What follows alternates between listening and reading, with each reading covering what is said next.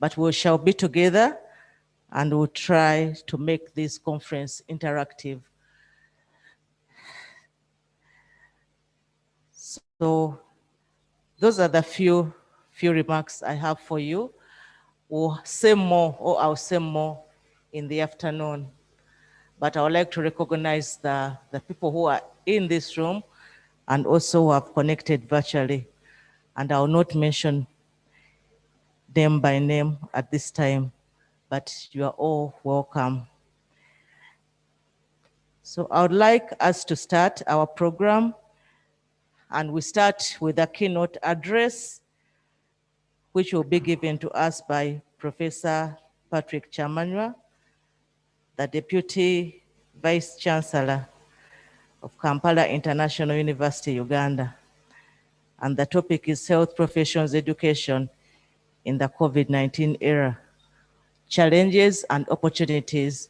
Colleagues online, if you have any question, any comment, you put the questions in the chat, we shall get them. But also if you want to make a comment, we'll request you as we go to the end and the discussion to raise your hand so that you can participate. So any of us, either here or online, will be able to participate. Thank you very much. Good morning, colleagues. You're welcome, both physically and virtually, to this, I would say, the first of its kind, because the previous ones have all been in person. This is, I think, a timely conference, especially in health professional education, because as you've noticed, COVID is making us rethink many things. And I hope that as I discuss the challenges and opportunities, we shall all be able to identify with a few of these or several and use them to move, like the theme is saying, from theory to practice. As introduced, I'm Patrick Chamanywa. I'm a surgeon, but I'm also a health educator and the Deputy Vice Chancellor at KIU Western Campus. I must say that I'm going to put on two lenses in delivering this keynote address. I'll put on an educator's lens, but I'll put on a bigger business lens, because I believe health professional education is a business. And I'm sure it is not contested that we are living in a VUCA world. That is a violent, uncertain, complex, and ambiguous world. We are having to face several challenges, like changing global disease burden and patterns, demographic transitions, changing community expectations. The practice environment is changing. The technologies that we use are changing, and this is more often now than has been. And yet our key mission is to improve and maintain the health of communities. And the WHO tells us that we need to ensure that the relevance of education and training of health professionals remains our key pursuit. And we also know that we have to train while taking cognizance, while being cognizant of the Sustainable Development Goals. Of course, we all know Goal 3 is about health and well-being, but there are many other related goals, and I've just chosen a few of these, education being one of them, the quality of education, and in this case, health professional education. We must address the inequalities, both in health delivery, but also in the professionals that we churn out. And we must harness partnerships, because we now know, and COVID, I think, has made it more obvious to us, that we can't solve the world's problems alone. Everyone has to be on board. So partnerships are going to be important. Of course, like I said, COVID-19, like the 9/11, has changed the world forever. But there is a silver lining. And this is that it is opening up opportunities. But more importantly, it has forced us to act on our procrastinations, many things we've always put off for later, and also to face our fears. It has caused a disruption in teaching, learning, and assessment. And I'm sure everyone now recognizes that our old ways have come of age. And without prior warning, we are having to change. The physical institution is changing. The role of lecturers and lecture rooms are changing. Lecturers are now having to change from the sages on the stage to facilitators of learning. The textbooks are changing from the 3-kilogram volumes in the libraries to the soft copies, etc. The type of students are very millennial and very demanding of their rights. And they will challenge you. Gone are the days when the professor would say, this is it, and you all had to say, yes, sir, or madam. Now you will see a hand or hands coming up and say, but sir, when I was Googling or doing what, this is what I found. So we can no longer pretend that the students are still the same. So what I would like to ask is whether this is actually a beginning of a new era in education, where we have to embrace the digital era, where e-learning has to be a key integral part of what we do. And so if we are to move forward, successful institutions will be those capable of embracing creativity, innovation, and change. It is actually a test of our institutional and professional resilience and agility. We have to be flexible, more flexible and inclusive than we've been. And we also have to make sure the changes are rapidly diffused. The days of piloting are gone. Whatever the solution is, it has to be rolled out and rolled out fast. Because we can't leave any behind trying to prove a concept and then bring them on board later. The next time you are bringing them on board, there will be another demand. So, like William Osler said, as a medical profession, we are naturally conservative, and we are bewildered by the rapidity of a forced progress and change. This was true then, and it's still true today. So unfortunately, most educational institutions and systems are unprepared for the change because we tend to be too bureaucratic and risk-averse, trying to hold dear the traditions of the past, because that is how our professors did it, that's how we want our students to do it. And so creativity and innovation are not well embraced, and unfortunately, some may still be waiting to start from where they left off. But the true fact is, we have to be sharpening the saw while we cut the wood. There's no time to stop to sharpen and then go back and cut. The two have to be in tandem. I will use the Kubler-Ross model, which I'm sure is known to you, to really give a perspective of where we are. This is a model that Kubler-Ross, who was a psychiatrist and looking at people that were dying in hospital of different illnesses, she recognized they went through these different stages. And unfortunately, this is relevant to where we are in the COVID era. Some of us are still shocked that actually change has to happen or has happened. Some of us are in denial, looking for evidence to disprove what is happening. Some are just frustrated. and angry that things have to change. And we still have a few that are depressed, just lacking energy to move on from what they've been used to. But I hope the majority of us are starting to experiment, are starting to make decisions on how to change the learning environment, and this conference is one such effort. And also trying to integrate the changes so that we develop a new environment of health professional educators. A lot has happened in the health professional education history, but I picked what I thought are some of the few landmark reviews of health professional education. The 1911 Flexner report, or what many call the Carnegie Foundation report, is known to all of us, and that's when a real detailed review of health professional education was undertaken in the US and Canada.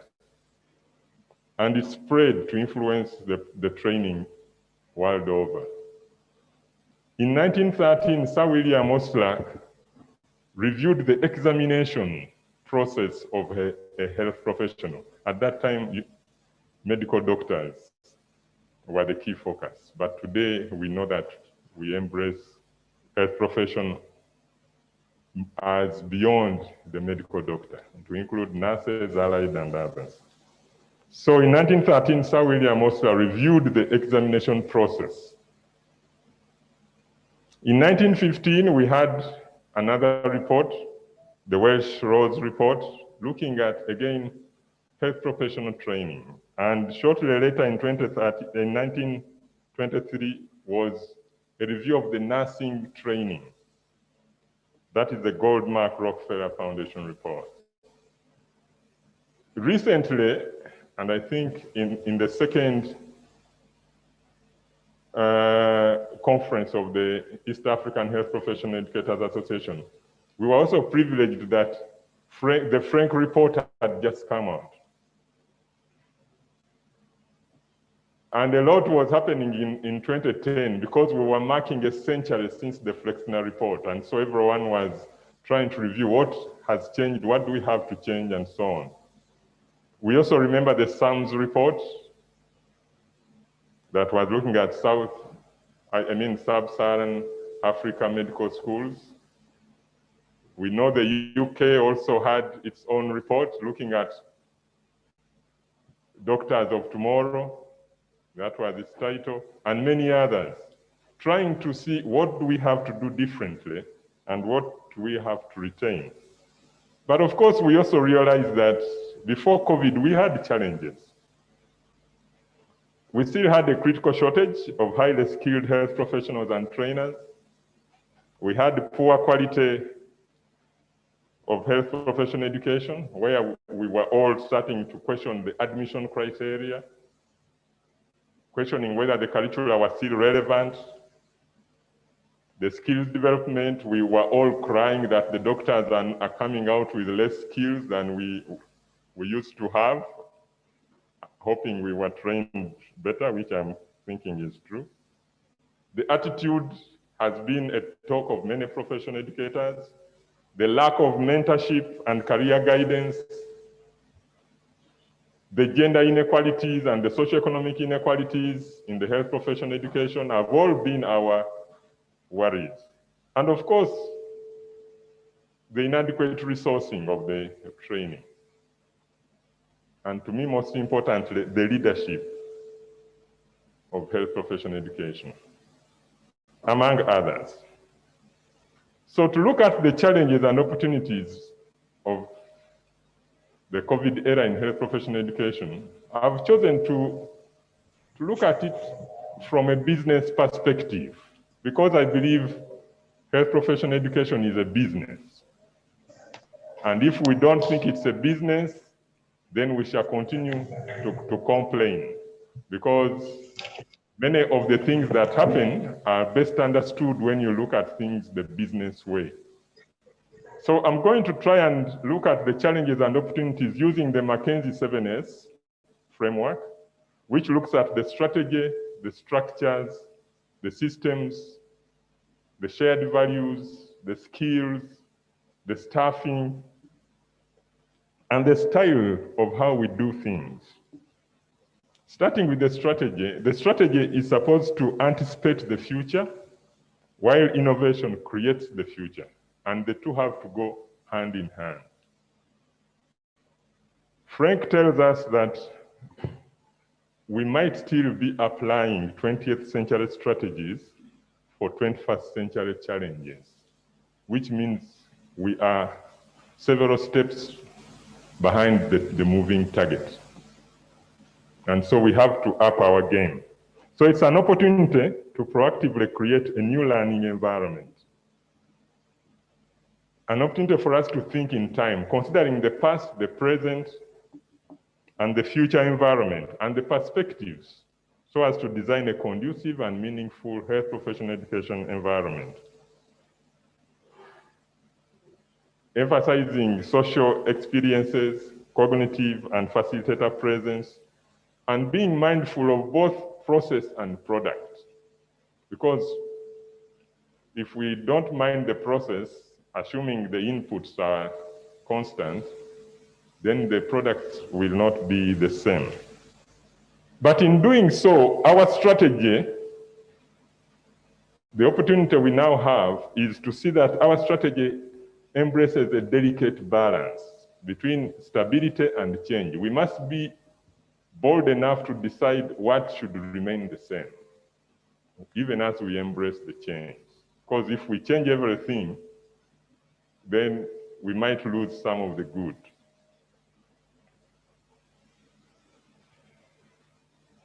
Looking at strategy, we know that all of us here represent institutions that have strategies. But most of our strategies are only written. The strategic plans are just written for the inspectors to see when they visit. The curricula are also written, but many are not actually followed as written.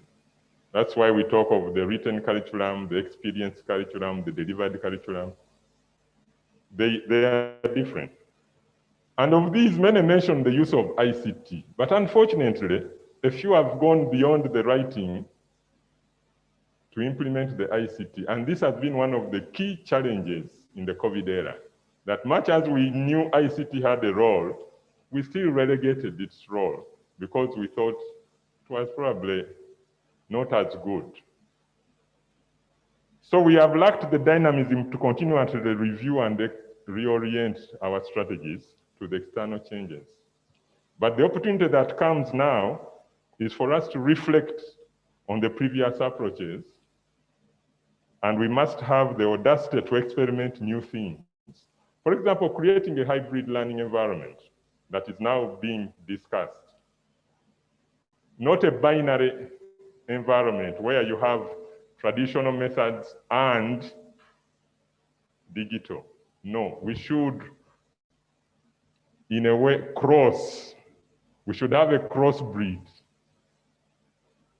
whereby we take the good from the traditional, take the good from the digital, and find a new environment that incorporates these. We also have to be mindful of the determinants of health and the continuum from the biomedical and social sciences to the clinical practice, the public health. This is where the health professional education has to be concentrating. How do we create that continuum so that it's not a block division? How do we shift from a largely local curriculum to incorporate global health priorities? Because to me, this is an opportunity that we should be incorporating in our curricula, because COVID is showing us diseases move much faster today than they used to before, because people are moving fast. You can be here for breakfast and be in Amsterdam for lunch and be in New York for dinner. And if you are carrying an infectious agent, you will easily have spread it to half of the world in a 24-hour period. So our curricula have to embrace that global perspective. And of course, we need to be able to harness the collaborations and elective trainings. We need to review the numbers of people we are training, the skills mix. Are we concentrating more on nurses and less on doctors? Are we concentrating more on doctors and less on assistant physicians or clinical officers, the way we call them in Uganda? And their distribution. Are we only training people from Kampala, for example, here in Uganda? And will these people be able to work in Kaperabyong or whatever, other far distant area? So therefore, our strategy should address the equitable enrollment, the distribution, the access, and of course, we need to take advantage of technology and the partnerships. We have to also ensure that the resources allocation, leadership, and coordination are reviewed, because this is an opportunity COVID is giving us to look back at how we are doing certain things. We know that educational financing, especially health education, is really, I would say, a desperate situation. Less than 2% of many health budgets is what goes to the health profession education. And we know that Uganda has a new budget, but the health budget has been reduced. So how are we going to get health profession education financed? These, to me, are the opportunities to call these people to discuss with us, and therefore be able to go through a self-assessment at all levels, being bold enough to ask the hard questions. What is our capacity to respond to the demands for a differently trained health professional? How do we reposition ourselves, and what are our strengths, weaknesses, threats? What is the political environment like? What's the economic environment like? We see now funders are pulling back because they also have to concentrate on their own. So how are we going to address that challenge? Okay. And in doing so, we have to avoid the halo effect, being deceived by our previous successes, which may actually obscure our focus and mislead our strategic choices and decisions. Of course, we also have to be strategic to manage what Pareto, or the Pareto principle says. 20% will be, of course, very difficult to manage. 60% are on the fence, they could be changed. 20% are the early adopters. They've already moved on with what the change requires. So our strategy now, the opportunity we have is to see how do we bring the 60% quickly on board. And like Gawande says, there are 3 pitfalls that we have to avoid. We must avoid choosing the wrong plan. We must avoid choosing an inadequate plan. But most important of all, we must avoid not having a plan. And I think as the Health Profession Educators Conference here, we are trying to reach a plan. It doesn't have to be right because we don't know the future, but it gives us an opportunity to fail forward. We learn from the mistakes and move forward. So looking at the structures, how is our education system structured? The challenge that COVID has revealed is that we have educational infrastructure that is weak and unable to embrace change. The leadership structures are too bureaucratic. Decision-making hierarchy is too stiff and rigid. The curricula are probably outdated already. So we have an opportunity to review such things. We have an opportunity to address the need for student-centered and competence-based teaching in our curricula, the learning and assessment, addressing the needs of the different stakeholders and the professional environment and practice environment, and focusing on what is important. we must focus on what is important because knowledge is continuously changing. At the beginning of the century, it probably took about 7 years for knowledge to double. Today, it is taking less than 60 days for knowledge to double. So, if the structures are insisting on students knowing everything, it is going to be practically impossible. Probably we might have to extend the training period, but does that mean the doubling will pause for those added years? No, the information continues. So we have to see what are the key skills so that we create lifelong learners and not experts at passing exams. They get out, they have A's, but cannot even trace the median nerve. But this person has come in with a palsy. So they should be able to find the information. Probably we should be looking at early clinical exposure, and this is a challenge COVID has exposed, that even when we run short of health professionals to manage the COVID patients, we couldn't bring on board our students because we didn't think they were safe enough, skilled enough. Probably we should be exposing them earlier. Let them learn the communication, for example. At the bedside, how do you communicate to a patient? That one a first year can learn while they learn the social sciences and behavioral sciences. As they go up to the anatomies, they start coming on ward round to remind the clinical team of what the anatomy and physiology is around this patient's condition. Then in the third year, they start looking at the pathologies, etc. All this gives them clinical skills developed along the way. Our students should learn to conduct research and be innovative right from the start. So therefore, we have an opportunity to move the emphasis also from lectures to skills and competences, practical group learning, problem solving, creating people who have fitness for purpose. William Osler once said that the lecture is good, but only when given by certain good people.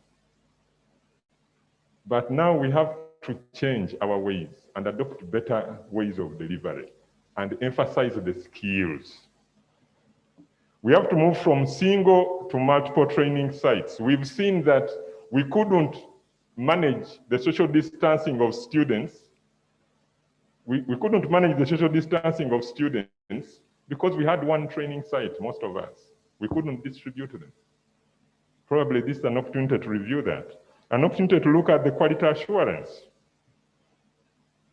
Most of our institutions actually have no medical education units.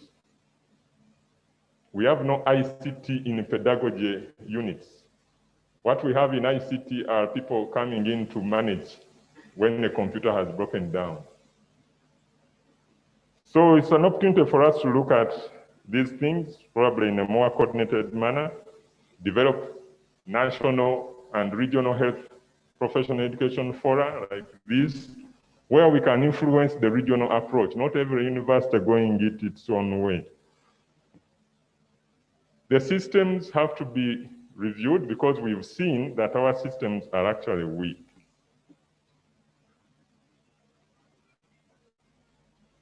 One of the challenges we've faced in the COVID era has been the instruction and assessment. We couldn't take the students to the wards and we didn't have another alternative. We couldn't call them to the auditorium for the exams and we had to wait for the lockdown to be eased, for them to come and sit exams. These have been real challenges. So now we have an opportunity to review, how do we assess? How can the digital environment be harnessed in instruction, clinical instruction, in assessments? The financial management systems are also a challenge. Of course, the leadership and change management systems are the cornerstone of all this. We need to review our leadership systems. This is the opportunity we have when everyone is looking for an answer. Also, many of our institutions work in silos. And that has been a difficult challenge to overcome. Makere is doing it its way, KIU is doing it its way, and we don't meet to agree because we think we are competing. Biomedical sciences school is doing it differently from the clinical sciences school within the same university. So we have to really overcome these silos and have a systematic approach with the systems-oriented leadership. It's an opportunity also to align and develop systems that ensure quality, equity, and inclusiveness, looking at the allocation of resources fairly and equitably, providing the tools and other resources needed, and to review and rethink the teaching and assessment. Can we have open book assessments, for example? Or must we continue with the closed book? Anyway, the students know where to find the information. So we also have to rethink the workload of the trainers. This is an opportunity to rethink the workload because one of the challenges we've had has been making people available for the students. And the COVID has shown us that people do many other things. And this was true when Sir William Osler said it in 1913, as it is today. He said that the actual care of the sick, once our sole duty, is now supplemented by such a host of other activities. Social, scientific, people are now looking at doctoral research, people are looking at doctoral studies, administrative duties, that an ever-increasing number of our members have nothing to do with patients anymore, not even teaching. So we have to take this opportunity to review that. Looking at the shared values and our vision, we are too conservative, and many of our institutions and systems are deeply entrenched in usually outdated traditions. So we have to take this opportunity to look at our organizational and professional cultural values and drive change, encouraging creativity and innovation, emphasizing interprofessional and trans-professional education. There's no reason why an engineering student can't be on the ward, for example, to see if this post-op patient can be mobilized better. What gadget can they come up with? To see if the feeding can be done differently with some innovative technology. This is trans-professional education. We shouldn't chase away the artists. Probably they can help draw pictures that can calm down the children on the pediatric ward, but they need to understand what the children are experiencing. The nursing and doctors should be able to share so that they each can know their roles in the patient care. It's also an opportunity to look at the role modeling and facilitation of learning rather than teaching, because our students emulate what we do. If we are on the ward for 1 hour, they will be on the ward for 1 hour. If we are on the ward for the day we are required to be there, they will be there. If we call in busy, sick, in traffic jam, they will also do the same. They will call in and say, I'm busy, I'm in a traffic jam, I'm sick. So the role modeling is going to be important for us. And of course, we should have the strong work ethics. Authenticity, trust, and communication have to be looked at. We also have an opportunity to define the 21st century health professional that we are looking at. What are the needed competencies that we should be inculcating or developing as we deliver the curriculum? What is the value set that we should be emphasizing? Do we have a culture of discipline in the profession, where we have disciplined people capable of disciplined thought, disciplined decisions, and disciplined action? Or are we decrying the decay of discipline in the health profession? This is the time for us to try and change that. And of course, we need to encourage virtual mobility of students because we have the technology to do that. Why can't I attend with my students a lecture on surgery given at Harvard by, for example, Atul Gawande or others? This virtual mobility is going to be important, but can only be made possible by a digital era which the COVID is telling us we must embrace. We also have to look at our shared values around accountability and measurement. If we are unable to balance research, clinical service, and teaching, then we shall be doing a disservice to the trainees, because at the moment, we seem to be rewarding more of research than clinical work and teaching. And that's where the faculty are going. Everyone is in research. Very few are giving the bedside teaching. Very few are doing the clinical service and taking that time with the patient. They're in a hurry because they have to go and attend a conference, they have to go and do research. So we have to find a system and shared values that recognize everyone's role in these aspects. And of course, collaborations are going to be important. We should cease to compete and start cooperating, optimizing rather than maximizing our potential, and recognizing that we have to be interdependent, because COVID has shown it. Interdependence is going to be important. And so we have to create what we call mega communities. Mega communities is where you bring the public, private, and civil society together to address one common problem. And this is what COVID is having to teach us. So we should also harness this opportunity as health professional educators. And of course, bring all the various stakeholders on board. Taking advantage of the internationalization, because now you can actually do many things globally without moving. So should we be looking at mergers? Should we be looking at expansions? The partnerships? How do we create a culture of learning in our organizations so that we quickly adapt to innovations and embrace them?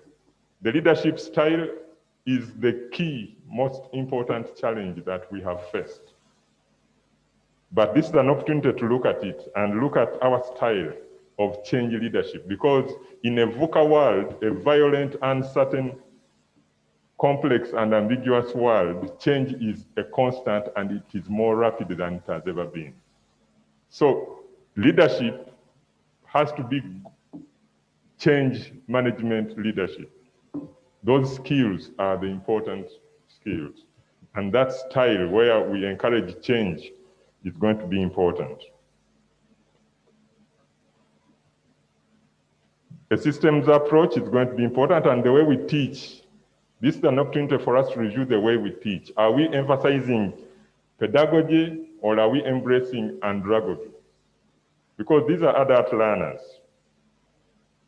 When you go to the skills, and this is my second last element, we have to look at the core competences, skills, and capabilities. Like one writer, Seth Raman, said, the problem is that physicians of tomorrow are taught by teachers of today using curricula of yesterday. When the digital era came, we found that one of the biggest challenges was that our trainers were not as competent digitally as we thought they were. And the students were left begging. So we need to bring up the skills to the 21st century skills, where IT is important. We also need to take the students through the academic skills and competences for the fourth industrial revolution,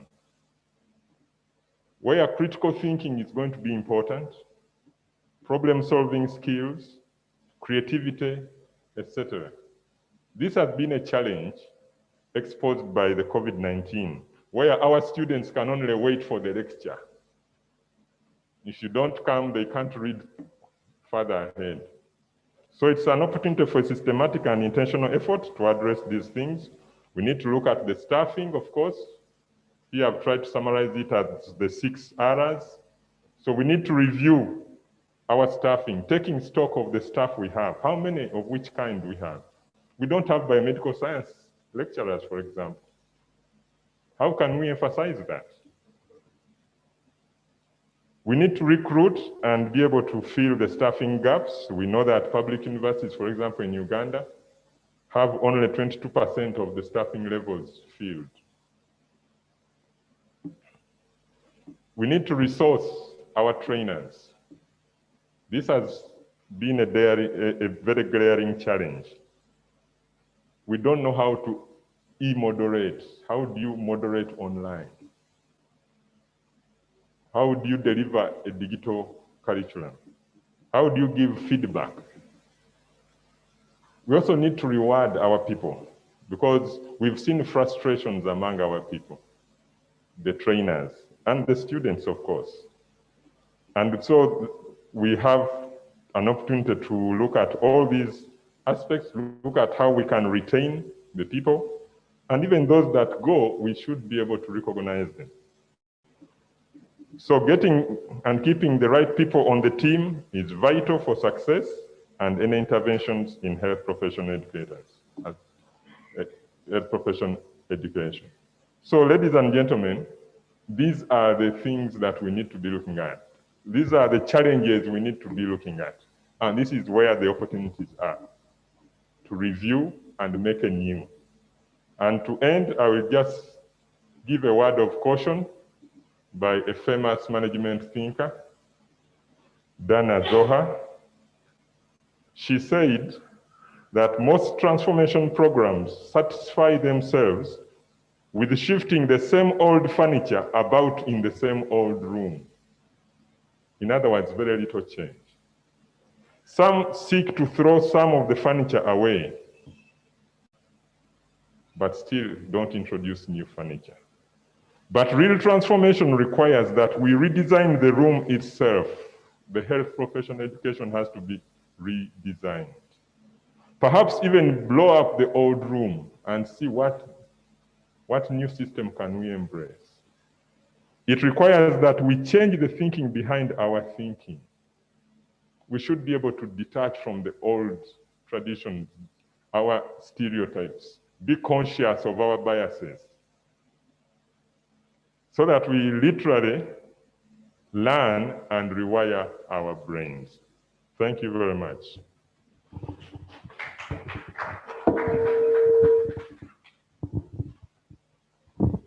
Thank you very much, Dr. Manua, for that presentation. I don't know if there's one small comment or question that any of the people here want to ask Professor Chamanua. There was nothing on the chat. Otherwise, we have lost some time. We'll be more strict with time with our subsequent presenters. So any comment or question? Yes, please. Humbly introduce yourself before you give the comment. The mic is coming to you.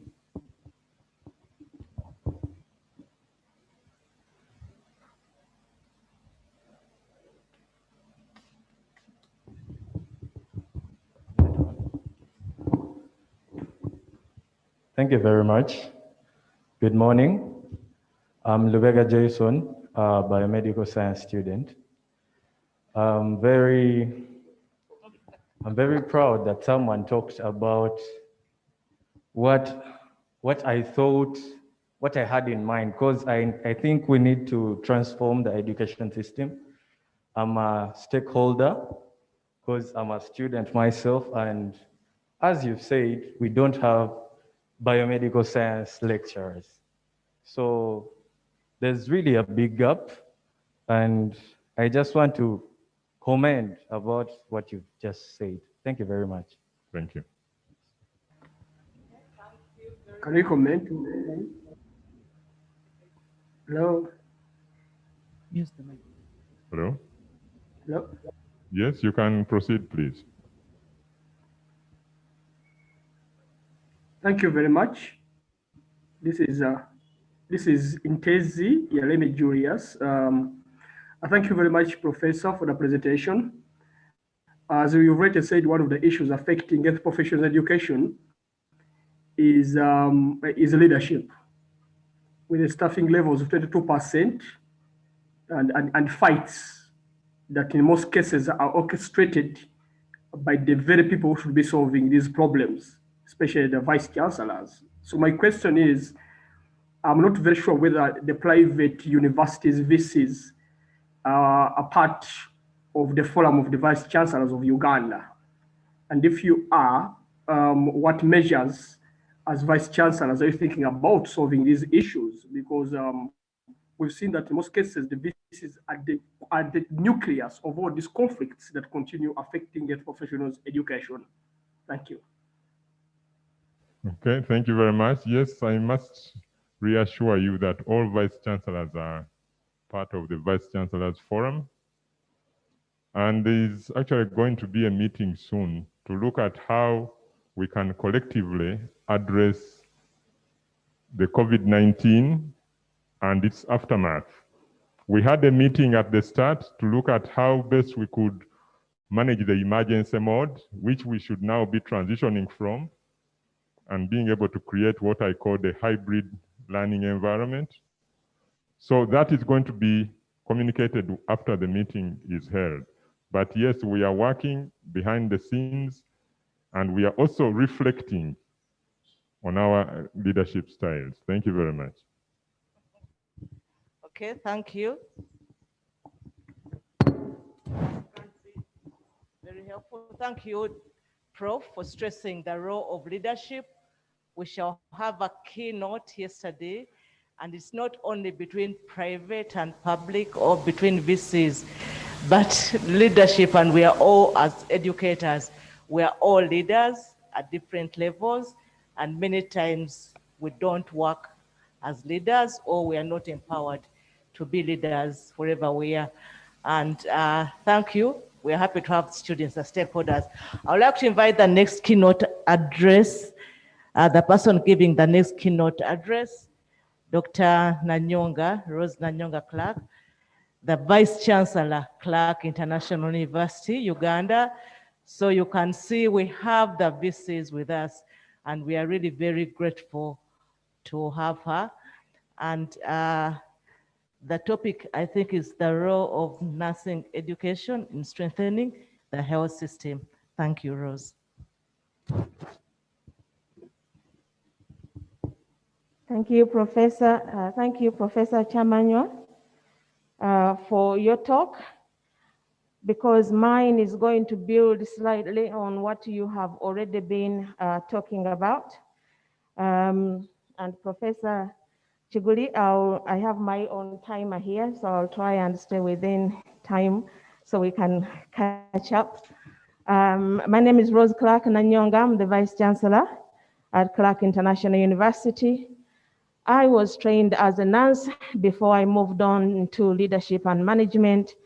So I am qualified to talk about today's subject.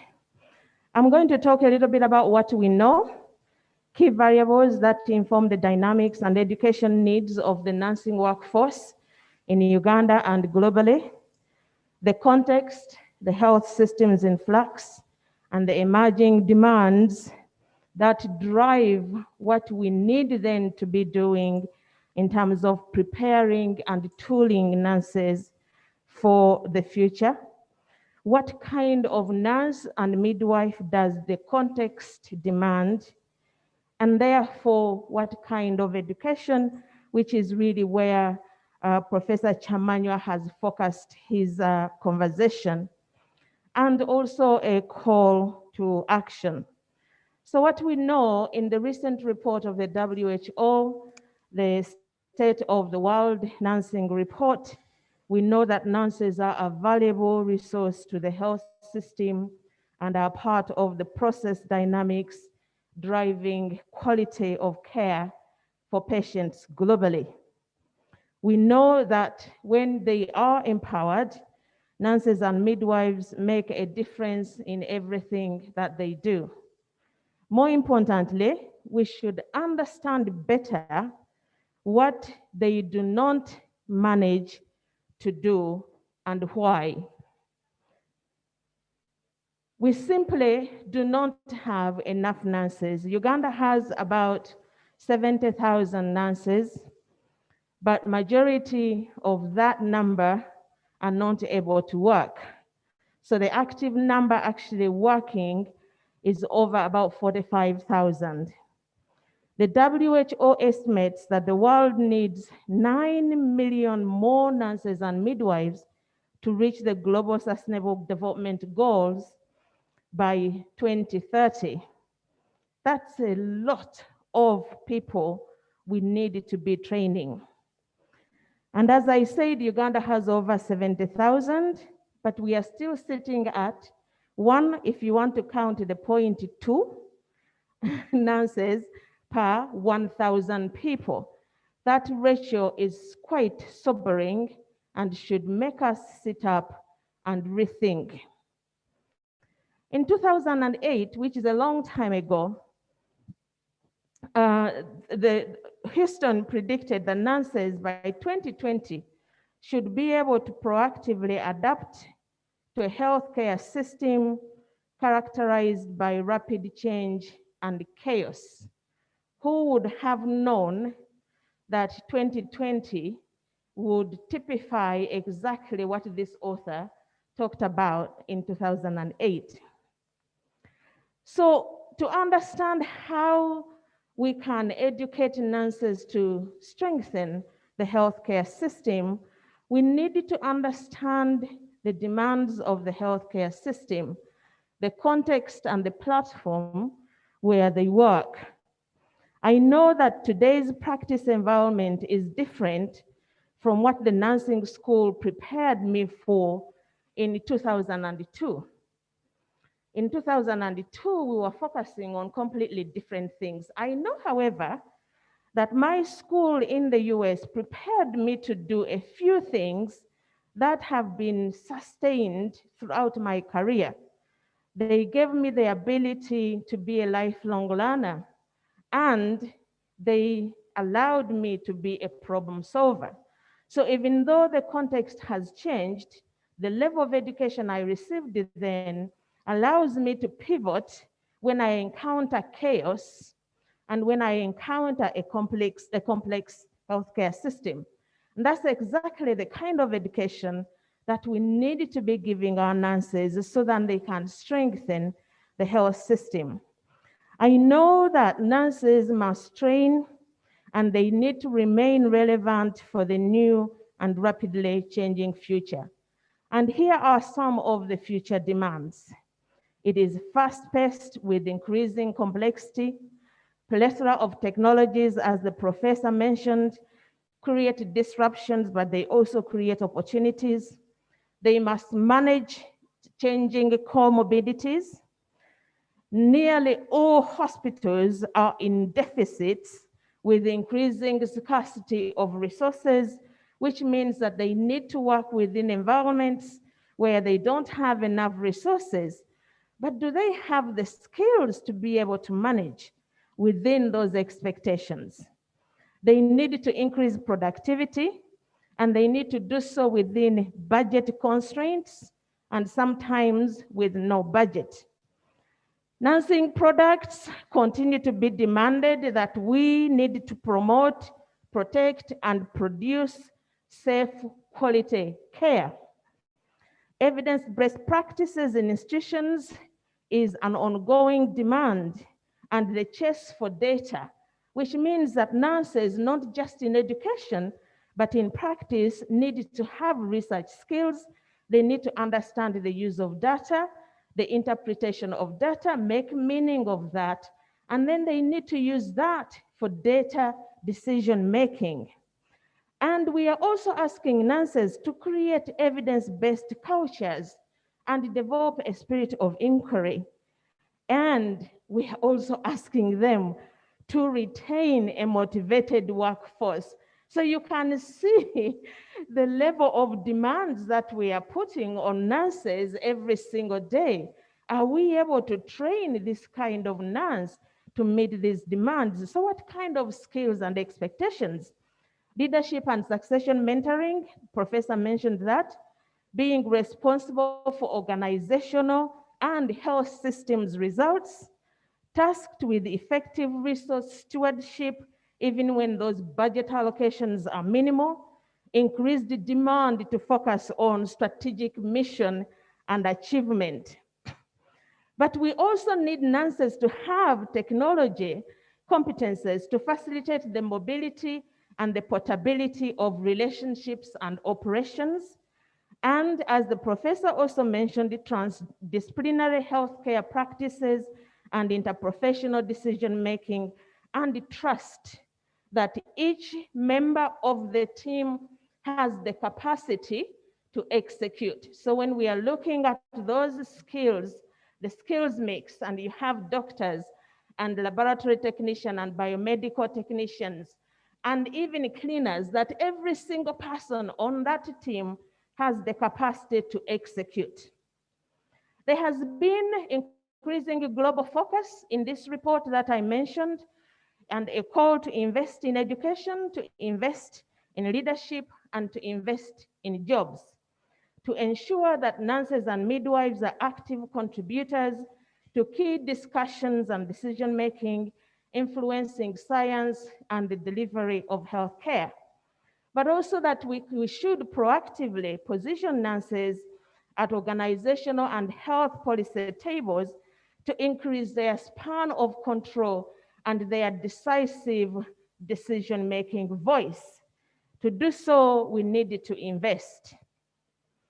There's also a global perspective of healthcare and professional nursing and midwifery issues to manage innovation and change, risk-taking and high level of execution, active participation and role modeling, as the professor said. So the kind of nurse that we need to strengthen the healthcare system, I really like this illustration. It just looks like this nurse is split in 6 different ways. Not only do they need to be able to manage effectively at the bedside, they need to have competencies as business practitioners. They need to understand the stockouts. They need to understand supply chains. They need to be able to manage from the bedside to the bedroom. They need to understand strategic approaches. They need to understand the business of healthcare. And when you look at that, is the kind of nurse the context is demanding. Therefore, the question is, what kind of education, what kind of curricula, what kind of interaction should we be making with the potential nurse before we release them into this chaotic, complex, and changing healthcare system? Of course, there are other areas, that have been brought forth in the world of COVID, where nurses now must deal with the media and have the capacity and the competences to communicate effectively. Time is open access all day and night. It is exhausting. The space in terms of location of work has expanded, and the structure free-flowing and open. They are operating within a global workforce. So,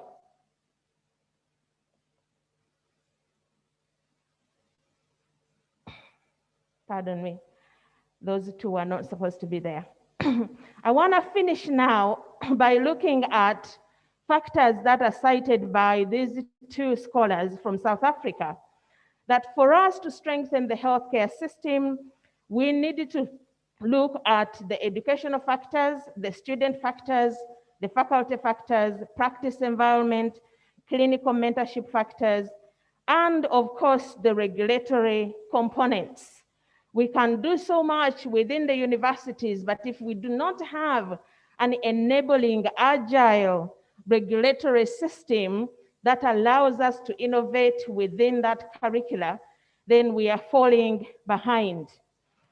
I want to give the last an exemplar of what we have been able to achieve with the support of HEPI in the last 2 or 3 years, that we have focused a lot at Clark International University on competency-based curricula. With the support of HEPI, looking at our documents and asking those questions: what kind of nurse, therefore what kind of content, what kind of curricula?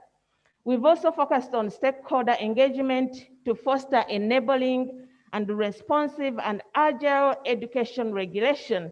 So we are bringing those stakeholders into the conversations, particularly when we are developing our documents. The clinical learning environment, we have realized that we send our students into the clinical setting and we assume that the nurses and midwives that they are encountering are also aware of our agenda. So we are trying to bring those mentors who mentor our students in the clinical setting so that they are aware of the revolution and what we are trying to change in terms of learning. We have focused on transformative teaching, which was of course fostered now by the open distance and e-learning, a great deal of investment in resources and capacity, and faculty development, not as an incidental event, not as a one-off, but as an ongoing process, because we know that for us to produce the kind of nurse that is going to strengthen the healthcare system, we need to start there. We need to start with the faculty as the principal assets of that revolution, of that transformation, but also bringing in other stakeholders as well. A great deal of investment, as I mentioned, so it is very difficult and challenging for universities to be able to roll out this kind of learning and this kind of teaching. It takes a lot of money that most universities do not have, including ours. So, but we are making do and trying to leverage the opportunities that are emerging with COVID to be able to meet this demand. Are we doing enough? I don't know. Are we doing enough to produce graduates that can meet the complexity, the rapid change, and the chaos that is characterized by the current healthcare system? That's a question I want to leave with you. Most of the time, I hear people say that nurses are the backbone of the healthcare system. It has almost become cliche. When you sit in every conference, you will hear that nurses are the backbone. They are the majority of healthcare providers in the system. So I recently asked my students, why do you think nurses are the backbone? And they said, well, because they are the majority, 70% of the workforce. Globally, more than 50%. But in Uganda, between 70 to 84%, depending on the data that you are looking at.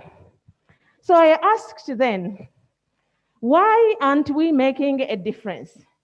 Why are we continuing to experience a fragile healthcare system if we have this backbone? And one of the students said, well, because they are the weakest link. They are the backbone of the healthcare system, but they are the weakest link. And really, that is the that is the point, I guess. If you want your back strong, I don't know about you, but I've had back problems before. If your back is hurting, that's where your spinal cord runs, okay? Nothing is going to work. If your spinal cord, if your backbone is weak, everything is going to stop. Everything is going to stall. So if we want to strengthen the healthcare system, we need to invest in what my student calls the weakest link, the backbone of the healthcare system, your nurses and midwives. Thank you, ladies and gentlemen.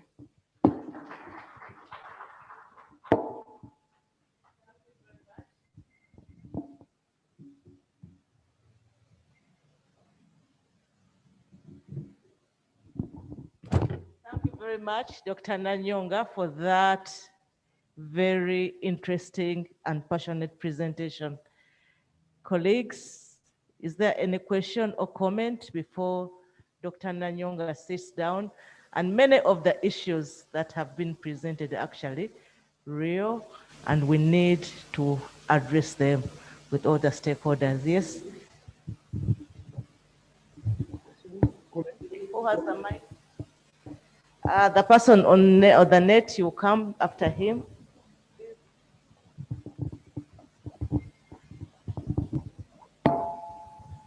Thank you, Chair, and thank you, Dr. Nanyonga, for that presentation.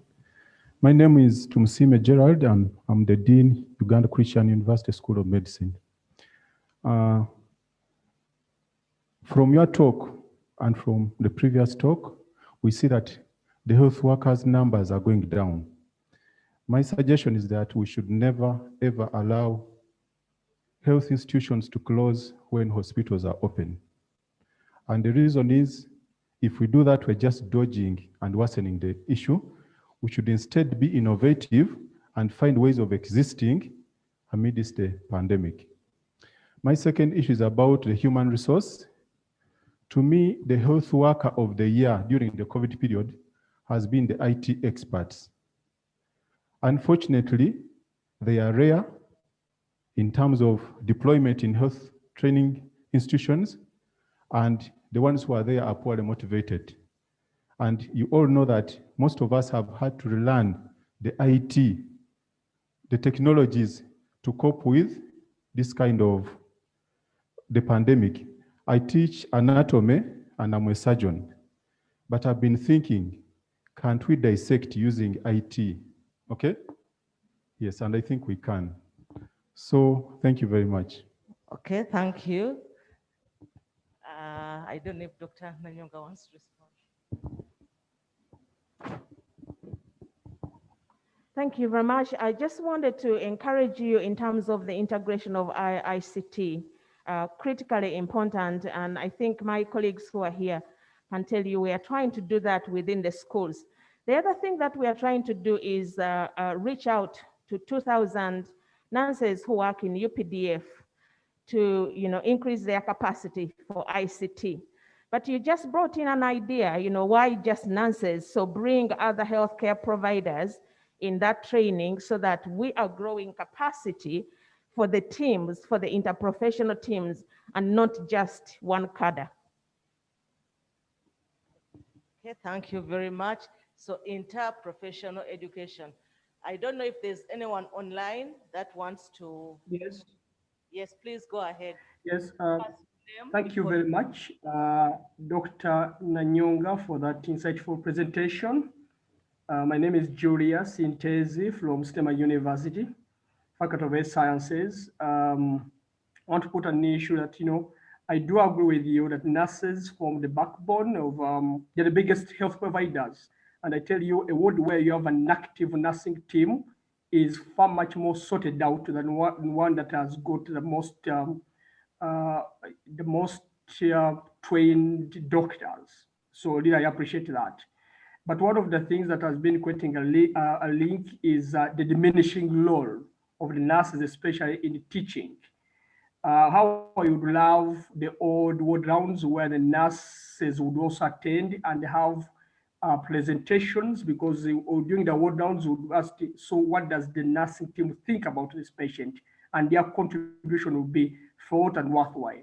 What's creating this thinking of one of the reasons I think is creating this thinking of the weak link is that, there is the diminishing role of most of our colleagues coming and sitting in rooms and ward rounds are going on and not participating in teaching. I want to see the pragmatic nursing. You come from Clark University where you have students, for example, sent to wards in Mulago, and I do not see any of the nurses from Clark University coming with the students and doing what you would want them to do tomorrow. So they come into a system where you tell them what to do in the classrooms. When they come to the hospital, none of our colleagues from the nursing is attending and showing them the way. If we did that, I believe some things would change. The attitude, the way we do things would change on the world. Thank you very much. Okay, thank you, Julius, for that. I think it was a comment that we need to be there at the workplace. We need to role model to show our students how we do things. I'd like us to move to the next session. It's a roundtable discussion, and I'll hand over to the chair, Professor Chiguli Maradi. I don't know if the chair, the Dean, Makerere University has come. School of Medicine. Okay.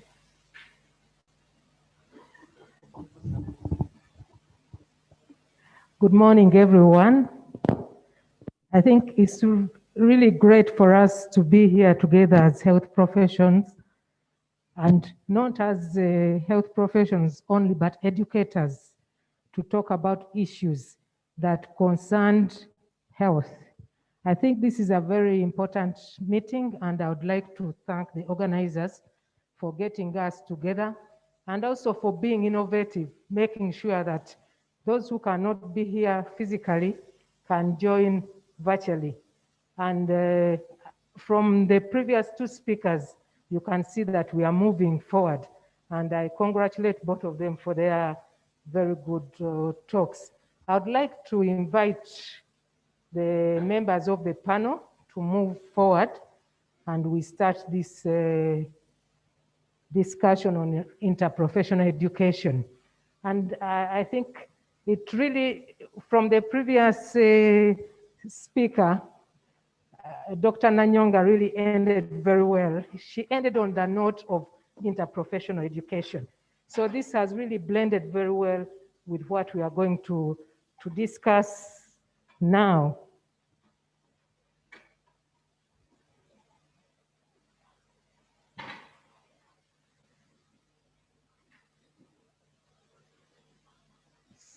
As you've heard, I'm Else Chiguli, and I'll just give you a bit of my background. I'm a radiologist, and many years back, I joined Makerere University as a lecturer. And when I joined, I was not given any terms of reference. And later on, I became the head of department. And I went to the dean then and asked for terms of reference. My letter just said, "You've been appointed a lecturer." That was it. Many years down the road, you've been appointed a head of department, and that was it. But I thought for me to be effective in a training institution, I needed some knowledge on education. And I was glad to get the opportunity to do some training in health professions education. And I believe that it is important for all of us as trainers. You don't have to have a master's like me or a PhD like Roy, but to get some little exposure to how education should be happening. But anyway, that is a by the way. Let's go on to interprofessional education. I'd like to introduce my panel. I'm privileged to share this table with the senior people in health professions education. Dr. Roy Mubuke is a senior lecturer at Makerere University. He has a PhD in health professions education, a very passionate researcher and educator.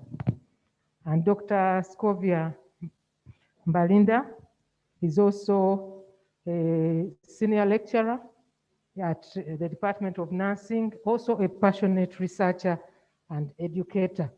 And we have Dr. Rebecca Nekaka from Busitema University, and she's also pursuing a PhD in education.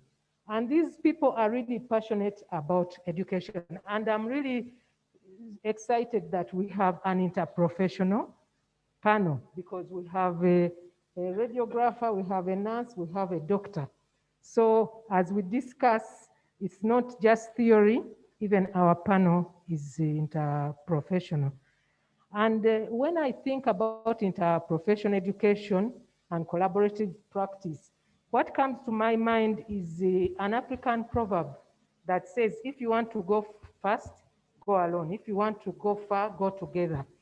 So I believe, and this has really been highlighted during this period of the pandemic, no single profession can do anything alone. If we are to impact and improve health, we must do things together. So I'd like to start off with asking some questions for our discussants. to highlight what they understand about interprofessional collaborative practice, education and collaborative practice. And I would like to start with Roy. Dr. Mubuke, Roy was once my student. It's difficult sometimes to change. I always call him Roy.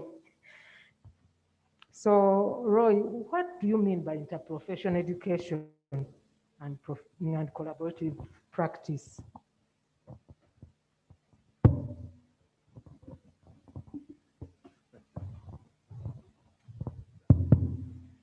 Thank you very much, Professor Kiguli, and my panelists for this important topic.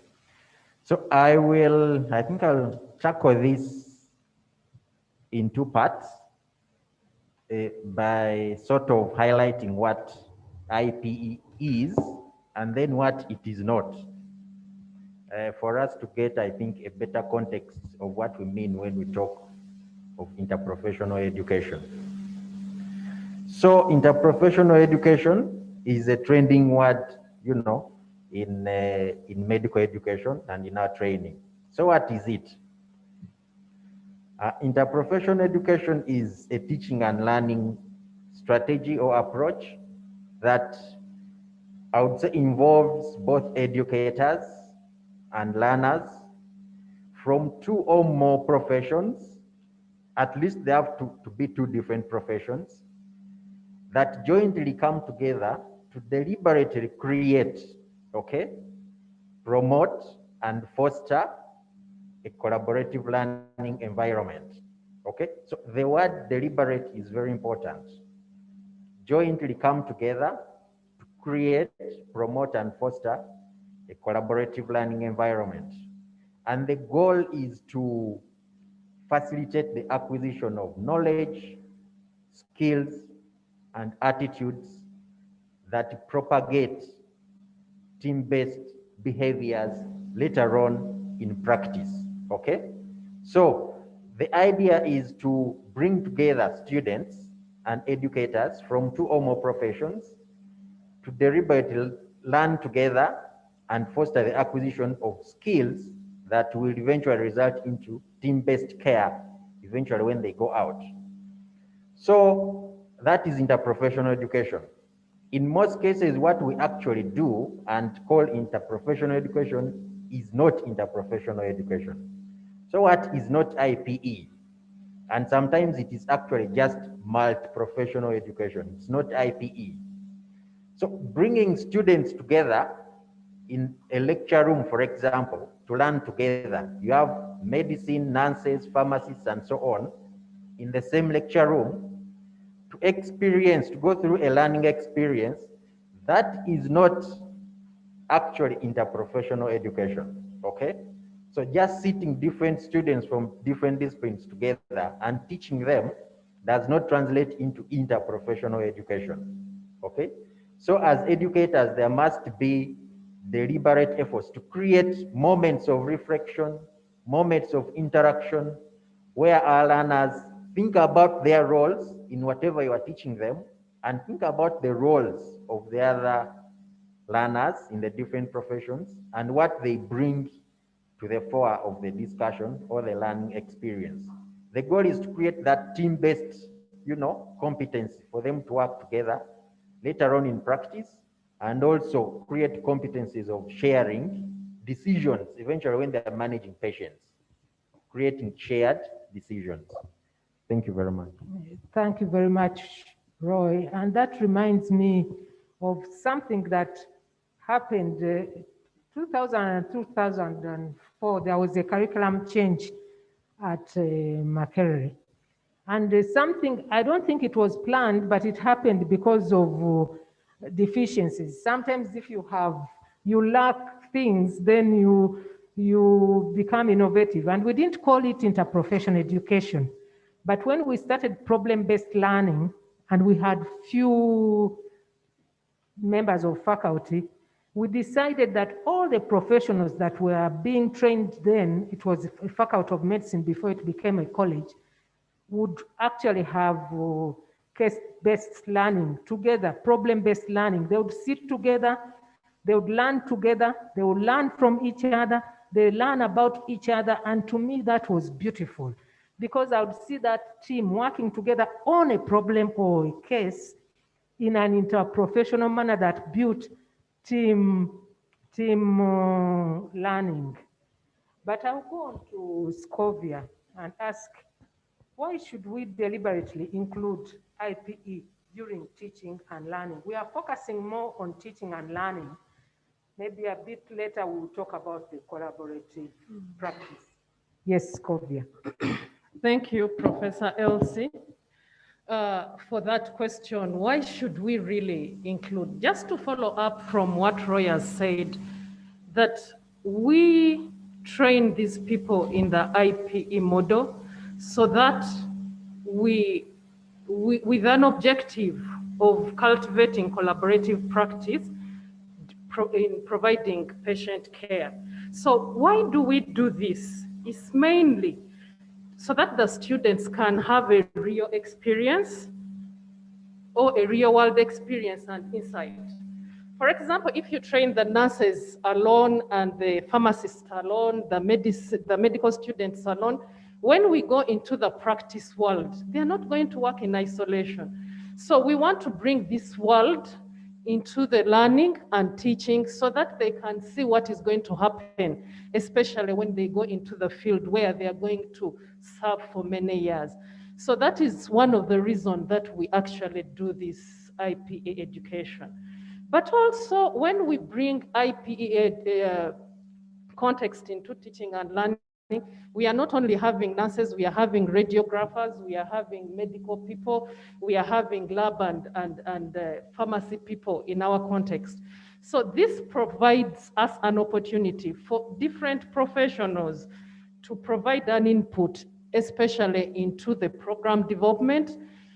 Professor Dr. Nanyonga has talked about this is a very complex, chaotic, and a changing world.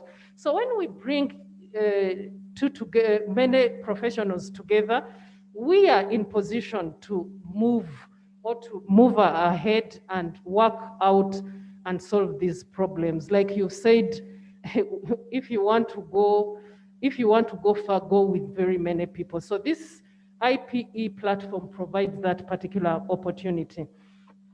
But also, including this in learning and teaching, students also get an opportunity to learn about other practitioners who are going to be in the field and understand that they are not going to work in isolation, but they are going to work with other people. So they get to understand these people, and it wouldn't be a very big surprise when they go into the field. But also it would, during this period, it would create a period of mutual respect and trust because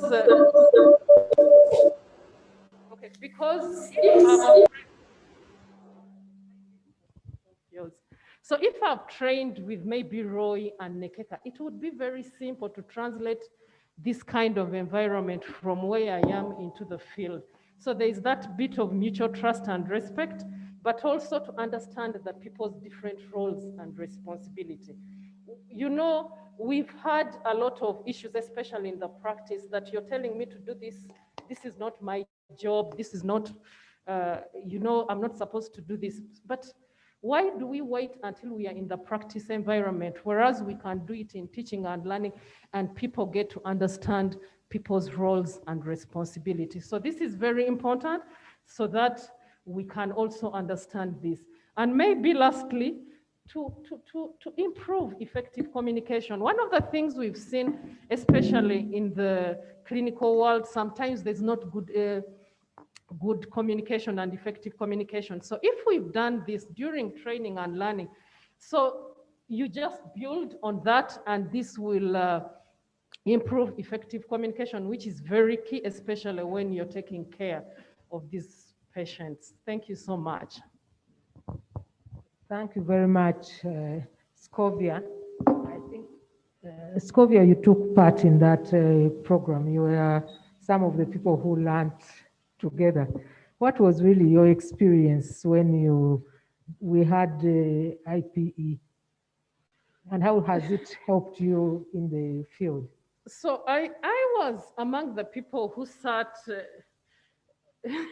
What I can say, what Roy has talked about, this was both malt and also interprofessional. Initially, it was, like you said, maybe due to resources were there, but also that did contribute in a way that we got to know each other. That is number one.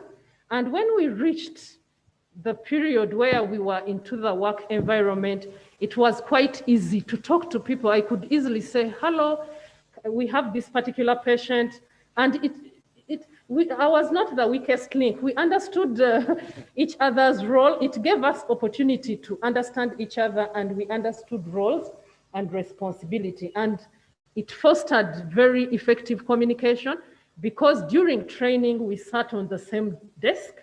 They knew I had done the anatomy and physics. So when they could explain, they knew we were at the same what? At the same level. So it fostered a meaningful discussion. Okay, thank you very much, Scobia, for sharing your experience. We go on to Rebecca. Rebecca, I would like you to share with us the key core competences you feel are important for IPE education. Thank you, Professor.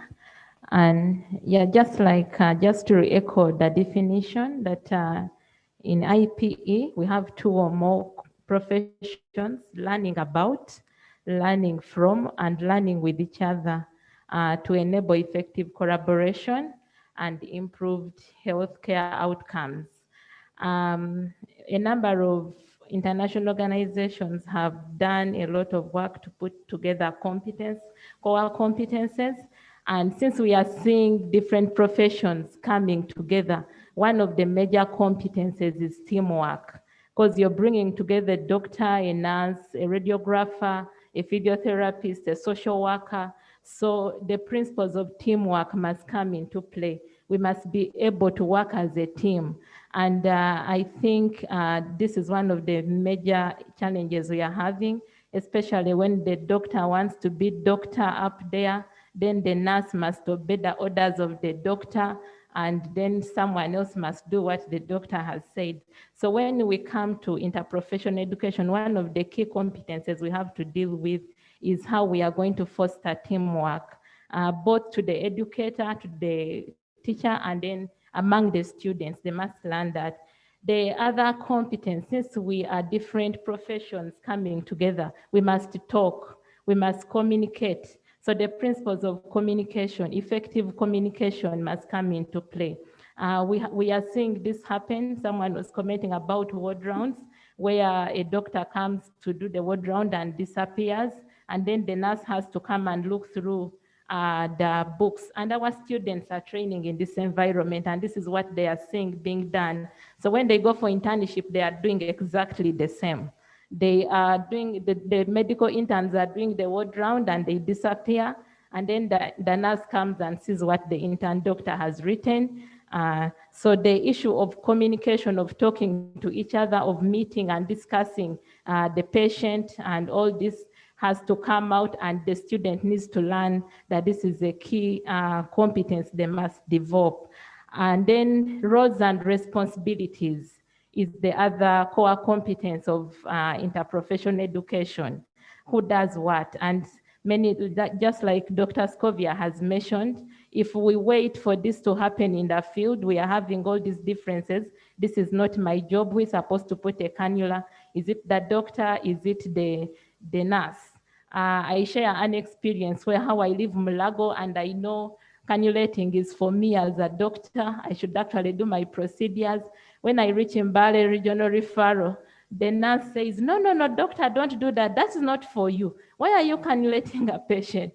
And then I have to abandon my cannulas, and that is, another good day for me. But I think the issue of roles and responsibilities has to come out clearly if we are going to see interprofessional education as we teach our students.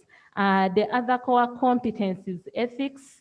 And I think this is a challenge that we are all talking about. Ethical behavior has to really come out. It's a core competence that is at the center of IPE. We must teach, we must have ethics taught, but also on the side of the teacher, we must be ethical. Recently, we were discussing in the faculty, and people are saying our students are asking for money from patients. And then we said the students have seen us asking for money from patients. And if we are not going to teach it theoretically, we must do it. We must not ask for the money. We must behave the way we want the students to behave, because this is what we want them to do. So those are the WHO IPE framework, but we have other frameworks. We have AfriMeds, which added on competences like you must be a collaborator if you're going to have IPE, but this feeds into teamwork. For you to collaborate, you must have a team to work with. Leadership and management, according to AfriMeds, is another core competence that we must bring in, that there must be at each time when we have a team, there must be some leadership, and this goes to the roles and responsibilities that in the other framework. So who is doing what at that point in time? Then, of course, being a health advocate is another competence according to AfriMeds. So those are the major core competences that we need to look at as we foster interprofessional education in our institutions. Thank you. Thank you very much, Rebecca. And not only have you talked about the competences, but gone to elaborate on how this should play out as we work in practice. I'll just give you a few comments from people who are online. Somebody says, IPC builds on learner competence, which currently lacks among students, especially nursing students. This needs emphasis in nursing training. That is just a comment. But somebody else says, I'm lucky to have gone through PBL with nurses, radiographers, pharmacists, and laboratory people. It's like I have connections and knowledge in all medical fields. I think that is really an important observation, and it really builds on what they have talked about. And somebody else is also saying is that I'm lucky to have gone, oh, no, sorry, that is the word. Somebody says that we do this in a class, we sit together, but when it comes to practice, then we don't put what we learned into actual practice, work as a team in the field. So those are some of the comments online. Thank you very much for those who are attending online. Scobia, did you have something else to say before we go on? Okay. So maybe one of the important issues is how can we assess these competences? Here we are, okay? Sometimes it's not really ideal, but we are trying to do our best. We are trying to train people in an interprofessional collaborative manner. But how do we assess that we are actually achieving this? Would one of you like to take on this? Then we can open it out to the public about assessing these competencies.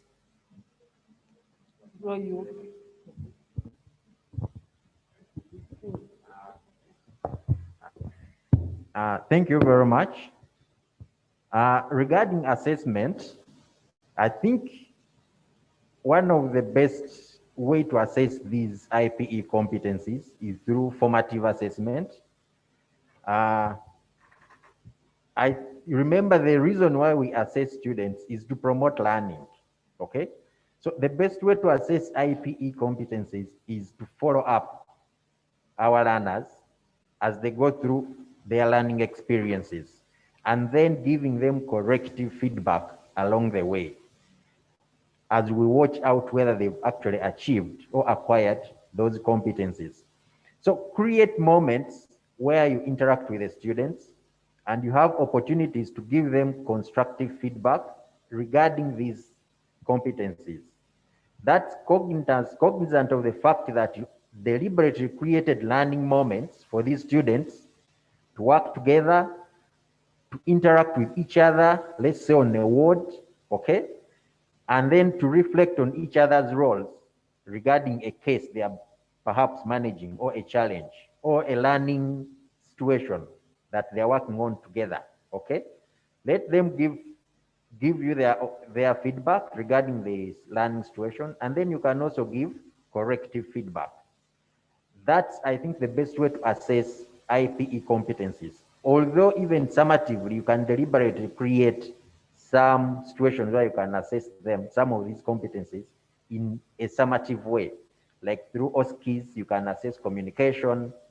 But most of them, I think, I suggest let's develop formative assessment mechanisms to watch these students and deliberately create learning moments where they actually do not just come together to see a patient, because even if they're working on the same patient, they can actually do it in silos. A doctor comes and goes, a nurse comes and goes. That's not interprofessional. There should be shared interaction and shared decision making at the end that will then develop their interprofessional collaborative competencies. But formative assessment is the best way, I think, to assess some of these competencies at the end. Thank you very much, Roy. I would like to open it out. Okay, just add on something. Then we open it out. We have a few more minutes and would like to hear from you what the challenges are, what the good things are about IPE education. Yeah, But Rebecca first. Thank you. So assessment, I think as educators, we need to start with curriculum alignment. If our curriculum does not provide for IPE assessment, it's going to be very hard to just to assess out of the blue. So we need to go back to the curriculums and make sure that we have an IPE assessment matrix embedded. And we have these opportunities where the clinical students, for example, are on the ward at the same time. You'll find the medicine students are doing maybe pediatrics one, the nursing students are doing pediatric nursing, but they are doing it separately and being assessed differently. They are trying to follow the curriculum the way it is designed. So I think we need to be intentional for assessment, to start with the curriculum and make sure that this is embedded in our curriculum. Number two is the capacity or faculty development. Many of us, just like Professor Elsie said, we applied for these teaching jobs, we are taken up. We have never gone through any pedagogy course. So we need to intentionally make sure that people are trained in student assessment and they understand the principles of assessment, and then we can be able to apply them. And the other thing with IPE, we need to look at the methods of assessment and make sure they are acceptable across the different professions. And because the nurses have their way of assessing students, that the doctors, we do our things a bit differently. So we need to look at what is acceptable for all of us. And then lastly, we need to involve the students in assessment. It doesn't have to be the teacher assessing. We need to provide for peer-to-peer assessment, especially when it comes to the competences in IPE, and also provide for self-assessment in our education. Thank you. Okay. Thank you very much, Rebecca, for those additions. Somebody here commented that in Malawi colleges, it's sad. IPE is not common at all, and it is a non-starter. So you can see that in some countries, this is hardly happening. And somebody else also from Uganda says that this helps to stop hierarchy, the interprofessional education. As Scovia said, you sit together in one class and you understand each other and you see other people's abilities, and you understand that everybody is important in that team. And when you do things together, you work together, you know that you have an objective to meet. And this helps to make sure that the whole team moves together. But we have a few minutes, would like to hear from you, from those here. Please move the microphone. Maybe we'll have 3 comments and then we finish. Somebody there? Juliet Ndibaza, Dean, Faculty of Health Sciences, Uganda Matters University. Thank you very much. My concern is that as we discuss health professions education, oftentimes public health professionals are forgotten, similar to the biomedicals. At the Uganda Matters University, almost 50% of students who come in for the Masters of Public Health actually have clinical background. So we take in doctors, nurses, clinical assistants, and we take in some with laboratory training. Interestingly, what COVID-19 has actually highlighted is the importance and the role that public health professionals have in improving health for our communities. For example, why are our communities shying away from masks, washing hands, and then the clinical health team wouldn't be overburdened if we also remember to strengthen the education for the profession, for the public health professions. Thank you. Thank you very much. That's very important. Let's go to Sarah, and then there's somebody inside. Thank you very much, the discussants, for a very, very interesting topic. You know, when I was a medical student 100 years back, the nurses used to come to the wards. Beautiful young ladies putting on the blue uniforms. These days, I no longer see them. Or when they come, they are busy somewhere, I don't know, but they are not on the ward rounds where everyone is. So I think IPE has existed in various ways, but we now need to deliberately come together as educators. Even in one school, my college, I don't know how much collaboration we have when we are writing the curricula these days. But I know 20 years back, we used to sit together. Although these fancy names had not yet come, and there was less knowledge about IPE, I think what was done then was actually something we can build on. It stopped halfway in the clinical areas. We didn't provide a lot of thinking, but we can actually even do the thinking. And to go back to what Dr. Antezi said, let the educators from the nursing schools also come.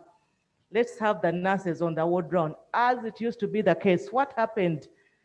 So that we are a team and we role model everything. I want to stop, but I should also re-emphasize that assessment formative is fine, even if it's not in the curriculum. If you're assessing it at the bedside, seeing how they're working, giving them a science task together, it's fine. They will be learning. So the bureaucracy, you know, it's not in the curriculum, it is not written, we cannot do it. If we can cross out those boundaries, I think we can have IPE. Thank you very much. Thank you very much. Because of time, I will allow only one more comment. We can continue with this discussion after tea, but those are really important comments from Professor Chibuli. Yes, Thank please. you, Chair. My name is Jacob Iramiot from Busitema University Faculty of Health Sciences. I like the choice of words this morning. Dr. Mubuke, Professor Chiguli, deliberate. I think we need to make deliberate efforts in many of these things, especially in killing our egos.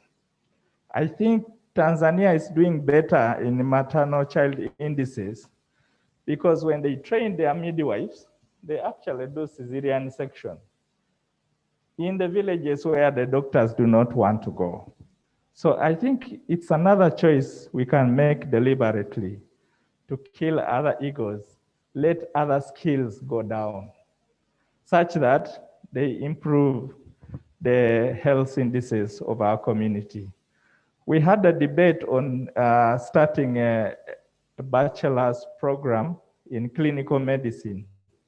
But the biggest question is, what more will they do more than what these ones are doing now? Are we able to give them an additional skill such that they are able to promote, to improve the health indices? Thank you. Thank you very much. It's all about health and better outcomes for our patients. And I would like, I really apologize that we cannot continue because of time, but we shall continue the discussion at, during the rest of the 2 days that we are here. I'd like to thank the panelists for their great discussions and the contributions from all of you. And to me, health is like a relay. We are in a race, but you are not doing it alone. You don't have to sprint, you don't have to do hurdles. You do it as a relay. If there's something that I need to do and Roy is next to me and we do it together, so much the better, and we'll go further. Thank you very much for those important discussions, and wish you the best in the rest of our deliberations. Have a nice day. So let's give a round of applause to our discussants, ably led by Elsie. I think I've known Elsie for how many years? Close to 40 years. It may give our ages, but yes, right from secondary school, very passionate about health professions education. And we are going for break, to have a break. Colleagues online, we are going to have a 15 minutes break, and we shall start at exactly 11. But before we go, I can't miss the opportunity, because I will not be the chairperson of the next session, to welcome Professor Sam Luboga. He's with us. Please don't miss the next session. I'll say more about him. One thing more. What a great leader. He led us to transform health professions education at Makerere University 20 years back. Can you imagine? And we confused everyone, and we are able to do it. We have many scars. But all these things are possible. I would like to walk out to say that we have people from Malawi. Dr. Kasonde Esau from Malawi is online. Dr. Dina Cheregat from Moi University, Kenya. We have Joseph Luwembo, a Ugandan, but he's in China. We have colleagues from Kabale, from Busitema, and from other institutions. And right in this room, I'd like to welcome everyone. We are humbled to have the deans and the principals that have joined us, and the students and everyone. So I'm going to be your chair. My name is Lydia Namimbwa. I'm a nurse midwife. I work with Kabale University School of Medicine, and currently I'm doing my PhD in medical education under the HEPI grant. All right. So first of all, I would want to thank everyone for coming for this conference. People here physically and those online, we appreciate your time. And then I would love to thank the organizers, the HEPI team, Professor Chuguli. We thank you so much, and the other people of the committee. So my session is purely chairing, and that's what I'm going to do. So I'll follow the program. So our first keynote address is going to be Professor Sam Luboga. So Professor Sam Luboga is the chair, Education Service Committee. Commission, yes. He's the professor of anatomy and currently working with Uganda Christian University School of Medicine. So beyond that, he'll talk more about himself.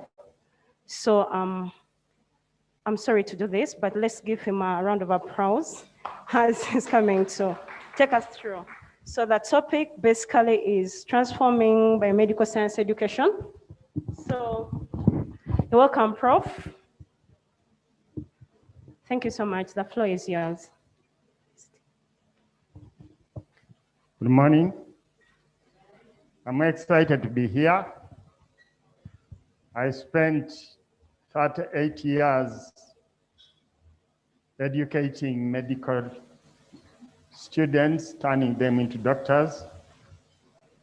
And therefore, this medical education runs in my blood. I have passion for it. So I'm glad to be invited.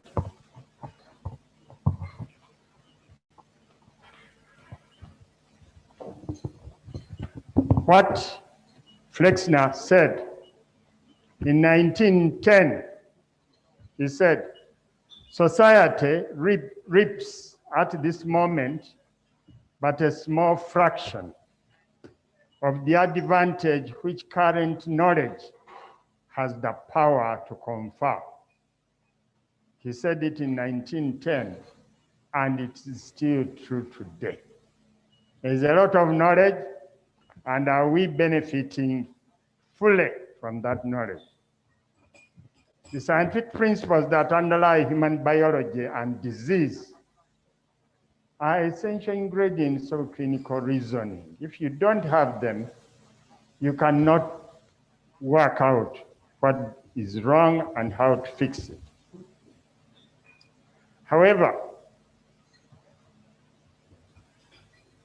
where does this go? Okay. However, curricula are densely packed with subject-specific factual information. This can be very bewildering and exhausting to the students. And yet, the facts we try to impart decay very rapidly. A system where basic science facts are taught first and after some time applied later is not very effective, because by the time they get to be applied, some of them have vanished. A friend of mine, a physician, a researcher, once told me that if he had done anatomy in the 3rd year, he would have become a surgeon, because then he would have known the relevancy of what he was being taught. In many schools around the world, biomedical sciences are taught in silos, different departments, with little effort at integration. The rate at which these facts is accumulating is high. No curriculum and no teacher can teach all of these in the time available. Students are overwhelmed, and many students resign themselves to rote learning. And for many students, the stay in the medical school is like serving time. Do you know where we serve time? In prison. So we should make endeavor to make medical schools better than prison. Some never develop interest in practicing medicine, or they do so without commitment because it is just a job.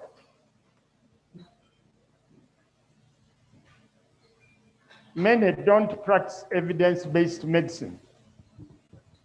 The diagnosis bacterial infection is one of the commonest diagnoses in Kampala.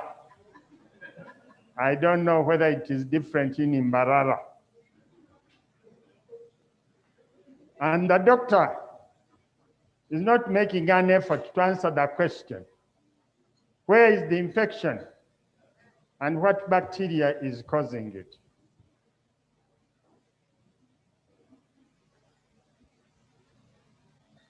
I traveled to Egypt, and a colleague of mine, a consultant in a fever hospital in Cairo, told me that we should never waste resources and effort on laboratory confirmation of the diagnosis of pneumococcal meningitis.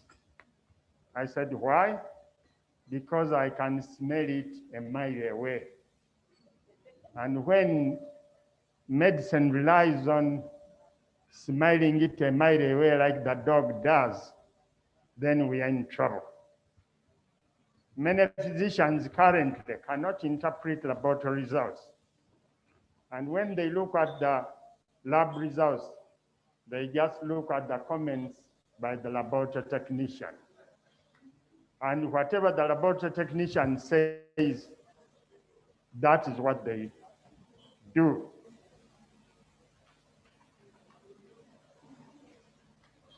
They don't try to find out, to keep up to date as to how to interpret these results. Yet they could do that by internet searches, consulting colleagues, and CPD. It's scary to note that the misdiagnoses are commonplace. We still have unethical practices in this country. And many of us imagine that our patients don't have a choice. There is a danger of losing confidence among the public in the health profession. In fact, I was invited but declined to give a series of talks on Namirembe FM radio because the same radio was giving audience to herbalists who were prescribing rectal washout, who were prescribing consuming 90 orange squeezed, consuming all sorts of things. And the title of the program was Omumanyi Asinga Abamanyi. So this herbalist knew more than everybody of us. There was a friend who had an accident in Masaka, and his arm was broken when he was trying to change the tire of his own truck. That truck belonged to him. He wasn't the driver, but he went along, but the truck slid off the jack and broke his arm.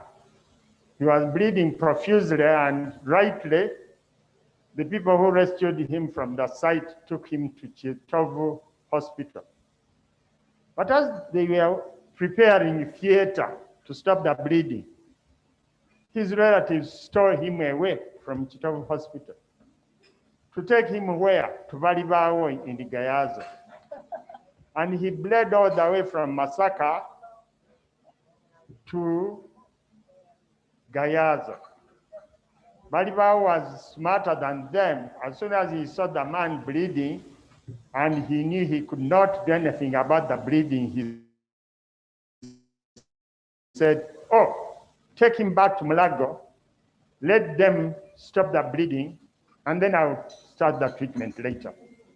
So people who cannot even stop the bleeding are being preferred to us.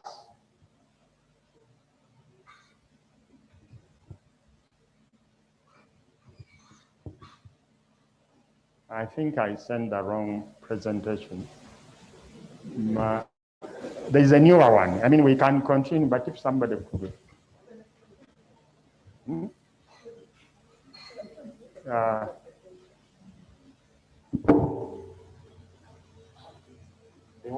The correct one is better than this one. So.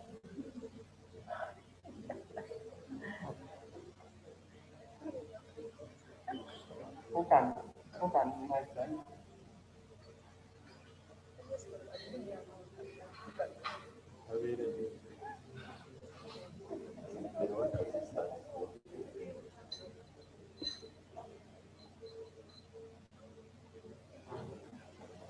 Can you bring my computer to Katonga Road, Katonga 4?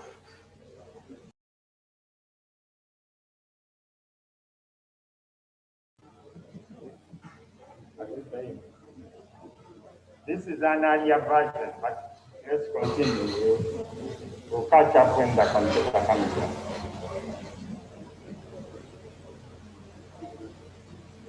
Physicians need to acquire what has come to be called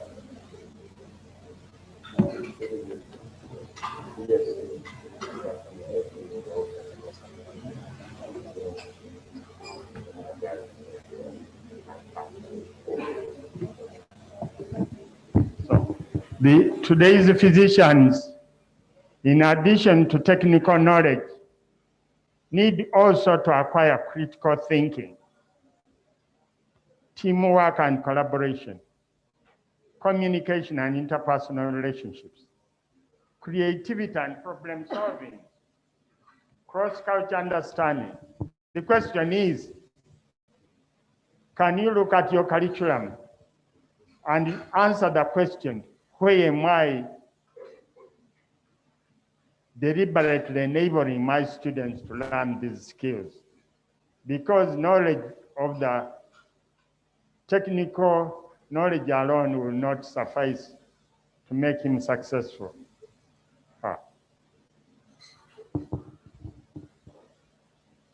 In our medical training, we should endeavor to aim at a comprehensive view of learning.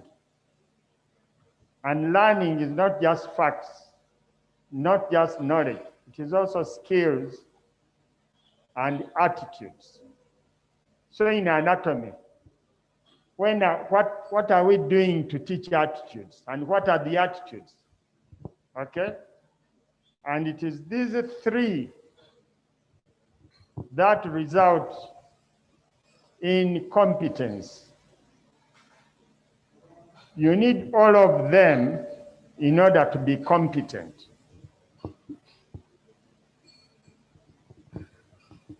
This one just gives us an example of what competencies can be, but it is not exhaustive. A clinician is competent in doing all that, okay? So we need to, in our training, to focus on competence. We need to assure ourselves that by the time we have done our job, our graduates are competent. I think I should. Where is he?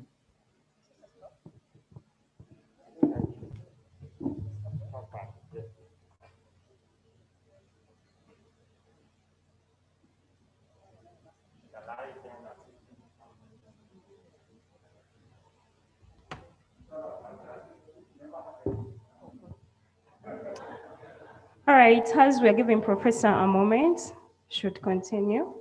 So about the presentation, so I'm from biomedical sciences, so I understand the gist from which this presentation came from. So it so happens us in biomedical sciences, majority of us, I would say, we do focus on just pumping these loads of information in these students.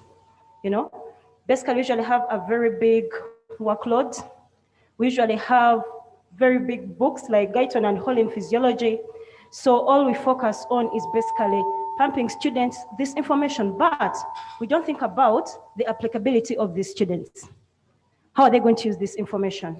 And the students too, because the information is a lot, we are teaching them in the shortest period possible. They just choose to either cram to pass exams, or they just choose to cram or to memorize in order to just pass exams. Not knowing this same information is going to be needed in the clinical years where they're going to apply it.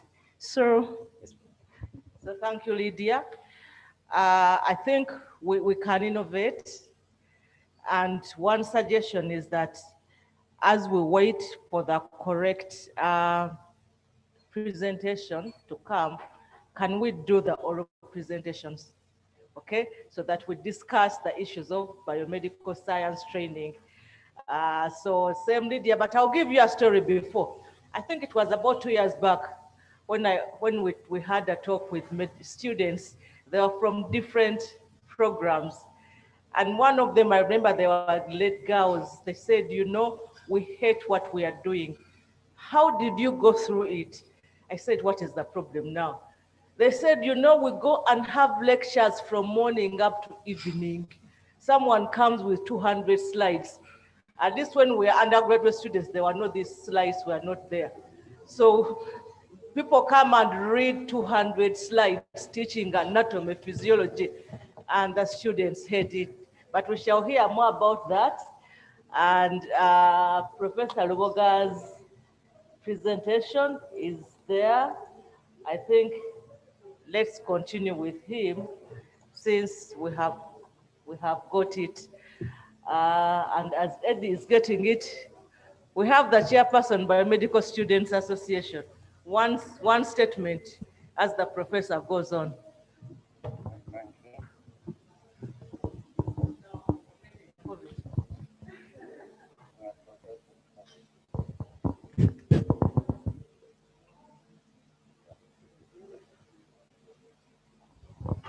I want to thank you very much for this opportunity. Once again, I'm Lubega Jason, President, Biomedical Science Students Association. And I'm so honored to be invited here because this is about us health professionals and our education system. You've talked about all the problems, so I can't talk more. I'm here to listen what strategies we have towards improving them. Thank you very much. Okay. So, Prof, you have the stakeholder. Yeah. Yeah. Okay. Thank you very much. Let's start here. Very many schools of medicine around the world are nervously trying to transform biomedical science education. So the question is, what transformations should we make? What is the fit? What is the one that we require to make? My experience, I have always been keen on seeking to learn and implement teaching strategies that promote learning for my students. I did not assume I know. I deliberately went out to learn various methods so that I can apply the one that works best. For example, I have attended training programs, including one at Blatt Institute in London. I have been part of teams in the Faculty of Medicine then that introduced curriculum innovations like community-oriented curriculum and from problem-based curriculum models. I have heard, and my hearing may have been wrong, that the college has departed from the problem-based learning curriculum. And I can understand because it was given such a fancy name. But if it is true that we have departed from it, I'd like to caution that it is not good to throw out the child with the bath water. If a child is being bathed and the child poos in the water, you don't pour all of those in the toilet. You lift the child out and throw the rest away. So I urge you, whatever was good in there, let's study it and pick it for future. I have taught in other institutions about other innovations like project-based learning, portfolio-based learning. Recently, I inducted the staff of Soroti University Medical School, and 2 weeks ago, led them into a reflection about student assessment in the faculty. We should be deliberate about imparting 21st century skills, and we have already covered that. We should aim at a comprehensive view of learning. And we should focus on developing competencies. We should promote interdisciplinary collaboration and teamwork. We should ensure acquisition and application of basic sciences. Even as you are operating, even as you are resuscitating a patient from extensive injuries, think what basic sciences at play are. We should appreciate the importance of evidence-based practice and ensure the acquisition of 21st century skills. There are three key factors if you intend to succeed at transforming biomedical science education. One, the teachers. The teachers should embrace evidence-based, student-centered education approaches in order to promote active involvement of the students and therefore promote deeper learning. The institution, KIU, Western Campus, for example, should encourage interdisciplinary and interprofessional partnerships among the staff. And there should be instituted continuous research in education to find out what is relevant at a particular time. I would like to suggest that we should aim to develop team teaching, team facilitation of learning. And I would like to suggest that a team of experts, which we are, should come together and plan together. And in planning, identify a comprehensive list of competencies that a health professional needs before they graduate, and should allocate appropriate groups of competencies to each of the years of study, and ensure that at every step, even in the first year, the student acquires some competence and is able to do something. For each of the competencies, we should determine and specify the amount of time required for the students to acquire proficiency, and identify the basic sciences and clinical knowledge, skills, and attitudes the student needs to acquire during the training. Team teaching. Experts from different disciplines should plan together and teach together. Provide these teaching and learning activities. And this should include determining the knowledge and skills students need to acquire to master a particular competence. Determine the number of teaching sessions, meaning direct interaction with the students that are needed. And determine and recommend appropriate learning resources. Students should be grouped not only in discipline-specific groups, but also in interdisciplinary teams. And when you teach them together, don't teach them anatomy as if all the nurses and all the pharmacists are all medical students. Teach them together, but help them to understand their specific roles and contributions, and therefore what they need to acquire from the exercise. That is interesting, but I'll leave it to you to study that when you look at the slides later. I would like to propose that a competence like maintaining normal heart health and function requires all of us, okay? And that could be dealt with at the earlier stages of the training. And the same team can do managing cardiac conditions later, but the same team should collaborate in the training of these competencies. You have seen this diagram. I'd like to suggest that it should never leave our minds that all of us are responsible at every stage of the training.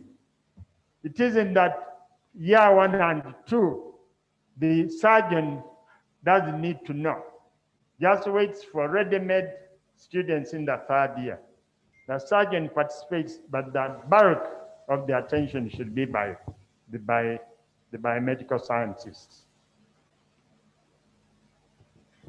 I would like to suggest that in this team teaching, we should have a first face-to-face introductory session where the team of teachers specify, tell the students in the first session, they introduce the competence and why students need to learn this competence. Many times we are taught, we are teaching people what they need to learn and not telling them why they need to learn. Students should be informed what knowledge and skills and attitudes they need to learn. And they should inform them where and how they could look for information and other opportunities for learning.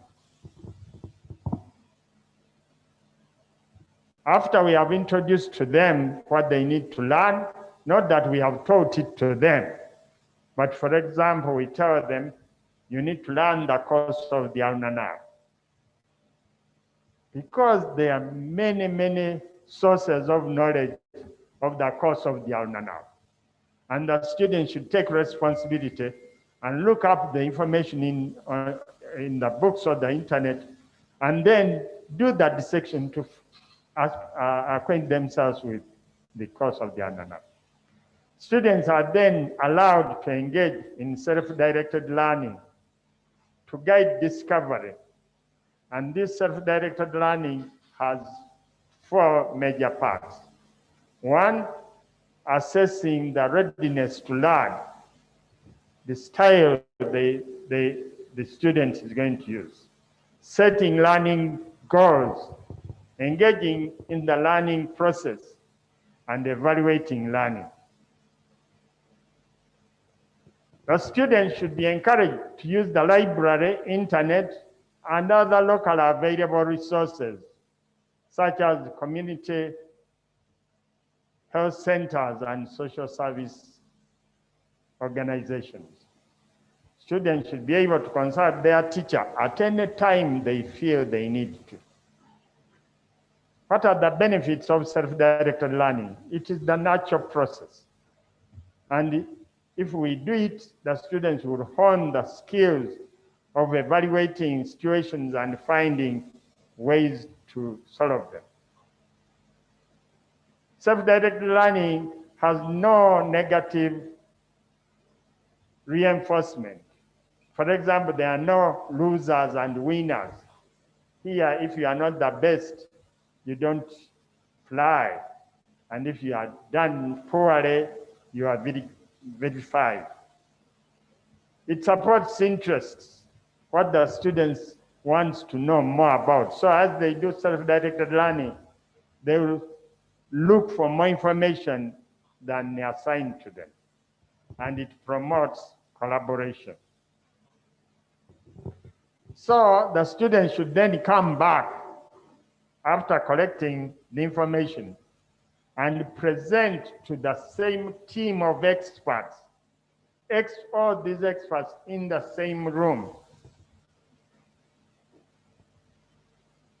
And they present the information they have gathered and receive feedback from the experts. Among others, this will develop in the students' confidence and teamwork and communication skills and information seeking skills. Through the discussion that ensures any misconceptions that students may have acquired can be dealt with. Students will receive continuous assessment, which will promote learning. Immediate feedback is key. Some competencies will need several sessions to perfect. So the team of experts should schedule as many sessions as are necessary for the students to learn the particular competence and demonstrate the mastery of the skills intended and show that they have acquired the necessary skill, the attitudes. You should also engage in something called ipsative assessment, which I'll tell you about a little later. we should assess the students. And the first test should be the diagnostic pre-test. Anatomy was famous for zero test. And it was intended to find out the strengths and weaknesses of the students because they bring lots of strengths. To find out the knowledge gap. I have a friend of mine, she woke up and her primary school child was not willing to go to school that morning. So she said, John, hurry up. Oh no, I can't, I have malaria. And the friend reached out, touched the face of the boy, and the boy was cool. And so the friend said, no, you are telling a lie. Quick, dress up. And John unwillingly but obeyed and dressed up. John was delivered to school. At about 1, the mother was invited to school because John was collapsed with severe malaria. And a friend of mine was a pediatrician, was an expert in treating children with malaria. So you cannot say that people will come to you when they are medical students without knowing anything, okay? So it will help us to identify the skills gap as well at the beginning before we attempt to teach. The information will highlight the gap between what they know and what they need to know.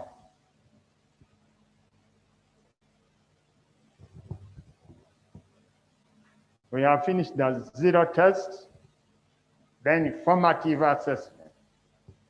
And formative assessment is required, is assessment during the process of learning.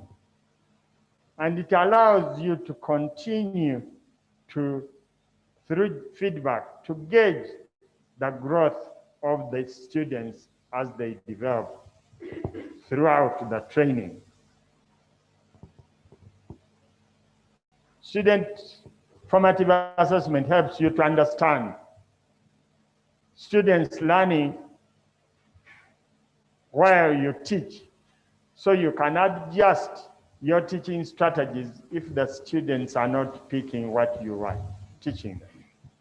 It helps you to track the development of students' knowledge in real time. And it may take a bit of time, but the gains are worth it. And those are some of the ways you can do continuous assessment. But we should keep it short and easy to grade and consistent.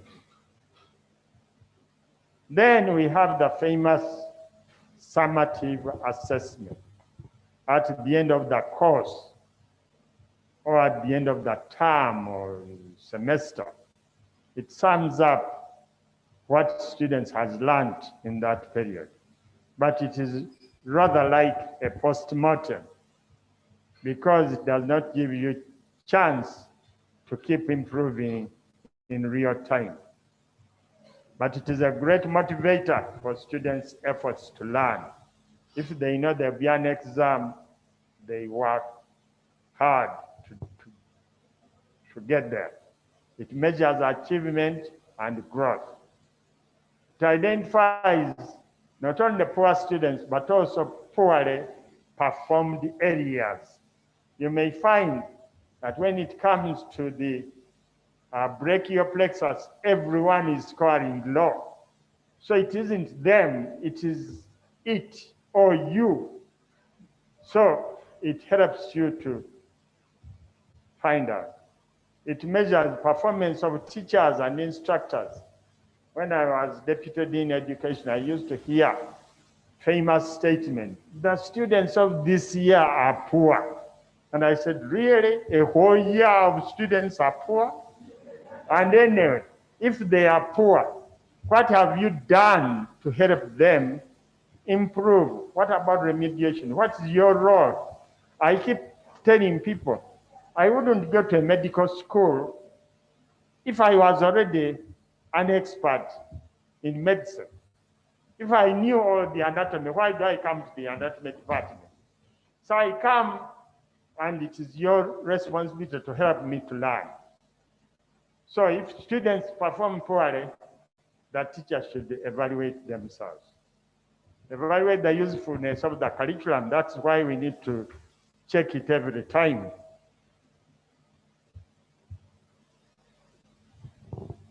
Summative assessment provides no chance for improvement.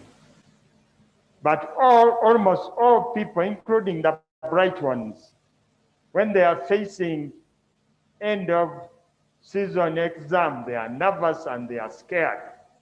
Okay? And since it reflects on their performance, teachers many times teach to that test.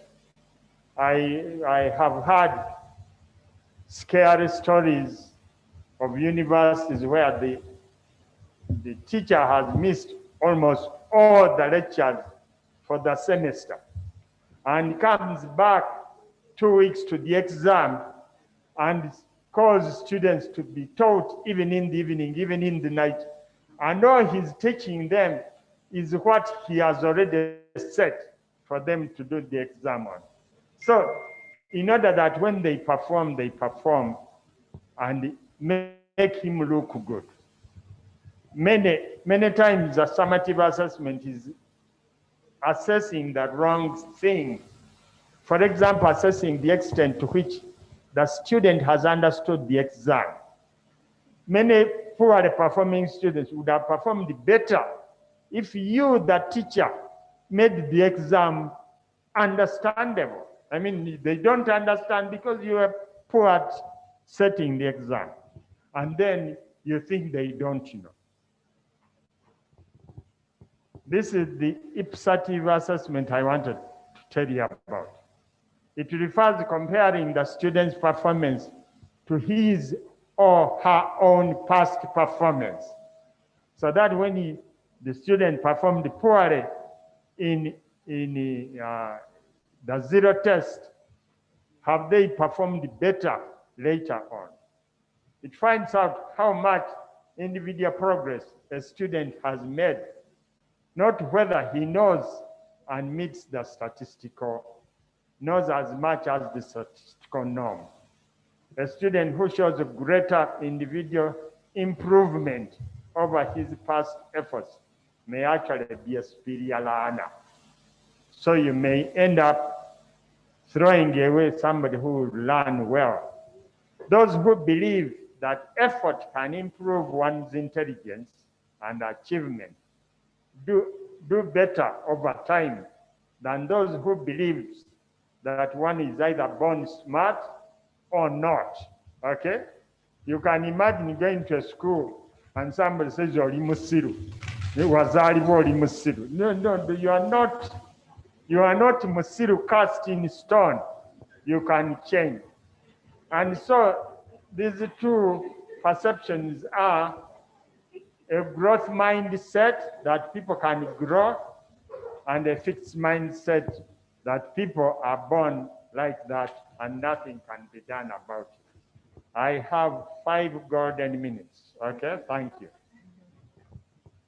So, what I'm suggesting about group teaching, about experts coming together to plan the whole thing, and you can imagine, how long do we take teaching anatomy and how long do we take teaching physiology? If we added all that time for the 3 or for the 4, and then divided it by half, and took all that time to teach together, we may get a better product. But this suggestion is not ready for implementation. What I have told you, I will feel successful if it ignites a process of reflection and planning the transformation. It is not cost effective, my dears, to teach tomorrow's doctors with yesterday's methods. It just won't work.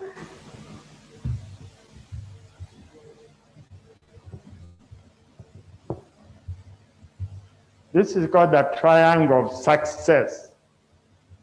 You should not only aim at imparting knowledge, but most of our exams and most of the lectures we love are imparting knowledge. But what are we doing about attitudes? And what are we doing about skills? And if the person has all that, then that is called the triangle of success. I thank you. What do I do with the extra 3 minutes?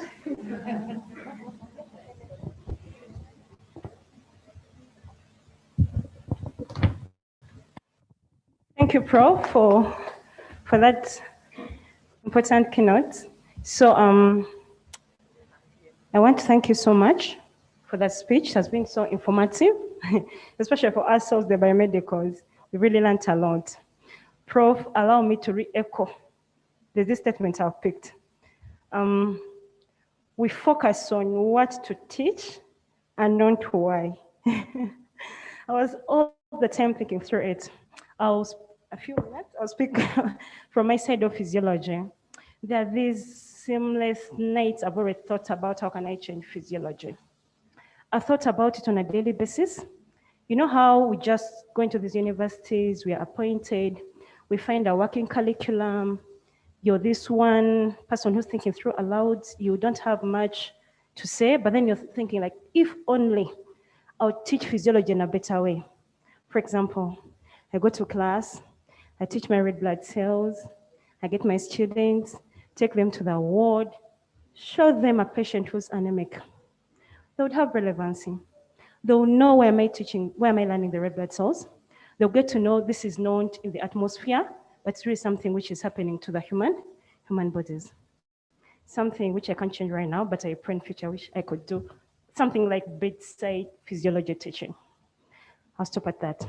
So I'm going to take this opportunity to throw back to the audience. Any questions? Any clarifications? Just a few questions. Yes, please.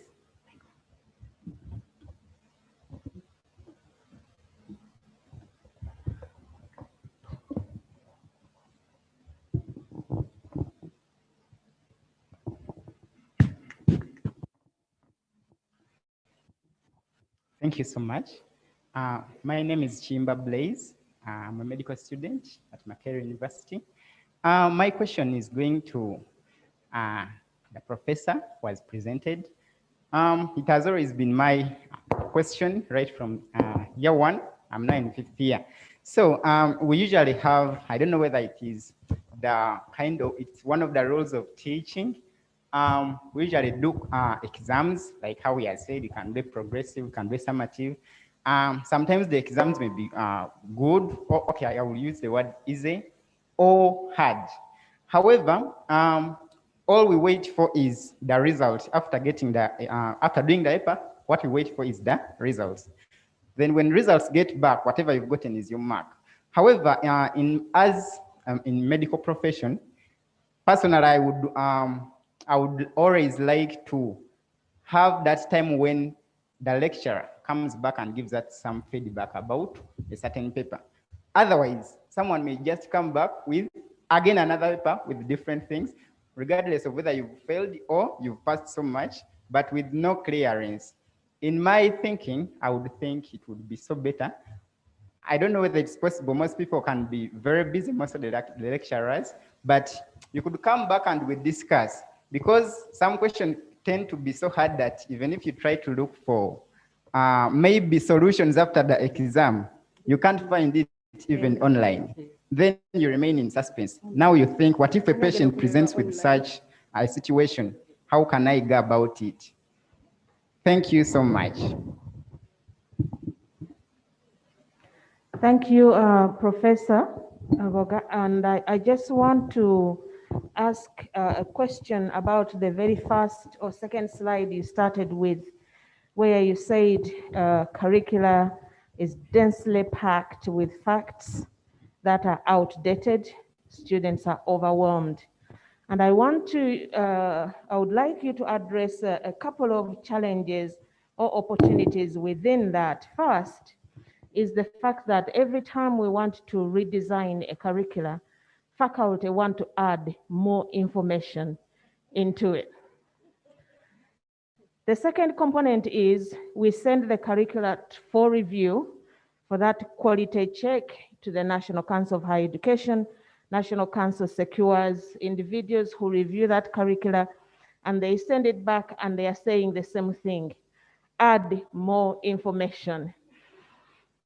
And the benchmark that we are using are the very benchmarks that you are talking about, where we cannot teach tomorrow's health professionals with yesterday's knowledge. How can we overcome that, and how can we transform within that? And I forgot to tell you, Dr. Nanyonga, Clark International University. Thank you, Dr. Nanyonga. So I'm going to first take some questions online, those people online. Is there any question? All right, as they're thinking through, then I'll take one more from the audience, and I think I'll give, because of time, I'll give Professor an opportunity to answer. Thank you, Professor. I would like to comment on why we have fewer biomedical teachers. And I'll just give you my experience and you make a conclusion. When I left Imbara University of Science and Technology, where I was teaching surgery, and came to Makerere in anatomy department, the first question was, why are you wasting your time in anatomy? And when I reached anatomy department, I was told, what does a surgeon want in anatomy department? And I kept on telling them, I've come to tell the young generation the mistakes I made by not learning biomedical sciences earlier, and the cost I have paid to become a good surgeon because of the gaps I would have fixed when I was young. Yeah, so the stigma attached to biomedical sciences is real, like the nurse, doctor, what? Stigma. But I want us to know that all health professionals in their right, they are experts. And it explains maybe what Professor Chigulu was talking about. When I studied, the surgeons would come and teach us in anatomy and even examine us. The nurses would teach us the instruments. But now, the doctors become so-called self-contained at the worst, okay? So I want to appeal, like Professor said, that problem-based learning, it was good. The process of taking people through, something went wrong, but it can be the best, especially for this time. Thank you. Thanks, Gerard. So let me give this opportunity. I know we have several questions, but amid this time, let's just keep them down. Maybe he could answer during the interaction. So let me give these few minutes for Prof to answer the few questions. And then Thank you very much. I was scared I would not get any question. You don't get a question, you should worry. Exams, formative assessment, and all you wait for are results. I have had the pain of seeing what people call continuous assessment. I was alive and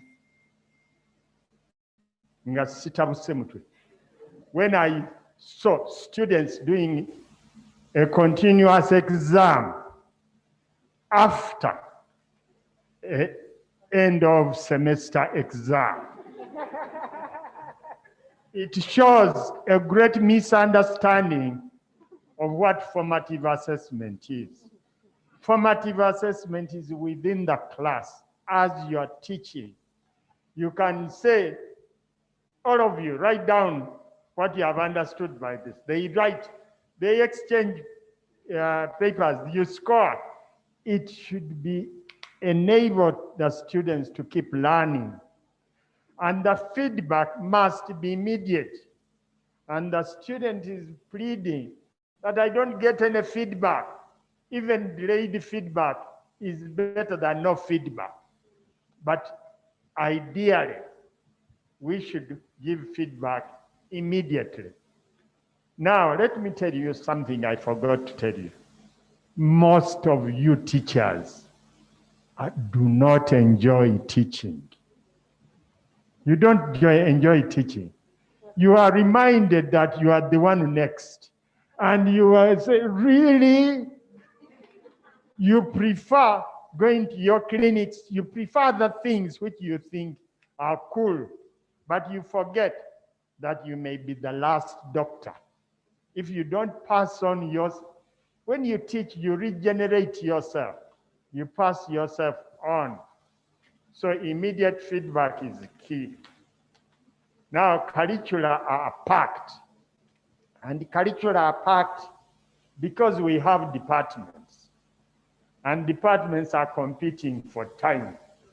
And departments gauge their significance on the amount of time and the amount of knowledge they have packed in the curriculum. If then we sat in a room and we identified a competence and say anatomy, don't teach us because we are all experts. Just tell us what knowledge is necessary in order to solve this problem, in order to acquire this competence. And the physiologist does the same and so on. And when these are delivered to the student at the same time, you know, when the surgeon is there telling the students that actually we sometimes have to operate on the heart. And when we operate on the heart, we pass through these ribs. You need to know where the intercostal vessels are. He's not teaching them where the intercostal vessel is, but he's telling them you need to know where the intercostal vessels are, and so on. Then the student will learn the anatomy, but also know in real time how it is applied. And therefore, since you have collaborated in teaching this session, you will not be fighting for time. You will not be trying to pack things in it to gauge your significance. National Council for Science and Technology. National Council for Higher Education. National Council for Higher Education should be capacity built. They are our regulators, but we need to tell them what is going on. You know, for example, who is somebody from FEMA? Could you stand up? FEMA, there. She was telling, she was saying that she had what KIU was doing, but it hasn't been transformed into online. Somebody tried to register university here, an online university, and the same Uganda National Council for Higher Education said no. We want to see buildings, and we want to measure them for size. We want to know the capacity of these buildings. And this person spent 3 years trying to register this university and failed, only for Corona to come. And the same people have now are busy encouraging online learning.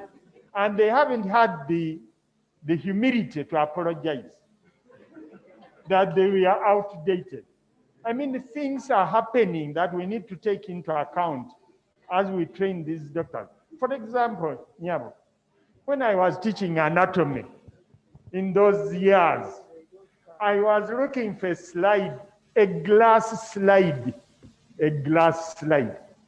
And I would fit it in a caption that would slide into, then to project, and then I would slide it out and fight to remove the slide and then put in another one.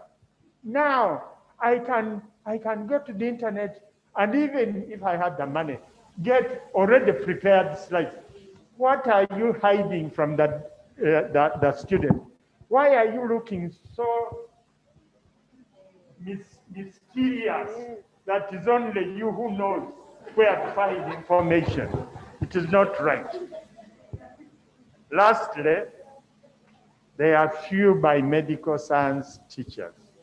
Because I was conscious of time, I did not dwell on that. But one day I went to the wards, Nyabo, look at me. One day I went to the wards and stood behind a group of students following the expert clerking students. You remember? And this person said to one of the students, yeah, you are from anatomy recently. Tell me the muscles of the quadriceps. Okay? You understand? And this student answered well. But what did I hear? The surgeon objecting and saying that the student was wrong when the student was right. So who was wrong? Who had forgotten? The expert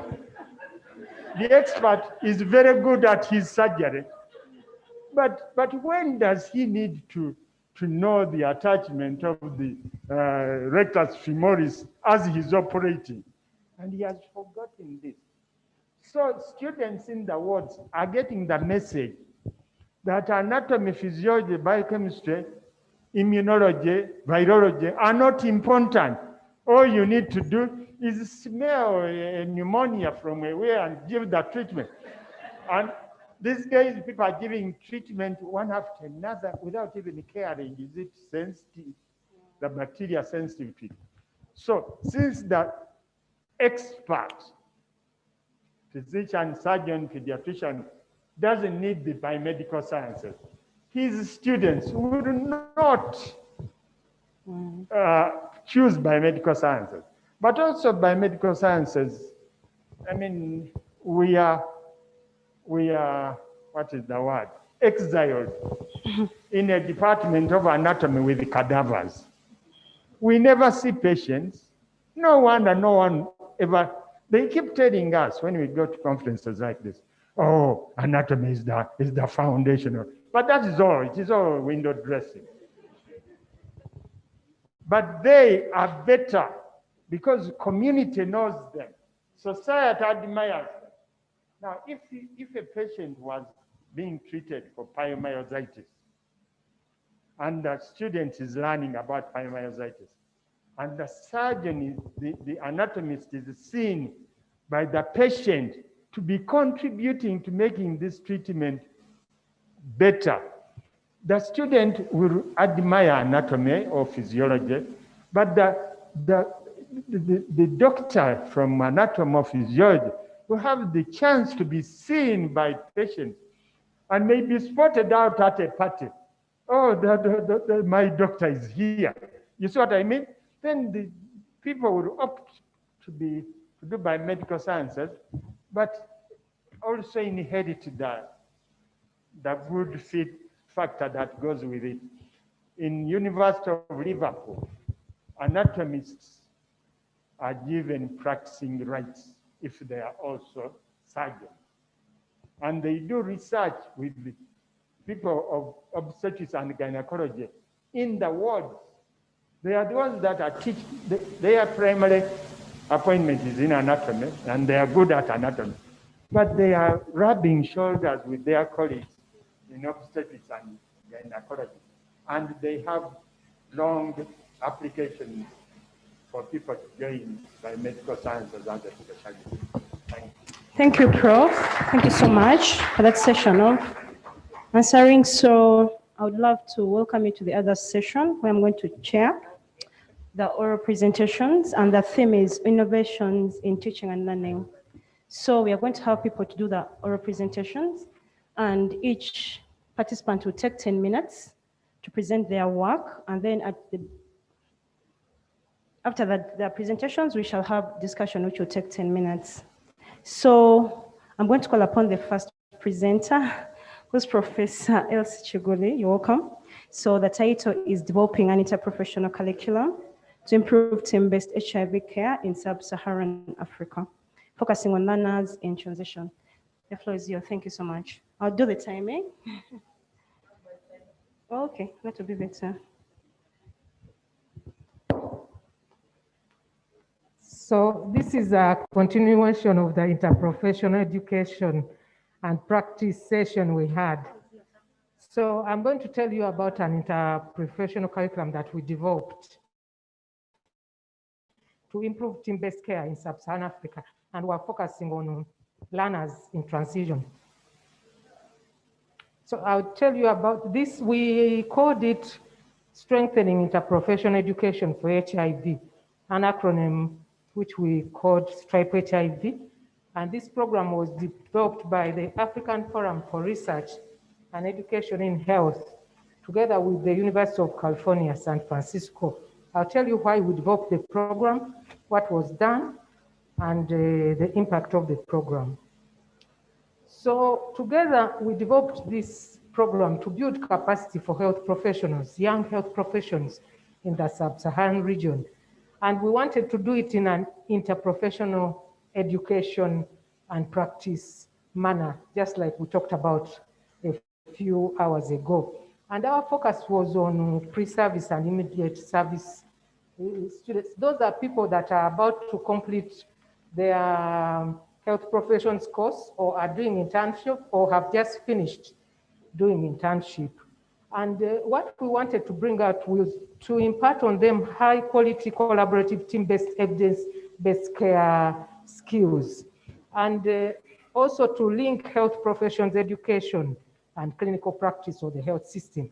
You know, in health professions education, in most of the countries, the schools are under Ministry of Education, and then the health facilities are under Ministry of Health, and they hardly collaborate or talk to each other. So the students also kind of see a dichotomy between the institutions. In fact, in Mulaga, I was so shocked when a wall was erected between the medical school and the hospital. Then I knew that actually the practice, what we are putting into practice is a dichotomy and not an interprofessional practice.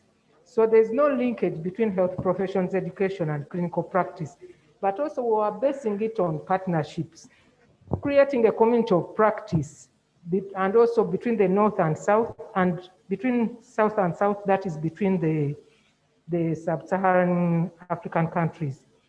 So our goal was to strengthen pre-service training institutions across Africa to produce the next generation of healthcare workers that can deliver high quality team-based HIV care. We used HIV for the beginning, but this model can work for any of the other diseases, diabetes, TB. You can actually use this model to teach other diseases. So we did this in 3 phases. We developed a curriculum and we submitted our proposal to PEPFAR.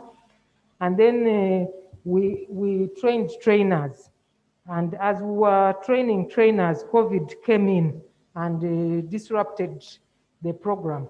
But we continued and changed it to an online program. And the program continued and we trained health professionals and went on to assess the impact. So the curriculum was developed by a team of experts from AfriHealth and also from the University of California, San Francisco. And I had the privilege of chairing this panel. We had health professional educationists, we had HIV experts, we had experts from different professions, from nursing, from pharmacy, and medical doctors. So it was an interprofessional team that developed the core curriculum. We developed 17 modules. The content was HIV-based, but we used the case-based format. These modules were optimized for 2-day workshops for each module, but it could be adapted according to the needs and the preferences of each setting. So I've talked about the problem. Why?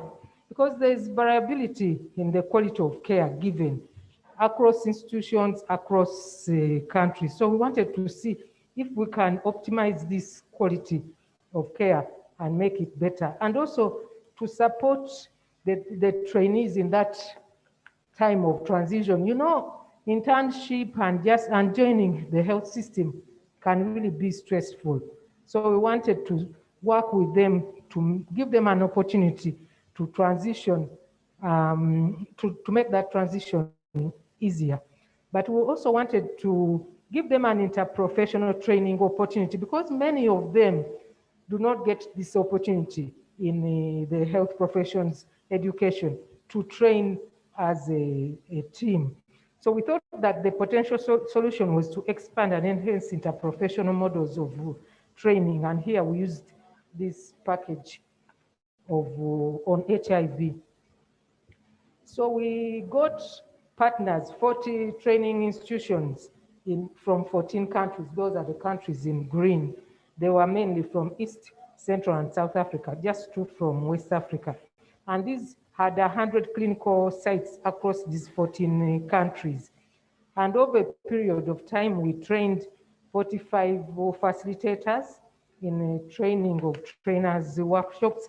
Although we called them workshops, they were actually people sitting together and learning together, not just sometimes what people think of workshops as just like lectures.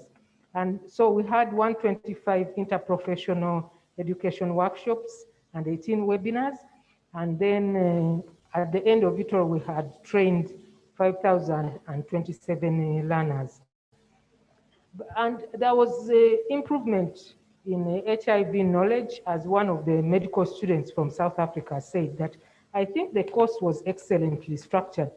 It forced the different sectors to work together to solve issues, which also exposed various knowledge gaps within the sectors. This was a medical student. And then a laboratory student from Botswana said, I can carry out my work enthusiastically with the understanding that I'm part of an important team that is working hard to provide effective care, management, and treatment to a patient, and that my input is very vital.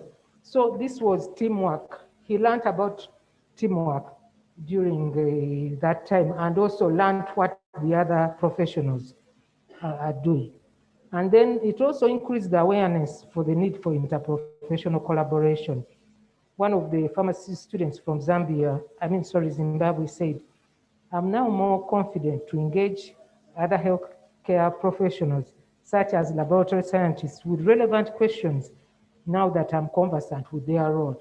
So some people qualify, but they don't know the role of the laboratory professionals. And so they don't even see why they should be sending them patients. But there are some challenges doing this kind of work. Of course, this was a big project across many countries, across continents. So we had administrative and financial challenges working across different time zones, but those could be managed. And then quality assurance, assuring quality across a big area. It is difficult because sometimes, for example, we had some professionals going to the different countries and different institutions and found that some of them were doing things differently. And the institutions were at different levels. For example, there are some places where the institutions had already used case-based formats and they found it so easy. But there were places where they had never used this case-based format and they found it difficult. But how do we already talked about this, how do we translate this into our usual curricula? This was just a project. But within our curricula, you talk to the heads of institutions. How do we really translate this interprofessional education and collaboration and practice into our curricula? Most times they say it's not easy. They say the curriculum is constipated, we can't afford to add more things, as Professor Roga was saying, or as Dr. Nanyonga was saying. They don't want even to hear anymore. They think you are going to add to their already constipated curriculum. And also in education, how do we really translate from education to practice that the people we train can actually do this in practice, work as a team, and how do we sustain this? So we learned a few key lessons.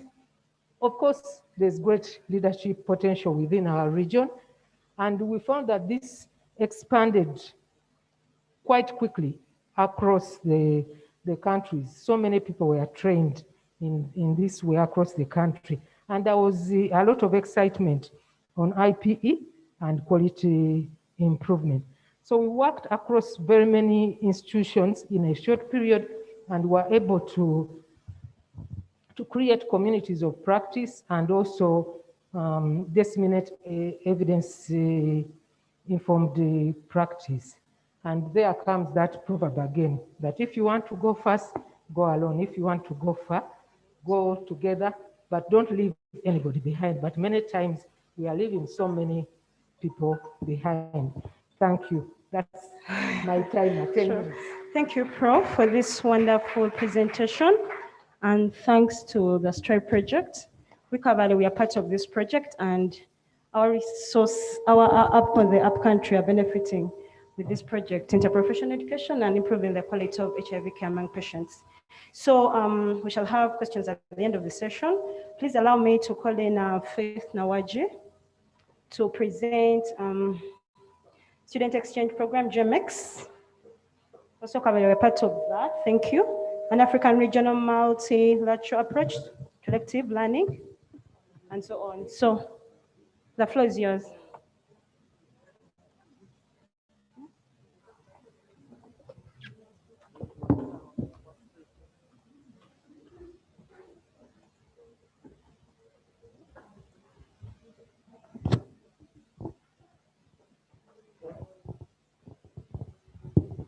All right. Good afternoon, everyone. So my name is Faith Nawaji, and today I'm going to present to you the GMX EHPAA Student Exchange Program, an African regional multilateral approach to elective learning. My name is Faith Nawaji, and I'm the ECFMG FEMA representative for Africa. And yes, so you're welcome to the talk. So,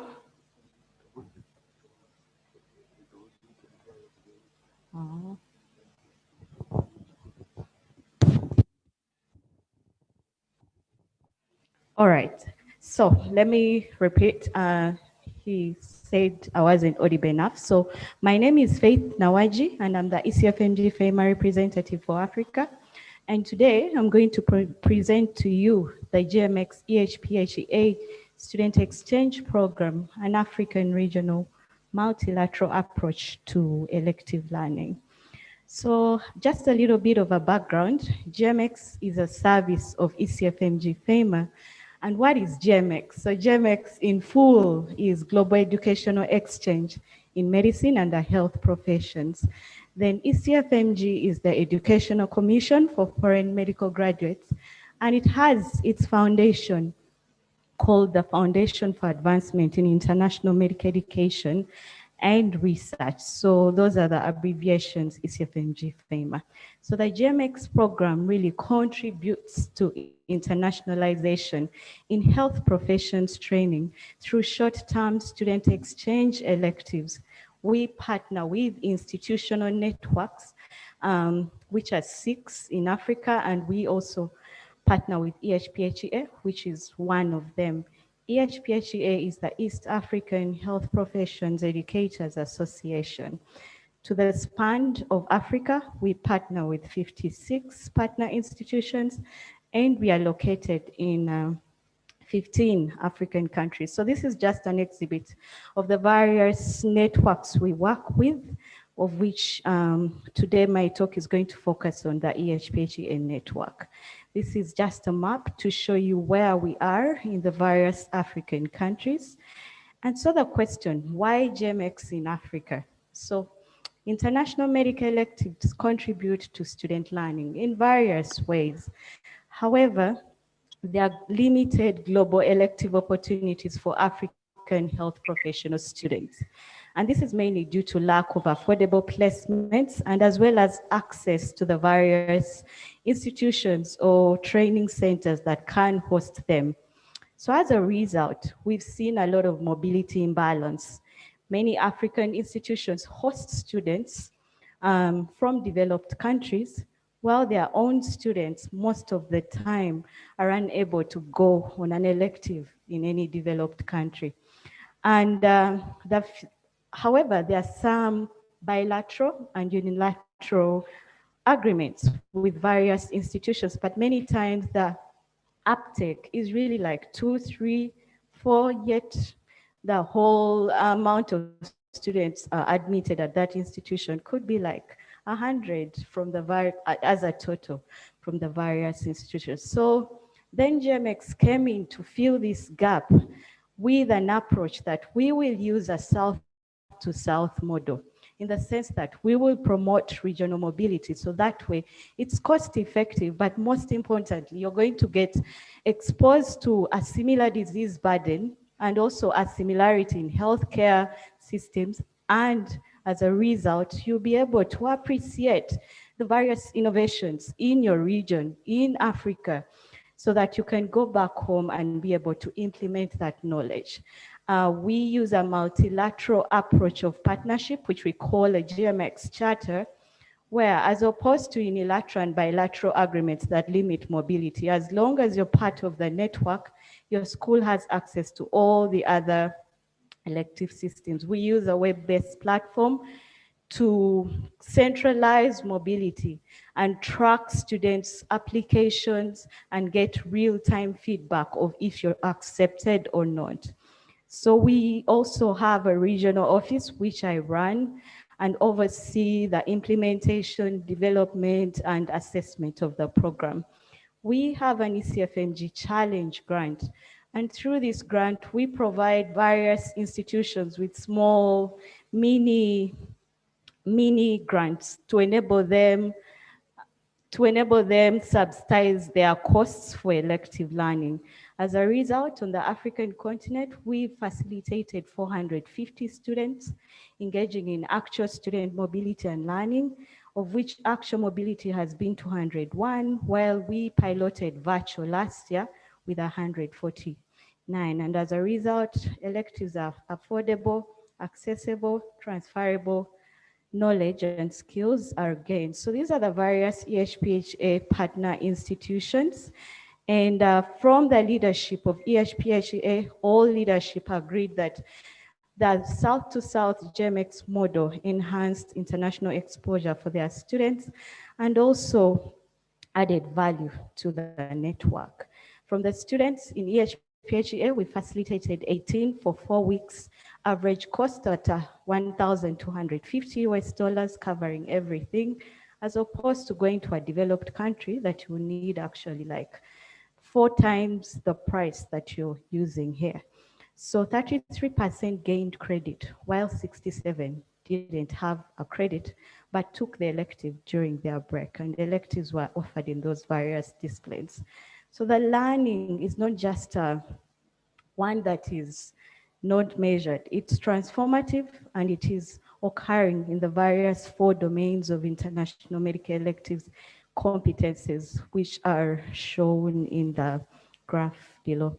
All the students had never gone on an elective in another country, and they confirmed they wouldn't have such an opportunity. So one of our success factors that contributed to this is the challenge grant that helps to subsidize the costs, the system to coordinate and centralize application, the multilateral approach, as well as an Africa Coordinating Center. There were success factors from EHPHA, whose leadership were committed to this, and central coordination of their funds, while they were also committed to capacity development.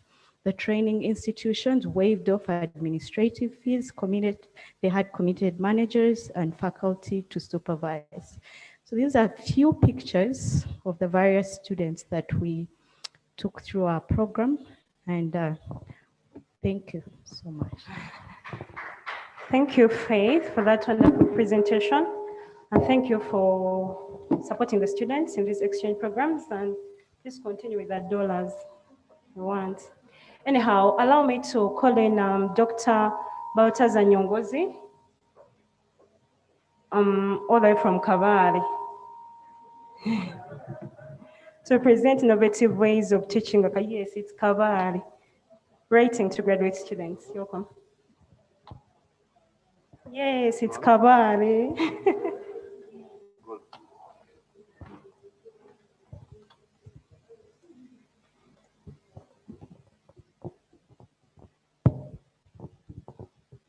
Thank you, Madam Namulimbwa. Namulimbwa, I'm sorry to mispronounce your name. Protocol observed. I am Dr. Nyongos Baltazar. My other co-authors were Mr. Constantino Kosogenda and Miss Karen Caro Ratel of Marago Health Tutors College. I'm presenting to you a topic entitled Innovative Ways of Teaching Academic Writing to Graduate Students. What was the problem? Bernardo, 2010, observed that academic writing was increasingly becoming a menace among the graduate students and researchers alike. While further 2012 remarked that academic writing could be a daunting enterprise for graduate students, novice and experienced researchers.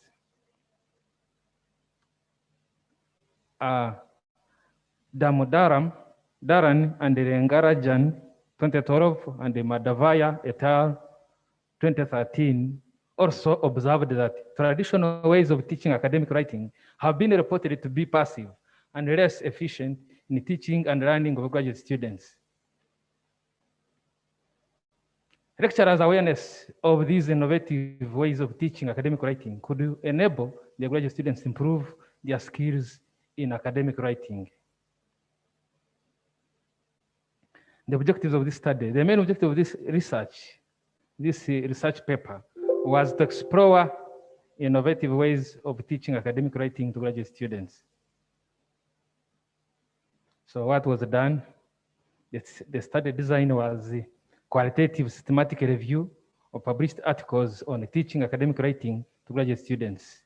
The study was conducted from 1st to 25th of March 2017.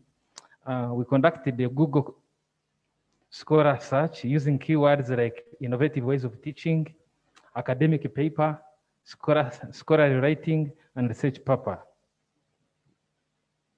The research team comprised of the investigators, me, the principal investigator, and my other co-authors, and an expert in conducting systematic reviews.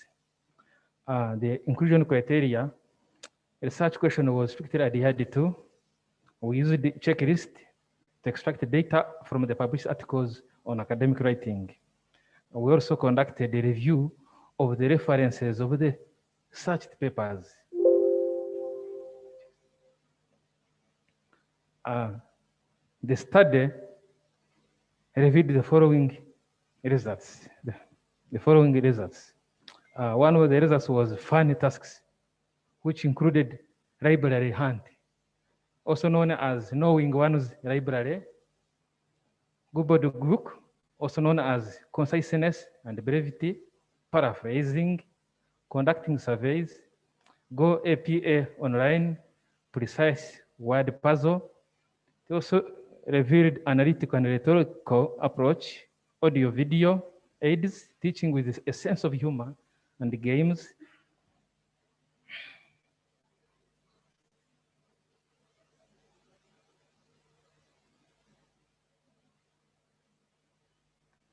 The study also revealed the modified traditional ways of teaching. For example, mind map, Z to A approach, mnemonics, words, role playing, and scenario analysis, and focused free writing.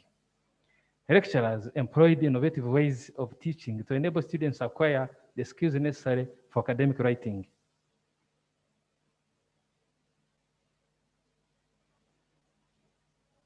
We recommend the following: refresher courses, teaching guides, and lecturers should employ innovative ways of teaching academic writing.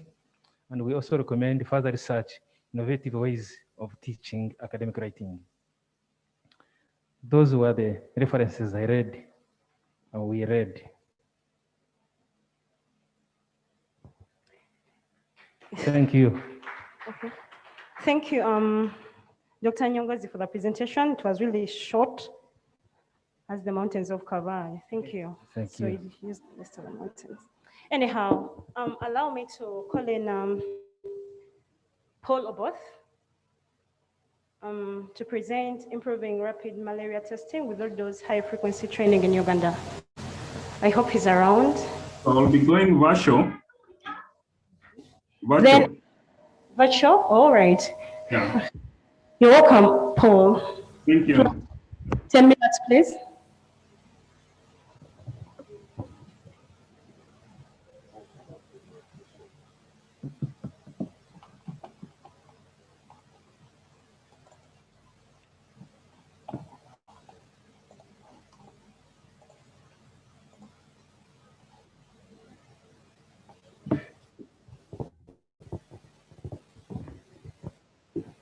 All right, as Oboth is preparing, there's a comment online here appreciating GMX. So participant has noted that students who underwent GMX program were so much appreciative for the experience in other countries. So Faith, you're doing a great work. Please keep up the spirit as Paul is. So thank you. Once again, thank you, colleagues. My name is Paul Oboth. I'm seated at Busitema here, Faculty of Health Sciences in Bali. I have a background of biomedical science, public health, and also health professional education fellowship by HEPI. So the training innovative approach we explored in terms of pilot was the low dose high frequency training approach. And we did this purposely on malaria.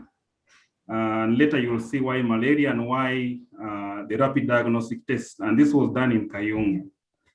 Next slide. So as you are aware, malaria is a problem in Africa. And in order to contain malaria, we need to ensure that early detection becomes very optimal. As you're aware, Uganda revised its policy on malaria diagnosis, on malaria management, case management, by ensuring that all cases which come to the facilities are tested and treated. This came with a lot of gap in terms of workforce to ensure that all the patients who come in and have fever are tested. With this gap in terms of workforce, there were issues to do with standards, quality standards in terms of malaria testing or diagnostics. So it is on this basis that we adopted the low dose high frequency, which has been done elsewhere in other areas, but not in terms of testing. Japaigo tested this method to improve pediatric care. So we adopted this method and piloted it to see whether this works out in terms of training health workers to improve malaria diagnosis using the malaria rapid diagnostic test. Malaria rapid diagnostic test can be done by any other health worker beyond just a lab technician to ensure that we improve the numbers in terms of testing rate of malaria, which is a problem we are facing in the country in terms of achieving that target of 85%, but also ensuring competencies and knowledge is acquired by these health workers. Next slide. So low dose high frequency training approach can be argued to be the same as other training approaches, like the four component instruction design of complex learning, whereby it is based on cognitive theory, where when you have cognitive load, you have to break down complex kind of learning into parts for somebody to be able to understand. And low dose works well for in-service training, but also pre-service training. We did this low dose high frequency for in-service because we needed to be able to improve the quality of testing at in-service. So in terms of other studies, there are evidences that is able to promote better transfer of learning, positive change in terms of practice, which we have been mentioning, provides less information at more frequent intervals to a specific audience. And that's where the low dose in terms of less information, but high frequency in terms of the the frequency on which you are giving the information. So, and usually emphasizes interactive, practice-based learning or simulation, and immediate feedback. And that was our aim of the study in terms of develop and pilot this approach in terms of malaria testing. And we did this in a high volume hospital to see whether it works as compared to other studies which are done in a different setting. So in terms of methodology, it was done in Kayonga Hospital. It was more of a distributed case study with a mixed method of data collection to understand the health worker experience for this approach as compared to other training models for health workers in service. That is the didactic method of workshop training. And that's how we collected our qualitative and quantitative data. Next slide. So in terms of health worker knowledge, because for low dose, high frequency, for you to be able to assess it, we took the health workers, which were lab technicians, nurses, midwives, through a training. But before that, we had to assess their competence in terms of knowledge in malaria standards, malaria testing standards for MRD, that is the malaria rapid diagnostic test. So at baseline, you can see in blue, in terms of standards before performing a test, you would see that most of the health workers, the standard was about 38. Then standards while performing the MRD test, they scored as low as below 30. Then standards after performing a malaria test was as low as 5% in terms of competence, in terms of knowledge. Then when we intervene in terms of using the various standards, in terms of on-site mentorship, you, based on this, the specific gap the health worker is having in those standards, you go down and ensure that you mentor them in terms of low dose, you give them the skills, you give them the knowledge in a low dose approach over time. They were able to improve at the end of this study, where you could see the standards before performing a malaria test improved up to 95%, and all of them standards while performing MRD standards after performing MRD test improved above 90% as compared to the baseline. Looking at the experience, which was a major thing, because we're comparing this teaching approach to the traditional workshop kind of mode where health workers have to be moved to the classroom or to a hotel.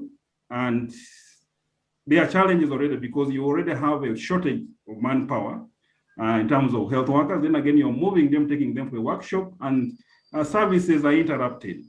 So in terms of experience, there were a number of insights in terms of health worker experience in this area where health workers were able to bring out the experience of LDHL. One of them, of course, they saw profound was that it allows the interaction between the health worker and the mentor. Trust and teamwork is built, enables immediate application of knowledge and skills because you are doing it on site. Patients benefit because you're not moving away the health worker out of the place of work. A lot of time is saved. Gaps are identified at facility level, and you're able to close that gap in terms of competence or knowledge. Health workers remain at the facility, hands-on training, learning on job.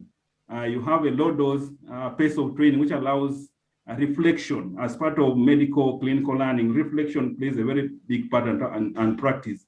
So it also enables trainees to be serious about the training because it's more of observation, demonstration, and return demonstration. The follow-up was very frequent because that is the frequency, low dose, high frequency. You're able to follow up this work in those areas of competence as you're mentoring based on the standards.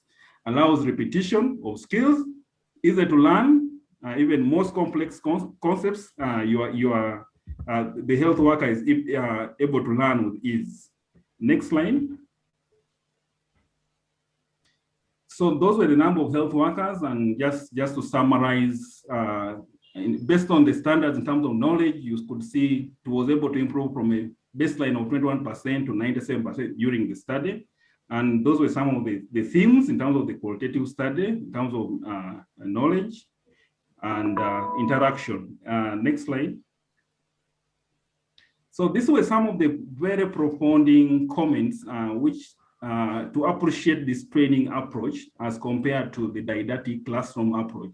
one of the mentees who was a lab assistant, I prefer low-dose IPD because we grasp little by little, making it easy to learn. And because of the frequency, remembering is easy. That was a mentee. Both, you should be summarizing because Then the other bit was I prefer LDF to traditional methodology. It saves time because it's done at facility level. Patients benefit because of health workers are available. And those were some of the comments which are very important. The next slide. So those were some of the negative comments about the approach, and also key messages that based on the positive and the negative, to be able to make or scale out this approach to scale, we need to take in mind for buy-in, because if the health workers or they don't buy in the approach, then it becomes impossible to roll it out. Thank you so much. All right. Paul, thank you for the presentation. I like your topic. From the quick glance, when I saw low dose, I thought of medicine, but I'm glad this is information, you know? Thanks for educating us.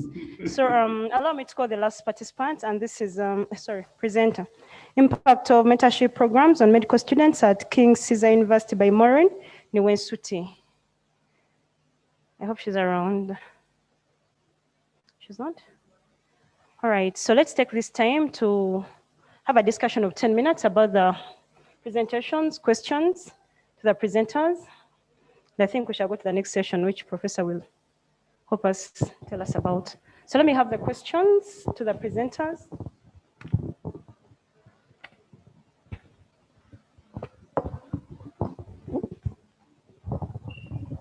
Good morning, thank you. My name is Wambaka Bill. I'm a student of health professions education in my first year. However, at the start of last year, I was part of the training that Professor Elsie Chiguli was talking about, the Stripe HIV, and I just wanted to make a comment. So the training was impressive. It was different from the routine that I was experienced with. However, two concerns. One, it involves people of different professions, different qualifications, learning together. So you would have a medical officer, you would have a lab person, you would have even a counselor, and you are talking about HIV. Sometimes you would be talking about the treatment approaches. So that, because you're having different groups of people with different backgrounds, would create a challenge. The question I would pose is, how do you handle, because I feel that if they're talking about things that are more relevant, for example, to the doctor, it may weigh in, it may be heavy on the counselor, while some things may be lighter for another individual when it comes to another topic. So if you're talking about interprofessional education, how do you balance that? Because I felt that the interprofessional education can't be done alone. You have to have a side thing where you put the counselors alone, put the doctors alone, so that it's able to be effective. But in this particular training for Stripe HIV, all the sessions, all of us would be grouped together. And at some point, I feel that brings a bit of compromise. So that's for the presentation for Professor Elsie Chiguli. Then I also wanted to ask for the presentation by Dr. Baltazar about innovative ways of teaching academic writing to graduate students. I was particularly interested because it was talking about a systematic review, and that's something I'm not very familiar with, but I wanted to ask what the key findings were for that particular writing. Thanks.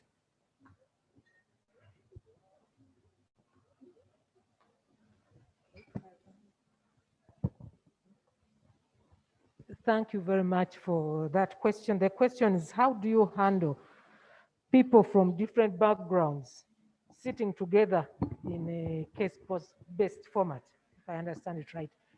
And it can be a challenge if people have different levels of understanding of what you are discussing. But it is an advantage in that if that case you are handling, let us say a case of cryptococcal meningitis, You have a nurse to take you through, to discuss, to lead you into the discussion of the triage as that patient comes in. Then you have a pharmacist. He will be more knowledgeable on the drugs that are used. Then you have a medical doctor who will take you through how the diagnosis is done. And you, at the end of the day, you will have a holistic discussion. And I was one of the facilitators for some of those cases. And because these were people, some nurses had qualified and they had just qualified recently. Some of the medical students were 50 years. So they had prior knowledge and they would share and ask questions. That stimulates learning because you come, maybe you are not very conversant with the drugs and you have a pharmacist. You know that in real practice, that's what actually happens. That the pharmacist will help you with the drugs that are needed. You can discuss with them. You can discuss with the nurse. You can discuss with the laboratory assistant about the labs. So having that interprofessional team is actually what happens in practice. And that's what we are promoting. And it also helps you to understand the role of the other person in your team. So that at the end of the day, you know that you are not alone as maybe a doctor managing this patient, but you have a counselor who may, although may not have all the medical knowledge, and you may have to give them about that knowledge, but will also tell you as a doctor or pharmacist what counseling aspect he's bringing to that team. So that is what we wanted, that course. Exactly what you are saying is what we wanted that course to achieve. For people to realize that in team-based care, you are not going into this alone, and you bring whatever you have with you to that team for discussion and educate each other and make sure that the outcome of the patient is the best. I hope I've answered your question.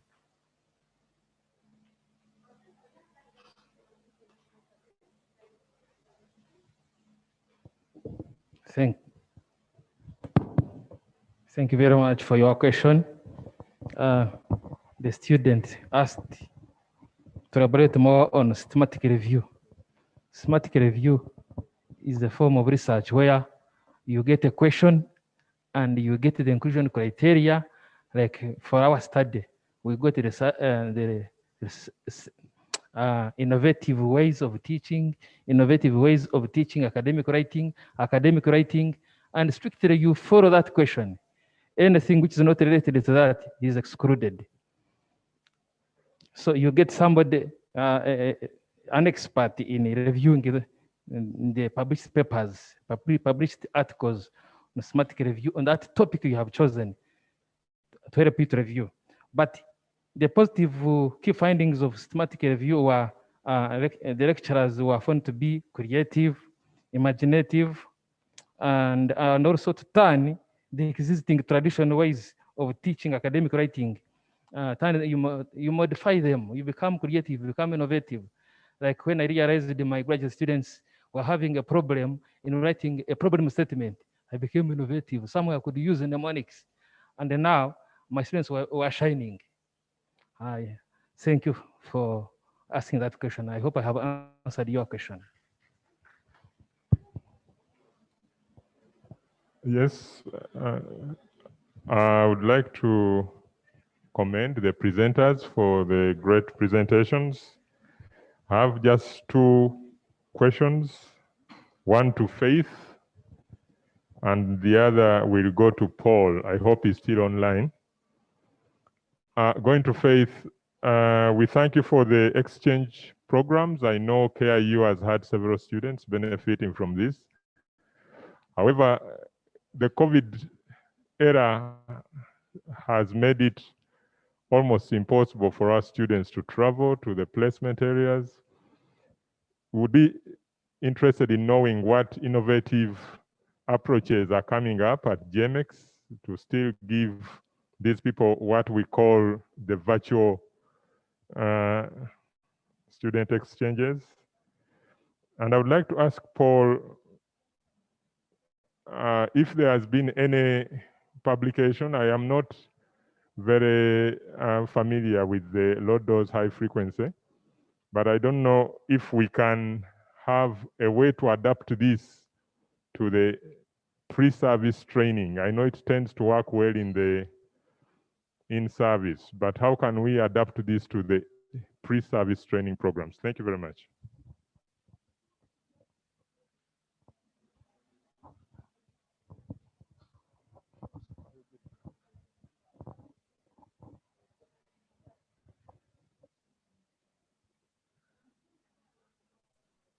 So can I go first? I'm ready. Thank you. I'm Claude Chirimuhuzia, pharmacologist, ethicist. And I want to make a general comment, but in relation to interprofessional education. We know normally when they are developing curricula, we are aiming at cognitive, psychomotor, and affective domains so that we can have knowledge, skills, and attitudes, which we can assess at the end. One area where we need to do a lot of improvement is on assessing skills and attitudes. Skills, yes, we are doing something, but largely we assess knowledge. When it comes to attitudes, I think we need to rethink the whole curriculum. Again, when it comes to interprofessional education, if you are talking about knowledge, skills, and attitudes, and you are in anatomy, but we need ICT, we are in the age of machine learning, which knowledge are you talking about? And which skills?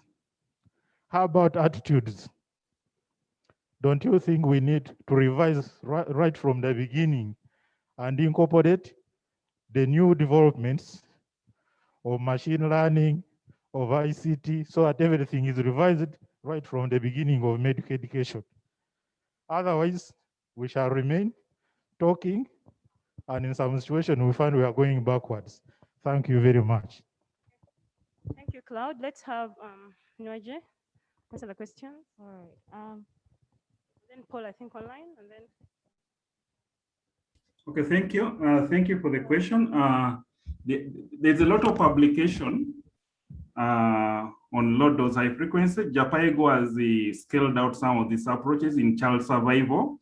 So when you're able to, you can Google JAPAIGO approaches in terms of using low dose high frequency, and it is the same approach. It can be scaled out in pre-service learning, and I think we are doing it sometimes indirectly, not knowing in terms of packaging it, but it can be piloted. You can pilot it and see how you can scale out for in-service learning. Over. All right. Can you hear me well? All right. So Professor Chamanya, thank you for that comment of how have we addressed the innovations in GMX to ensure that we accommodate the COVID-19 situation, but also promote safety in international learning. So we've developed a model called virtual mobility. In this case, we piloted some of it in the global network, which is not in Africa last year.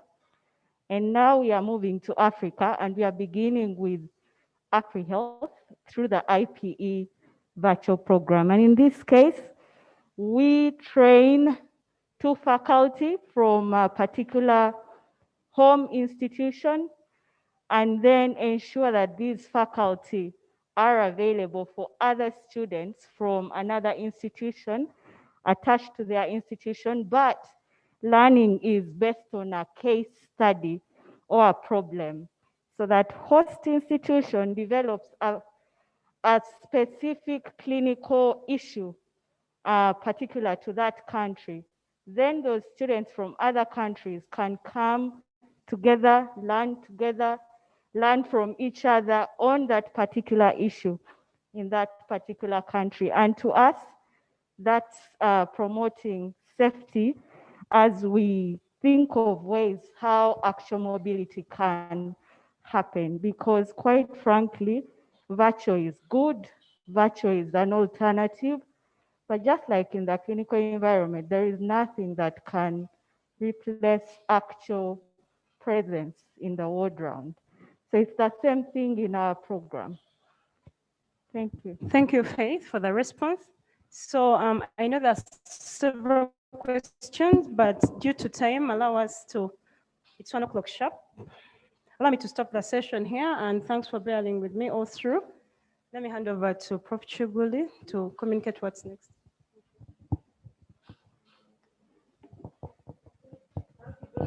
Lydia, let's give her a round of applause. Yeah, thank you for leading us through that session. Once again, welcome, Dr. Sendagire. Thank you for being here. Thank you, and others who have joined us, both online and here at Hotel Africana. We've reached our lunch break. So dear participants or delegates joining virtually, we are going to have a break of 1 hour. We are coming back at exactly 2 o'clock. That's when we'll have the official opening ceremony with a guest of honor and other speakers, and we shall have the keynote address of the day. Don't miss it, and we shall end with a roundtable discussion. And at 4 o'clock, we hope that we'll have ended the business of today, and we hope that we'll be able to come back tomorrow. So thank you very much. I'm delighted to invite our panelists here today. The theme is the role of regional international networks in transforming health professionals' education. And so I would like to invite Professor Chiguli Malwadde, Director of Health Workforce and Development at the African Center for Global Health and Social Transformation, HEST, who has been with us all day. Welcome, Professor Chiguli. I would like to know if Dr. Degba is online, Chief of Party, USAID Health Workforce Improvement Program President, Ethiopian Medical Association. Is Dr. Degba online?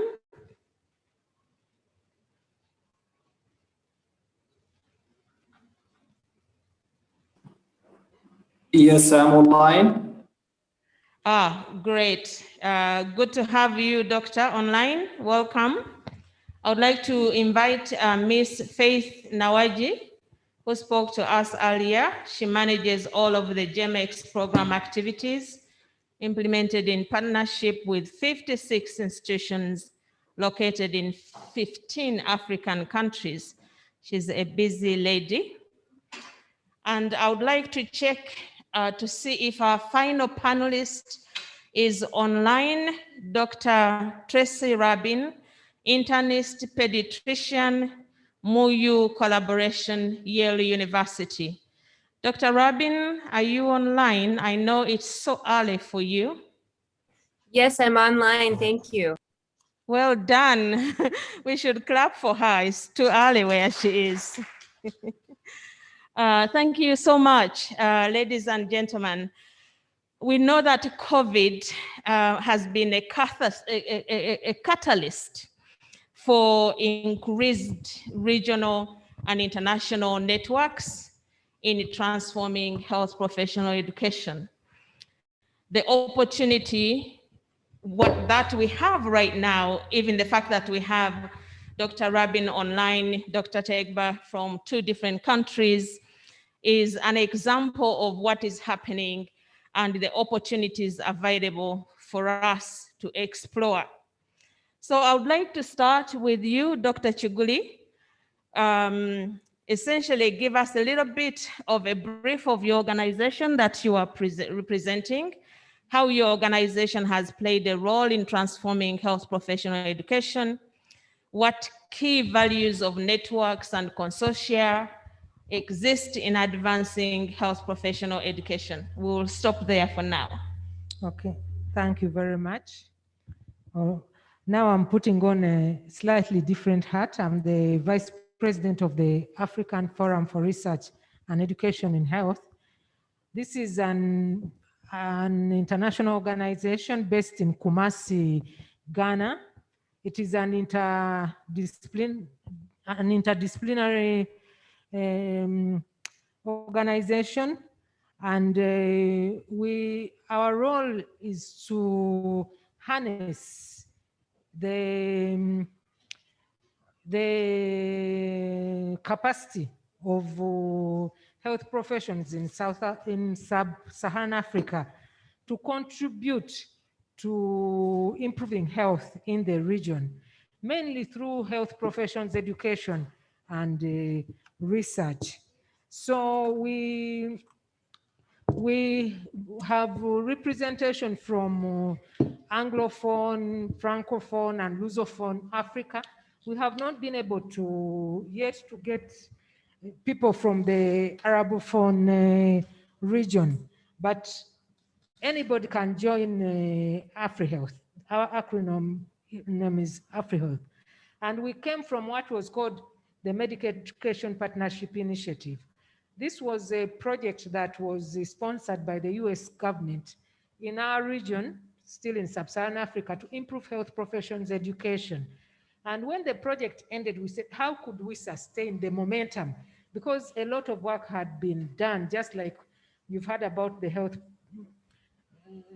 Education Partnership Initiative. It was that kind of project to improve health professions education in the region.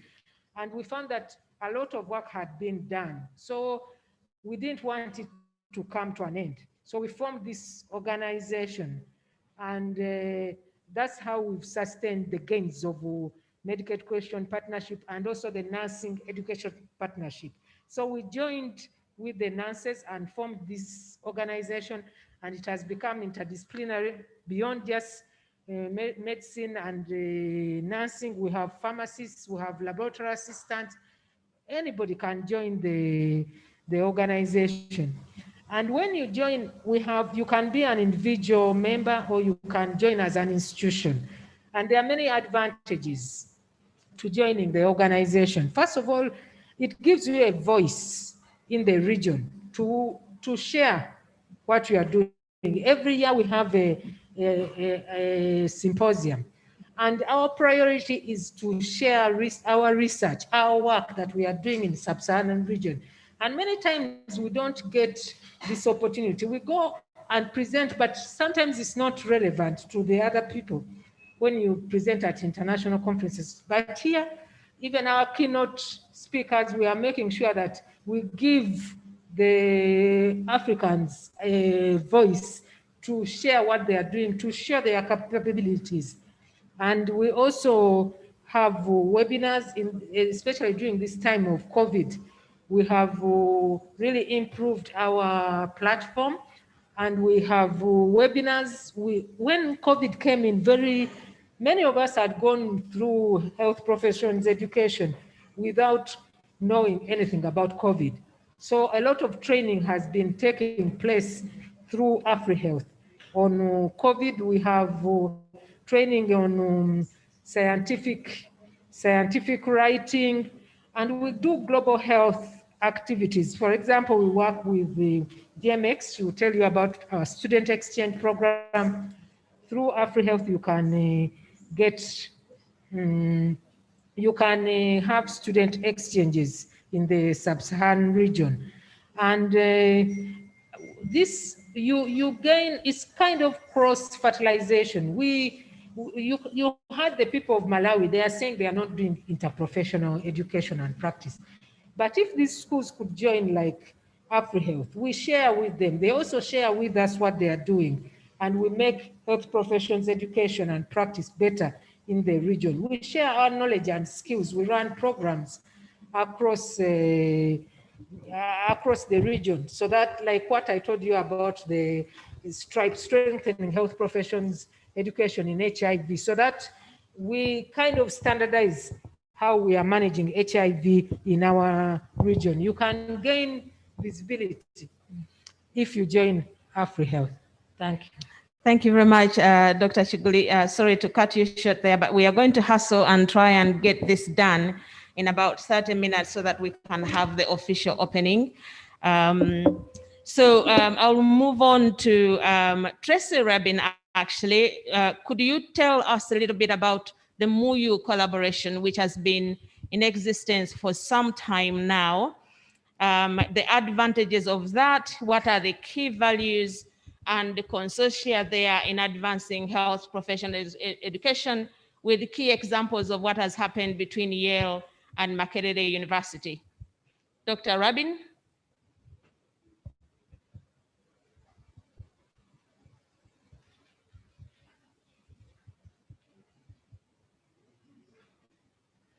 Okay, as she's getting ready, I'll move on to Faith to tell us a little bit more about GEMEX and you expand the conversation from what you talked on earlier. How can the vibrance of the regional international networks be sustained based on the examples and the experience that you have running this amazing program? Thank you so much, Dr. Clark. My name is Faith Nawaji, and today at this panel, I'm wearing, because I represent ECFMG FEMA. So at ECFMG, we've been doing the GEMEX program. So today, under this panel, I'm going to talk about FEMA. So FEMA is ECFMG's foundation in the sense that ECFMG is the Education Commission for Foreign Medical Graduates, and it has a foundation. And this foundation is called the Foundation of Advancement for International Medical Education and Research, which has been in existence for over 20 years. And actually this year, in October, we'll be celebrating 20 years of existence. So the FEMA program and foundation really focuses on advancing ECFMG's missions as in 3 core domains. First, we do research and data analysis to support policy development, as well as ECFMG's missions in various health workforce, as well as health professions education domain. We also do physicians and other healthcare professional development through our programs called like the FEMA Fellowship. Of course, in this room, we have a couple of FEMA fellows, and this focuses on ensuring that the faculty are equipped with best leadership as well as education and teaching skills in order to be able to be good teachers and good leaders as they train the next generation of health workers.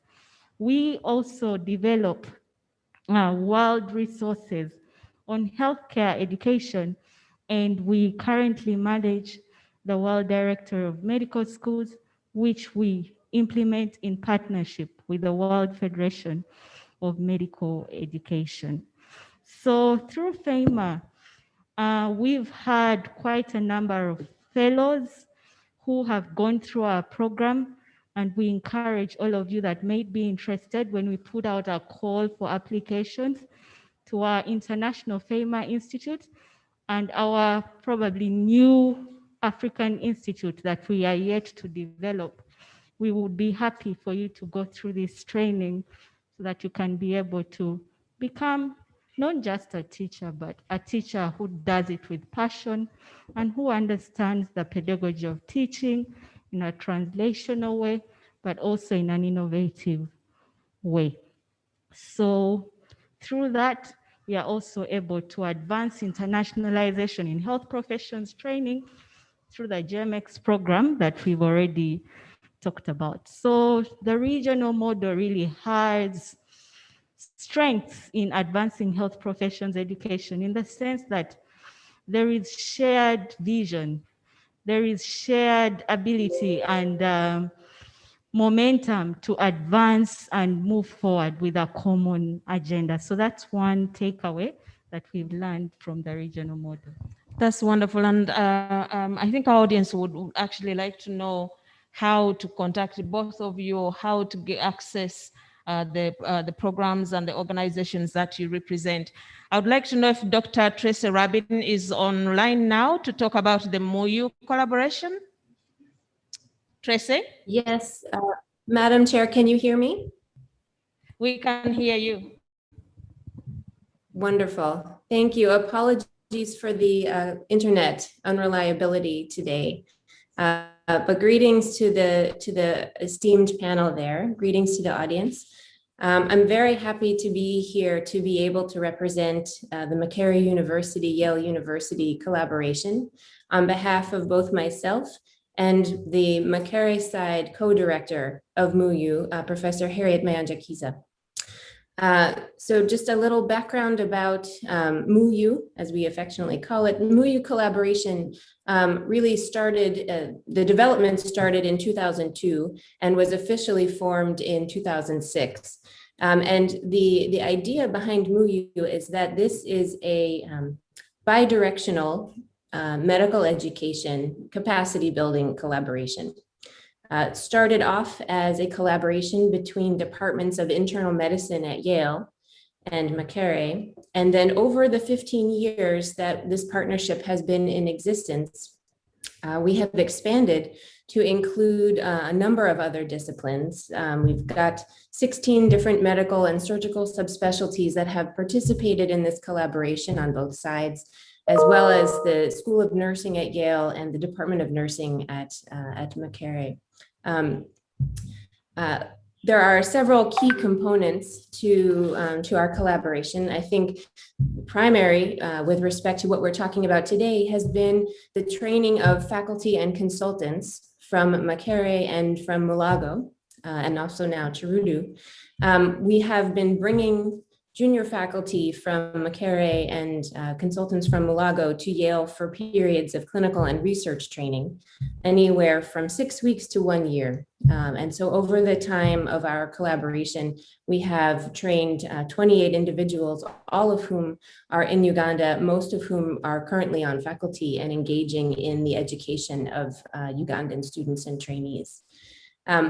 In terms of the sort of bidirectionality, we've had Yale faculty who have gone and participated in clinical exchange at McCary and Mulago.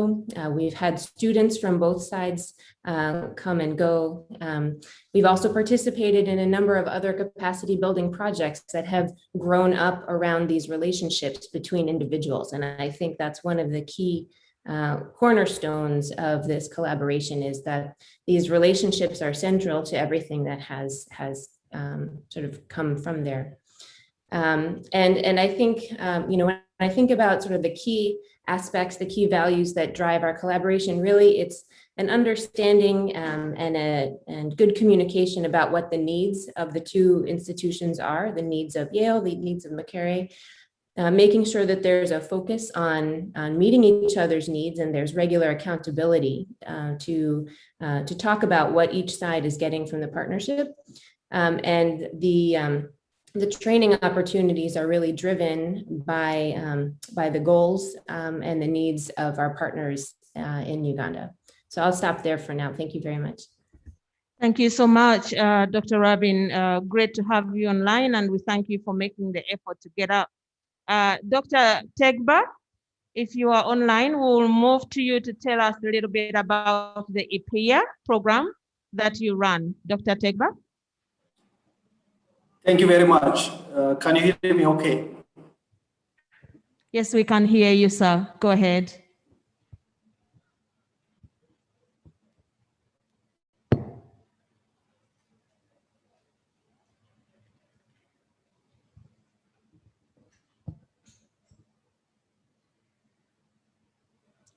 Can you unmute yourself? If you are talking, we can't hear you, Doctor.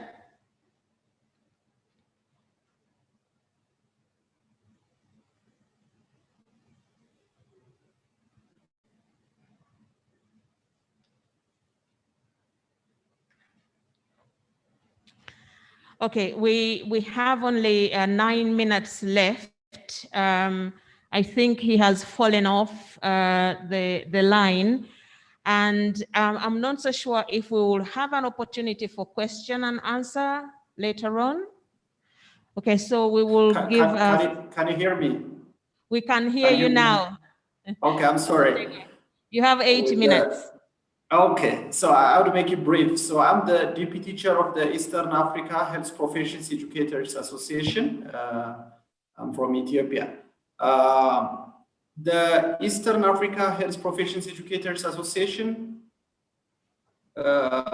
its mission is to improve quality of healthcare through improving effectiveness of health professions educators in the Eastern African region. Now, I think all of us who are in health professions education business recognize any effort to improve quality of education sustainably would definitely have to prioritize improving effectiveness of health professions education. That's why the Eastern Africa Health Professions Educators Association's mission is to improve effectiveness and quality of health professions professions educator. You know, by that we're referring to all healthcare professions, not just medicine, but you know, nursing, midwifery, pharmacy. You know, we're looking at all health professions discipline, which are critical to improving, you know, healthcare outcomes. What does the Eastern Africa Health Professions Educators Association do? We organize annual conferences, you know, by rotating, you know, different countries. We have, you know, organized one in Kampala, another in Kigali, Rwanda. We had also one in Addis Ababa, Ethiopia. Obviously, because of COVID and you know, finance-related challenges, we have not been able to organize conferences regularly. But that's one of the main strategies to advance our mission. You know, bring together health professions educators from Eastern Africa, from the rest of Africa, and from the world, and then exchange, you know, current evidence and knowledge to build capacity of health professions educators, to create a platform for sharing research and evidence on health professions education. The other activity we do is organize webinars on topical health professions education issues. For instance, last June, a few months into the COVID pandemic, we organized a webinar on e-learning, and we had speakers from different parts of Africa representing different organizations. Also, we had speakers from other parts of the world to see readiness and experiences in using e-learning to cope with the COVID pandemic and you know, help countries resume health professions education in the presence of, you know, the COVID pandemic. We also collaborate with ECFMG. I know Faith spoke to it a while ago to facilitate student exchange programs in the Eastern African region and beyond. So we also promote research in health professions education. Now, one challenge I have to acknowledge, we have you know, aspiration to improve quality of health professions education, but you know, we have had some challenges in registering, you know, the organization, and this is something we are working on. Would like this association to be more vibrant, more active, organize more frequent webinars, organize regular conferences to support educators in Eastern Africa and beyond. Thank you. Thank you very much. I want to thank our panelists and ask for your patience, audience, that we will come back and we will ask questions. We know that there is a lot of synergy, knowledge exchange, capacity, collaboration on research, but we would also like to know opportunities, how we can all collectively be a part of these amazing organizations, AfriHealth, HPEA, I called it EPEA, FEMA, and the MUYU collaboration. So I would like to request that Dr. Tracy and Dr. Tegba stay online, and we will come back for a round of questions from our audience. I want to recognize the guest of honor is in the room, and I want to hand this back over to Dr. Chiguli to take us through the next session. Thank you very much, Dr. Chiguli. Thank you very much, Faith. Thank you, Tracy. Thank you, Dr. Digman.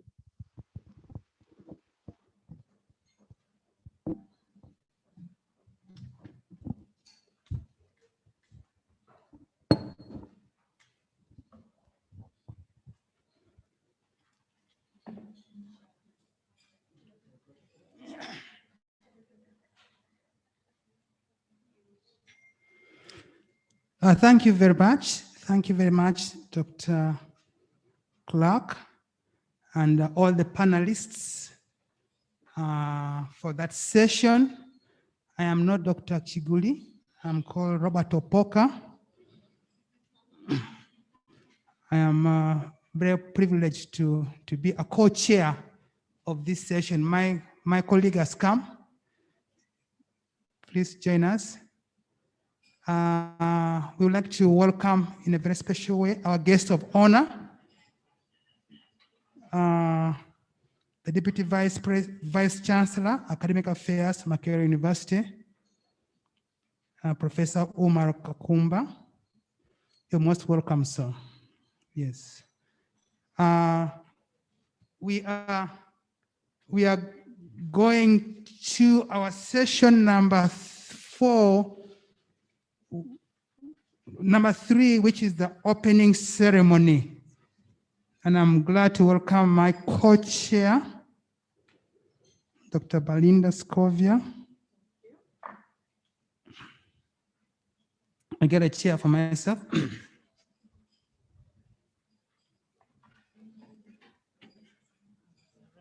Yes.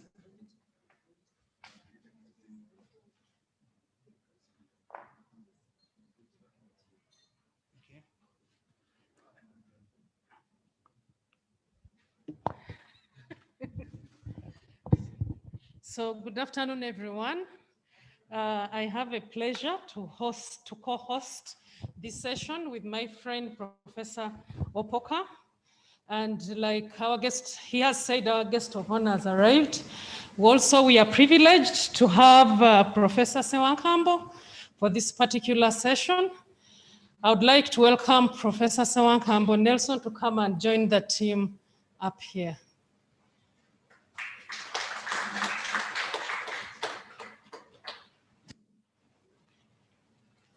So,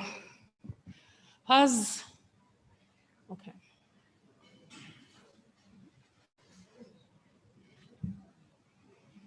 Okay.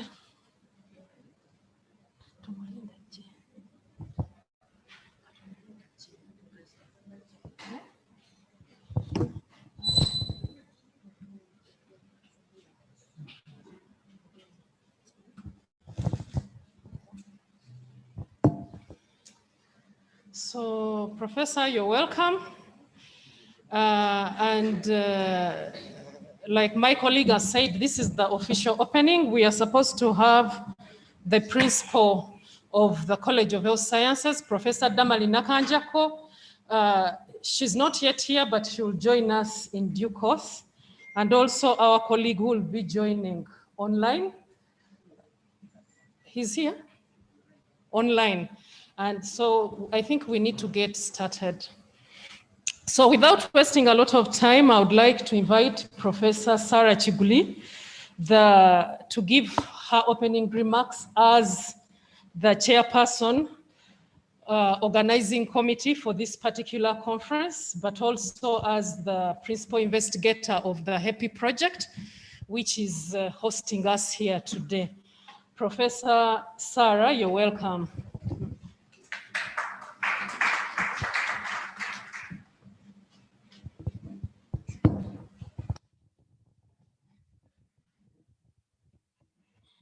Thank you very much. Our MCs for today. I've been introduced, Sarah Chigulia, my name's Professor of Pediatrics, Makerere University, but also I've been the chairperson of the organizing committee of this conference and the principal investigator of the HEPI project funded by NIH, which has supported this. I would also like to say that you'll hear from the East African Health Professions Educators Association later on, and also I'm a member of that EHPA. So our guest of honor, the Deputy Vice Chancellor, Academic Affairs, Makerere University, Professor Uma Kagumba, the Vice Chairperson of the East African Health Profession Educators Association, Dr. Tekba Ikso from Ethiopia, who is online.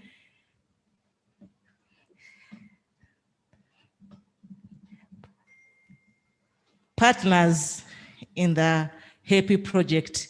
HEPI is short for Health Profession Education Partnership Initiative.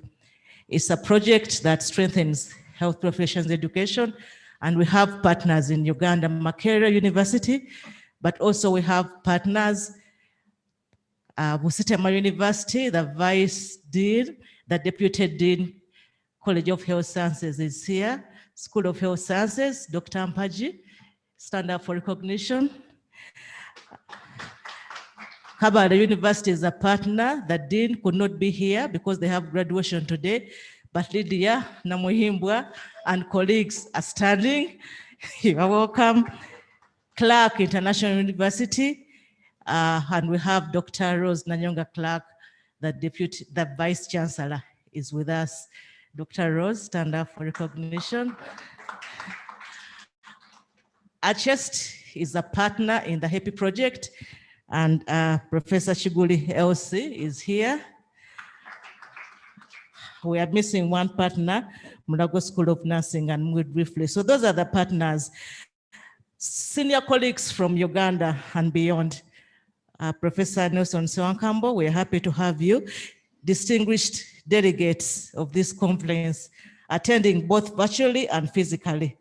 Ladies and gentlemen, it gives me great pleasure to welcome you to this Health Professions Education Conference with the theme, Transforming Health Professions Education in the 21st Century, from theory to practice. A theme that is very relevant to us all who desire to contribute to strong health systems, which are essential to having a healthy population. We should have held this conference last year, but it was postponed due to the COVID-19 pandemic, but we are happy that we have it now. I'm glad that in spite of the fact that we still have COVID, many of you have been able to attend, and 50 or more people are attending virtually. And they are from Kenya, from other East African countries, from Ethiopia, from Malawi, from the US, and you're all welcome. Educators, you're all welcome. So our role is to educate and train health professionals with appropriate competencies as one of the building blocks for the health system. And in order to do this, we need to transform what we have been doing for many years. We can't do what we have been doing before in this era. So we need to have new tricks if we are to succeed. But we need to think of who do we train, what do we train and why, how do we train, and how do we prepare ourselves to be the trainers that we need to be. How do we coordinate the questions? So there are many things that we need to think about. And as you've seen since morning, we've started having a conversation on how to address some of these main issues, and we'll do more even tomorrow. And hopefully we shall continue. Makerere College of Health Sciences is glad to co-host this conference with partners, as we talked about. I forgot to mention that in the HEPI project, we have partners outside Africa. We have Yale University. So Tracy Rebin is part of the MOU collaboration, but also Yale is a partner in the HEPI project. And also Johns Hopkins University is a partner. We all share the vision of transforming health professions education. We hope that we will learn and share freely, but also we'll build a strong community. All of us should be members of that community and in all the networks where we come from, so that we are a strong community with during and after the conference. We are grateful to the delegates who have started and who will present during these sessions. And we are excited for the keynote address that is coming, but also we are happy for those who gave the keynote addresses before. I would like to thank the principal of College of Health Sciences and the other leaders for their support. I hope they will join us. And before I make the final remarks, I'd like to introduce my team, or the team that tries to spearhead and to transform things at the College of Health Sciences. I'll mention them, Mr. VC, Dr. Professor Robert Opika, Bob, a professor of pediatrics, Dr. Scovia Balinda from the Department of Nursing, Dr. Roy Mubuke. Roy, where are you? We call him Roy because we trained him not many years ago, but he's a great pillar. He's a radiologist from Department of Radiology. He was here in the morning. Dr. Ian Munabi, Ian from the Department of Anatomy.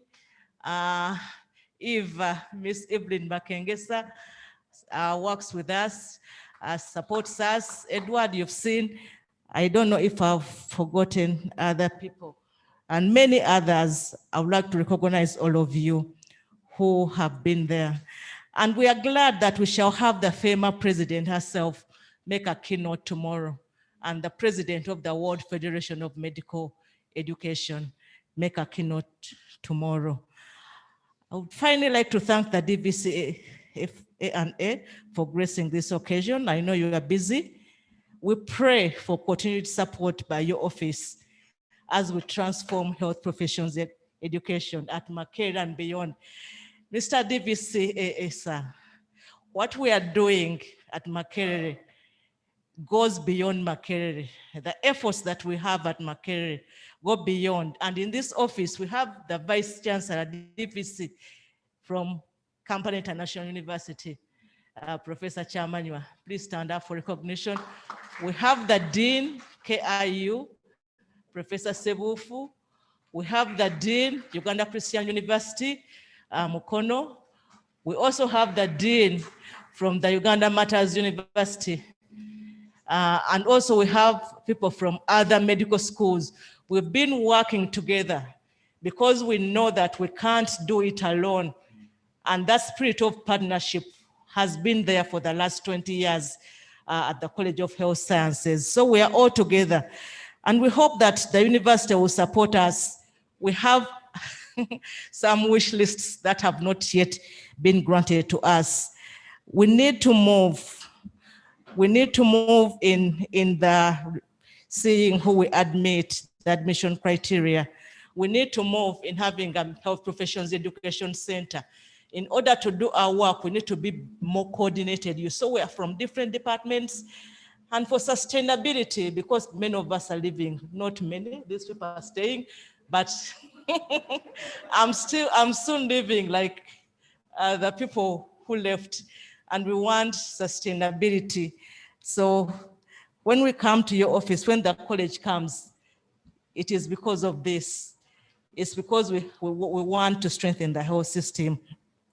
So I'd like to thank all of you. And lastly, the NIH for supporting us financially through the HEPI project. I wish everyone fruitful deliberations. Thank you as we build for the future.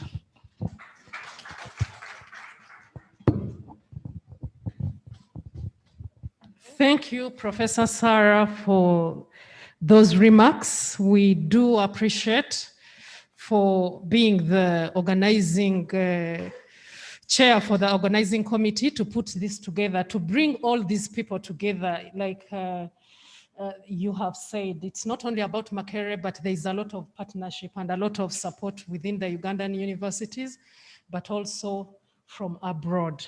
Thank you so much.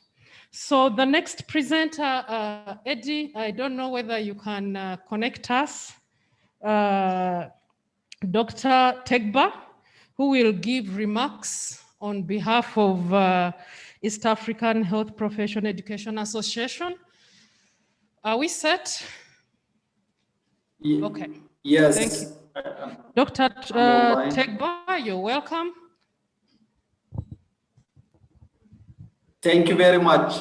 First of all, I would like to thank the organizers for giving me the opportunity to speak at this conference. Unmute, please. Can you hear me now? Can you hear me? Yes. Okay. First of all, I would like to thank the organizers for inviting me to give an opening remark. You need to unmute. I think he's talking, but if you can hear us, you may need to unmute. Mine is unmute. I don't know. We're trying to connect him. Dr. Tegba is the Vice President of the East African Health Professionals Educators Association. Can you hear me okay now?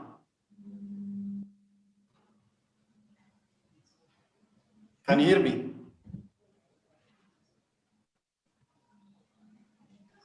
Yes, some of us online can hear you clearly. Can hear you. Yes. So if that is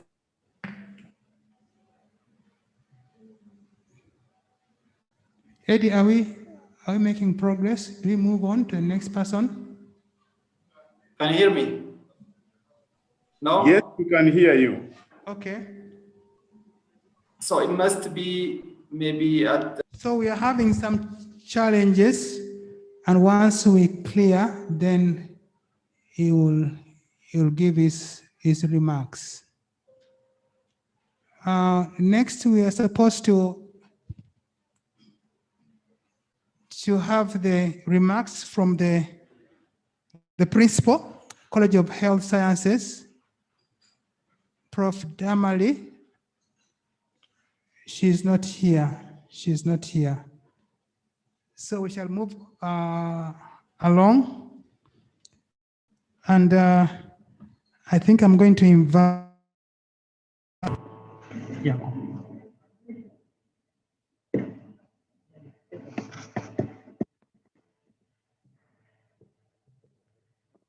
Thank you.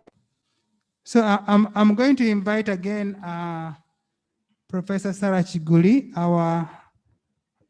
our conference chair, to come and invite the guest of honor to give his remarks, because I think that's the protocol. So Professor Chiguli, please invite the guest of honor to give his remarks. Thank you. Okay, Mr. Guest of Honor, the DVC Academic Affairs, Makerere University, I would like to invite you to give your remarks and to officially open this conference. Thank you.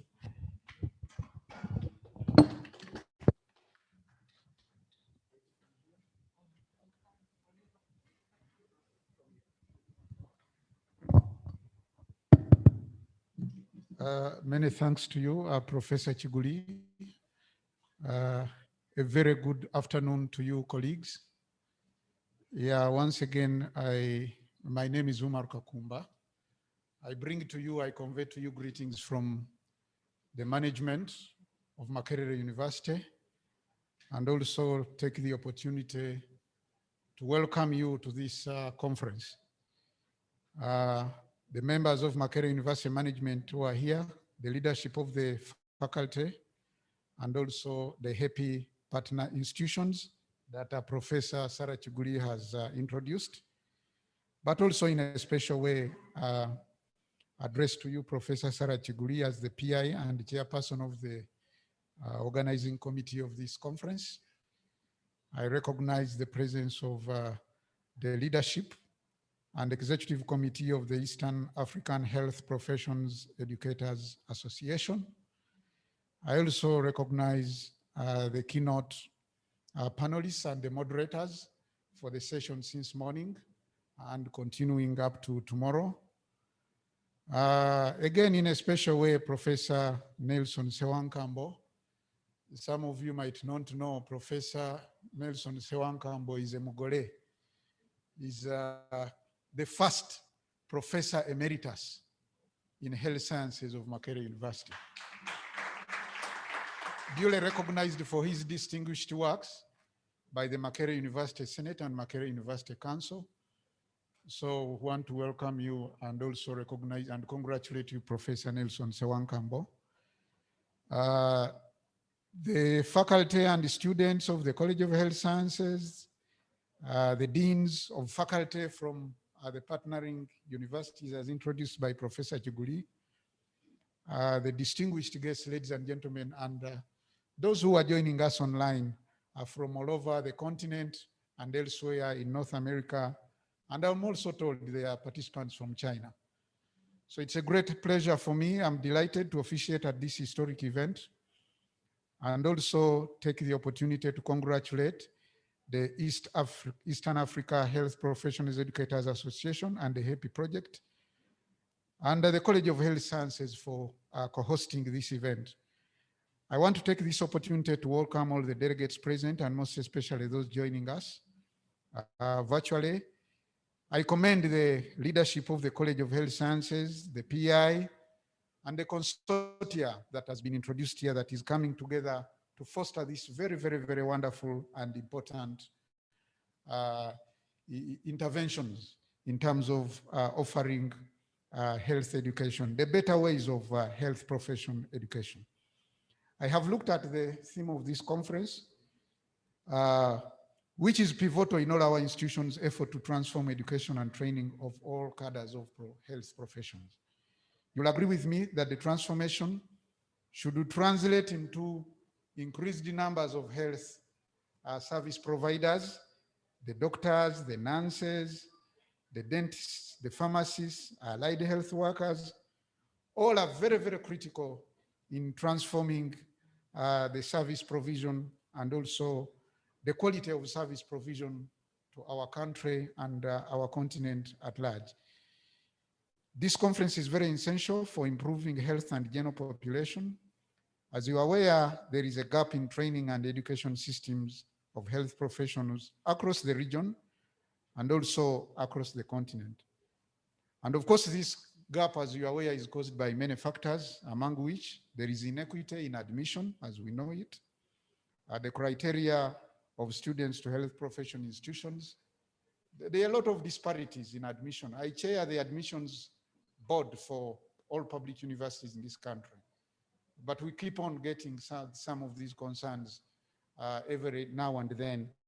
And so through this, we can be able to harmonize the offering, but also be able to create access and opportunity for many of those that would want to enroll for health profession programs. The other challenge is to do with inappropriate training curricula that many times do not address the health needs and the emerging, especially the emerging issues and addressing the emerging challenges of health services.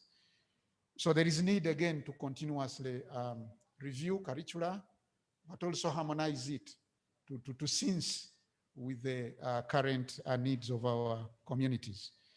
The other challenge relates to inappropriate methods of education or training and assessment, the inadequacy of learning environment in terms of place, space, structure, equipment, laboratories, and what have you, the inadequacy in terms of numbers and competence of the faculty or health professions, the inadequacy in terms of opportunities for continuous professional development of faculty, But we can also talk about the increased number of institutions in the region that makes it a little difficult to standardize education, because this is important. And here we appreciate so much the efforts that have been made by the professional bodies, including the Uganda Medical and Dental Practitioners Council, the Allied Health Professionals Council, and many others that are trying to, including the partnerships that we're having across the region with the East African community, professional body that also trying to streamline. But the issue of standardization is something that we must grapple with. And I'm glad that the engagement through this conference and the efforts of all stakeholders will be a milestone in helping to improve the quality through standardization. These and other issues, of course, I have highlighted, cause a huge challenge. And therefore, we as universities and institutions of higher learning have a huge obligation to engage governments, development partners, communities, and other stakeholders to work together to address those challenges through policy, but also through capacity building. You'll agree with me that health is a critical success factor in human development. You cannot talk about human development outside the shadows of health, outside the shadows of education. But you can only talk about human development when the education you are offering is a quality education, but it is also education that can reach out to the vulnerable communities and the needs of our population. That's when you can talk about human development framework. The East African Health Professions Educators Association and HEPI project both provide this opportunity and platform. And you'll agree with me, Professor Chiguli, I heard you talking about who are the educators. We must address who are the educators, but then those that we educate. You'll agree with me that today, the generation of the people we train in these health professions has changed. It's not the same generation of the Professor Sewankambos, the Sarah Chigulis, and many of you here. Today, there is a high grandeur and a drive for quick yielding wealth, status.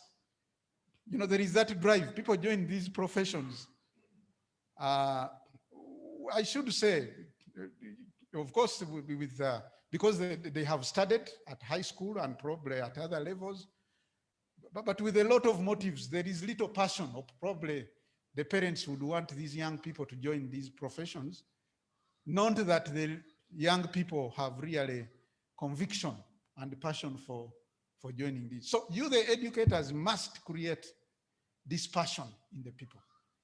Otherwise, we are not short of cases of unethical engagement by the professions and many other things that outside the scope of ethics that would expect from the health professions.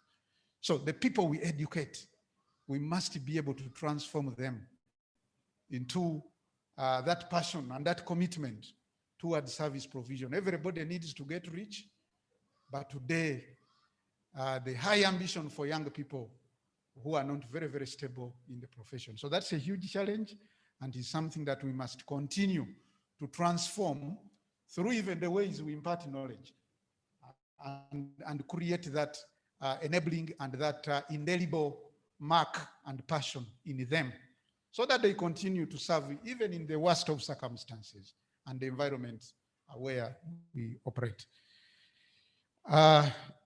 Again, I wish to mention that institutions like Makerere University are aware of the dire need to recruit adequate numbers of well-qualified and highly motivated staff.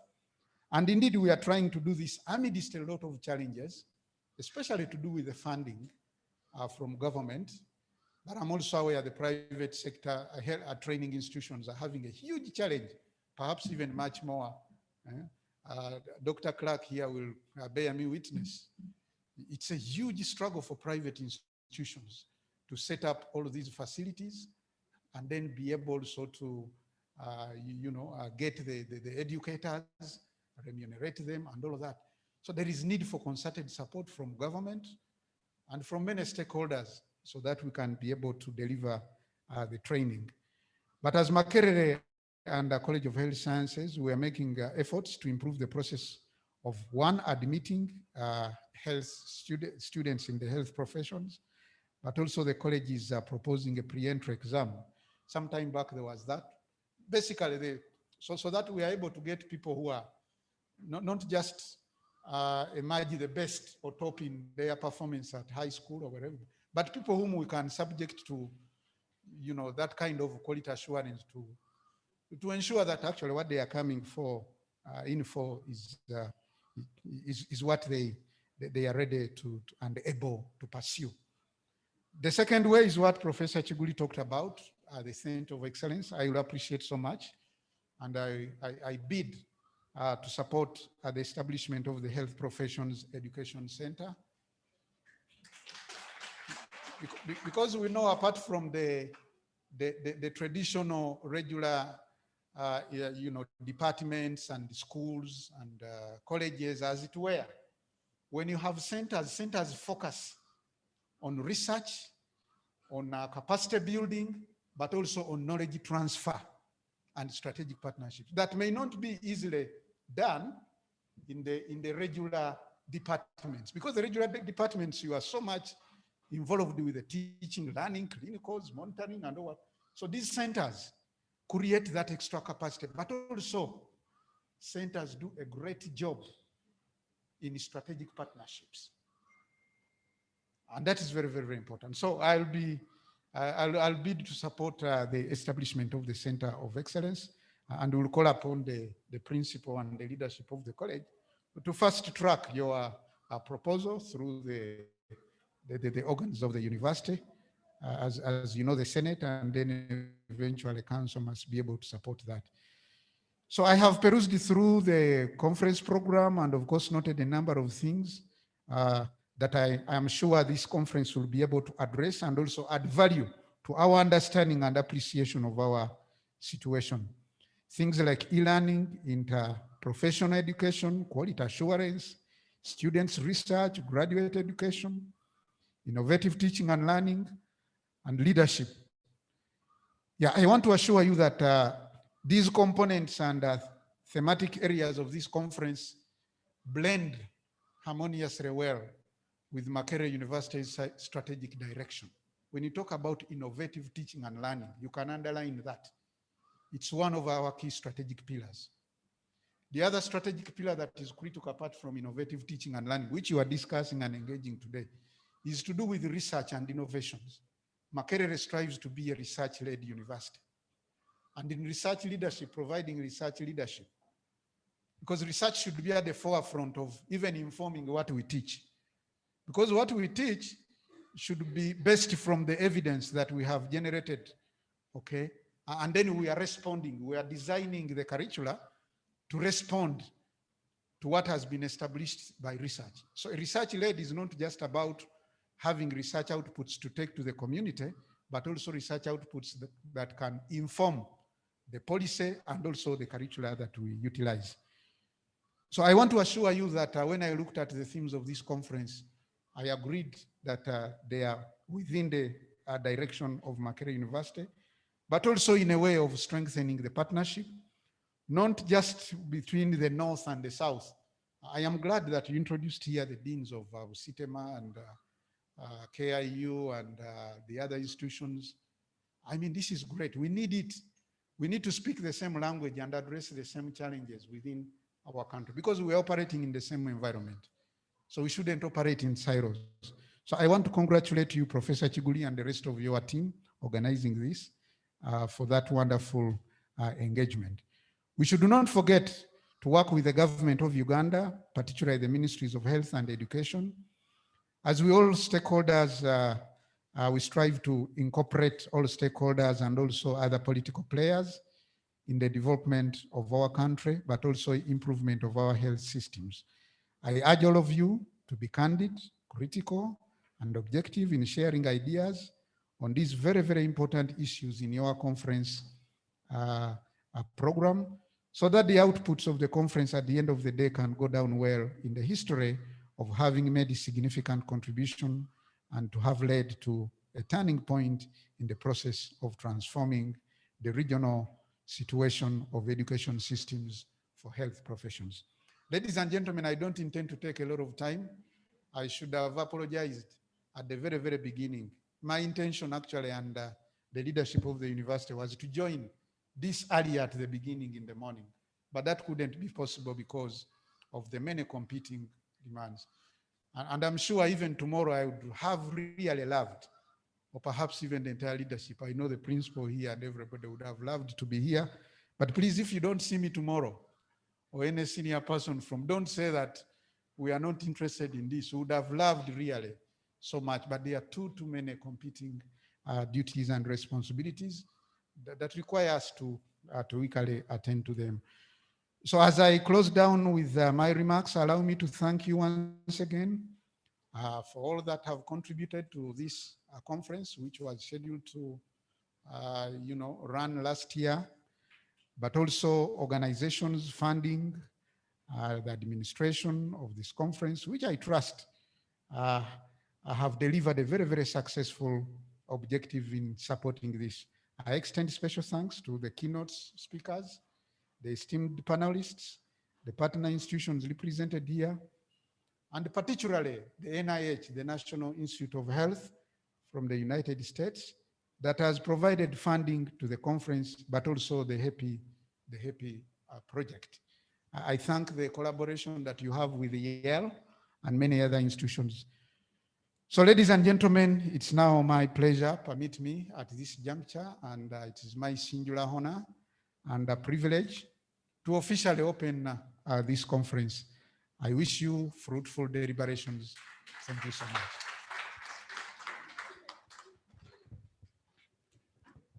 Thank you so much, DVC A&A, for those remarks and for opening the conference. So now we are open.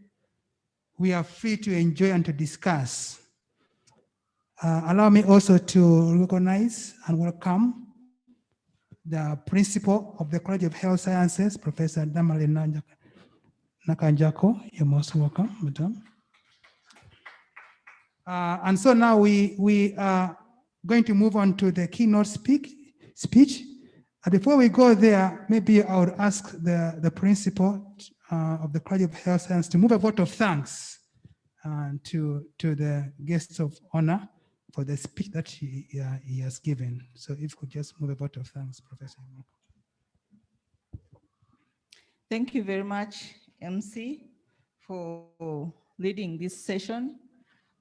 First of all, I want to apologize that I came in late because there was another meeting that I attended, but the program that I received this session was supposed to start at 3. That's the latest one I received, but nevertheless, I'm happy to be here. I want to thank our DVC for coming and honoring us to attend this. We know that you have many other commitments, but you have chosen to spend this time with us. That shows us that you have somewhere a place for education, health professions education in your heart. So we thank you very much for that. I know that we have interacted at many fronts when we are presenting the proposals for our proposals for Health Professions Education Center, and you have been very supportive in several of these stages, and we are happy to take it through to the next level. It is already under review by the Senate subcommittee, and I think it will come back to your desk very soon for the next level. So we appreciate that, and this is what they have been doing. For a program to reach a level of hosting an annual conference, they have put in a lot, and we want to thank, personally, I want to thank the entire team in Health Professions Education for reaching this far. Thank you. DVC, I just want to tell a little bit of history that the College of Health Sciences has been leading in innovations in education. We led in transforming the traditional curricula into student-centered curricula. This is where we started the problem-based learning and have continuously been improving it to competence-based learning, and we have embraced interprofessional education. All these are key ingredients in education that is internationally recognized. And all those innovations wouldn't have been possible without the efforts of this team, starting from Professor Nelson Tsewankambo. Please clap for them. Professor Chiguli, Professor Chiguli Sarah. There's also Professor Chiguli Elsie. So this team started right from the College of Health Sciences, and now they are also supporting and working together with all other health education programs in the country. So members, please give yourself a round of applause. We appreciate. It is because of you that our medical education continues to be the leader in the region. So thank you very much. And we also need to keep this aligned with the community needs. All these innovations have come in because of the quest to keep aligned with the community needs. Recently, we had the COVID-19 pandemic affect education, and this team again came up and mobilized a lot of online trainings for our faculty and training in pedagogy, and that is why we really, those are the benefits that we have had. And as a college, I can say that we had minimal interruption in our education. Graduate education was not much interrupted, undergraduate education was interrupted, but we have been able to catch up with minimal interruption. DVC, many times we came to you saying, our education activities are going on. Please approve them. They are going on. We are ready to handle the SOPs. We are ready with our online programs. It is because of this unit, and many people were not ready, but we were ready ahead of time. So it is just our quest that we are leading in many of these things, and sometimes we found ourselves being where you don't know that we are, but today we are happy that you are here, and you know that we are agile. We have an agile medical education program, and it is ready to keep afloat and address any challenges. COVID will not take us. I don't know what else will take us. So thank you very much for all the support that you have given us. In the meeting I was in before I came here, they were discussing e-learning teaching materials, and apparently the system, the university system and finance system has not yet maybe implemented the fact that computers and e-learning equipment are part of teaching materials. And it seems that the finance has not yet approved procuring of computers and conferencing materials as part of teaching materials. So I think that since you are here, we look forward to that upgrade also, that we are offering all our activities using these e-learning materials. And very soon, instead of paper and toner as teaching materials, it is computers and data and Wi-Fi that are part of teaching materials. So we request that when these come to your desk, please note that we are lacking in that area. So I want to thank all of you that have taken time to present in this conference and tomorrow's conference. It is not common that you find people publishing in medical education. This is a very recent innovation in the College of Health Sciences, and we are ready to grow it with people having doctorates in education, publishing in education, and putting our education forward. So thank you for honoring us. Thank you, MC, and thank you, team, for organizing this. As a college, we are truly grateful as we continue to shine in this area. Thank you very much.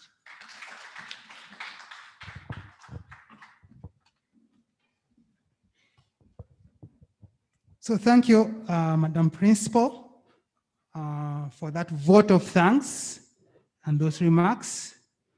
I know we have all been waiting eagerly for the next, which is the keynote address. And they're talking about transformation. And there's really no one who is more transformational than our next speaker.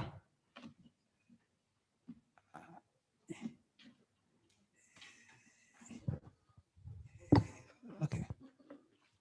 So there's no one who is more transformational than our keynote speaker. And it is really, I don't have many words to speak about Professor Nelson. He's my teacher, a mentor. He has changed the face of medical education in this country and in the medical school.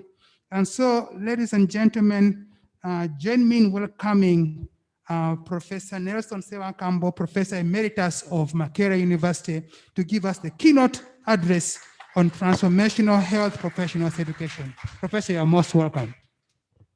Thank you. Thank you very much for that kind introduction.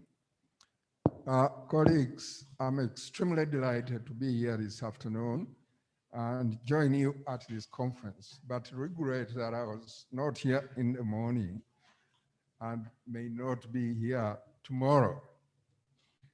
And that's not for the dislike of the program, but I just find myself caught up in too many other things. Incidentally, Chair, how many minutes do I have? You have 30 minutes. 30 minutes.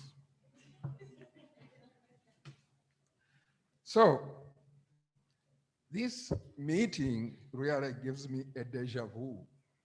It brings it real and true. What do I mean, and why is that so?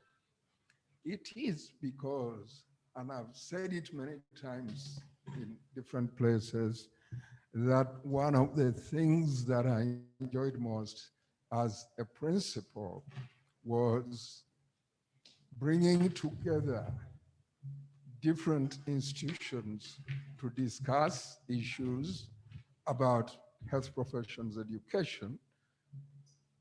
It was a very exciting opportunity. For example, when we gathered together like this and supporting each other, and people used to ask me the question, both in the country and outside, what do you benefit from collaborating with those other institutions? By that they meant, what does Makerere benefit from collaborating with other institutions? And of course, I always gave them lots of things where we were benefiting. And for me, therefore, the partnership between institutions is one of the greatest things that we should push forward as health professional educators. There's no point in competing against each other, but rather to support each other, because each institution has got some strengths which the other one doesn't have. So this afternoon, I'm talking about transformative health professions education. And I know the conference is about that. And Sarah Chiguli, in the last few days, sent me messages. What is the modification of your topic? So this is about owning and changing our future. That is the thrust of my presentation. Owning and changing our future. We, as health professionals, should own our future. and also really be active in trying to change the future for the better. But health professionals cannot do it alone. People from many other places, sectors of government, for example, even the public has a lot to contribute in transforming health professions education. And therefore, we need to embrace the fact that we should really collaborate with all those people. Because, for example, the public, they are our eyes and ears. They see what is happening, how health professionals are performing, and they tell us, this is not going right, this is going very well, and so on and so forth. So, my presentation is going to focus on these three things: health professions, education for the 21st century. And I'll not delay long on that topic because I'm sure it has been covered and it will be covered. I want to take you to UK and look at the London School of Economics in partnership with the Lancet. So they call it the London School of Economics Lancet Commission for the National Health Service of UK. And then end up with the way forward. Why is it running? Okay, so that is the structure of the presentation.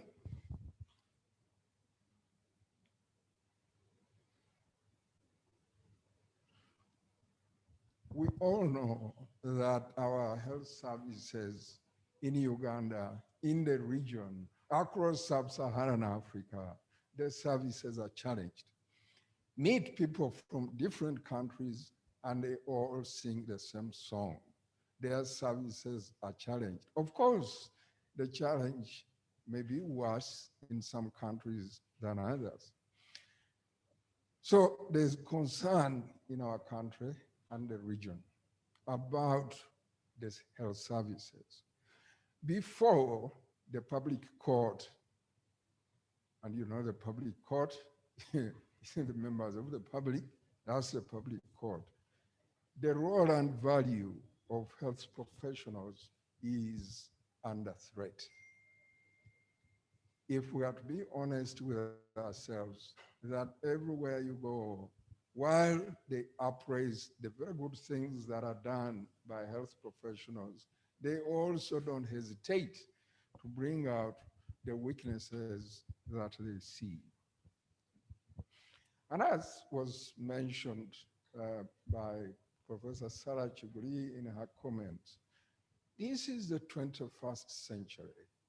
And we cannot manage the problems of the 21st century, particularly health professions education, the way we did it in the 20th century.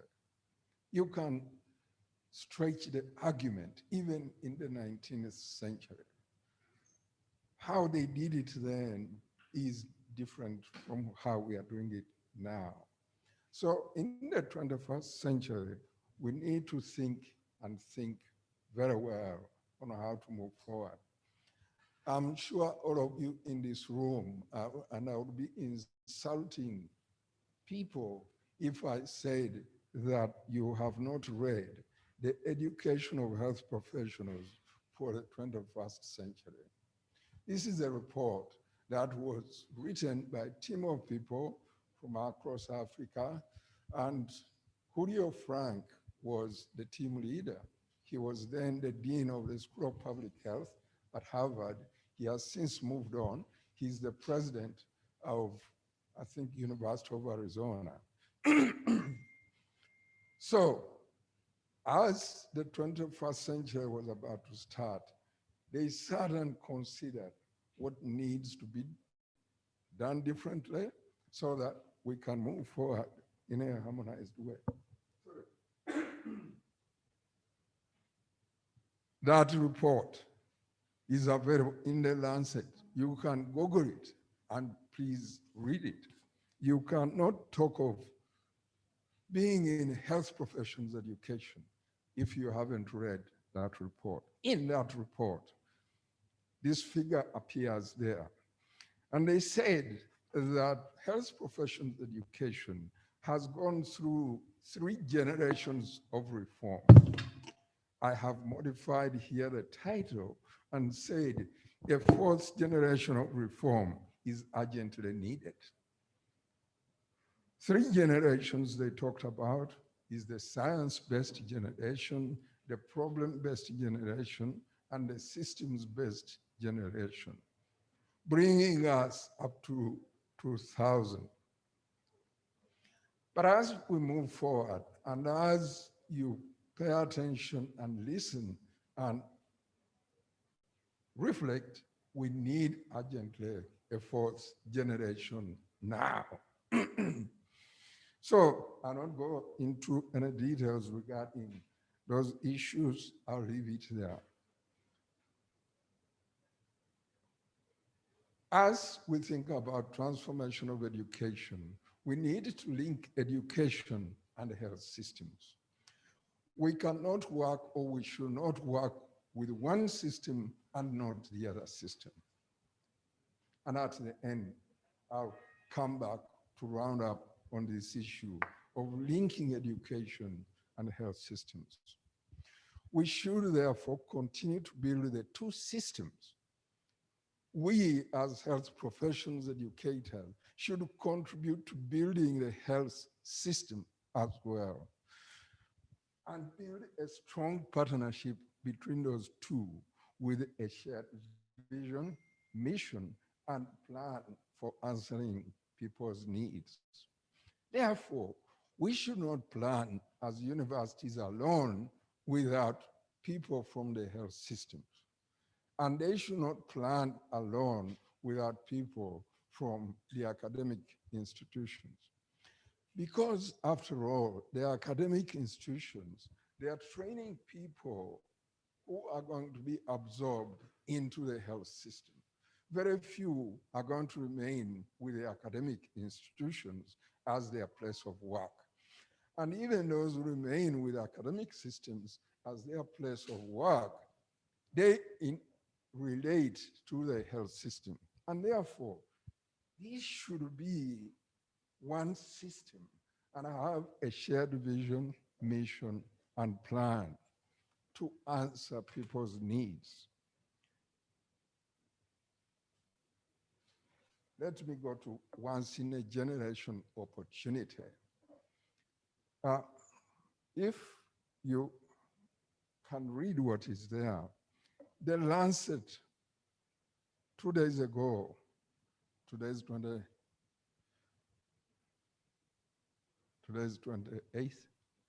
or 27th.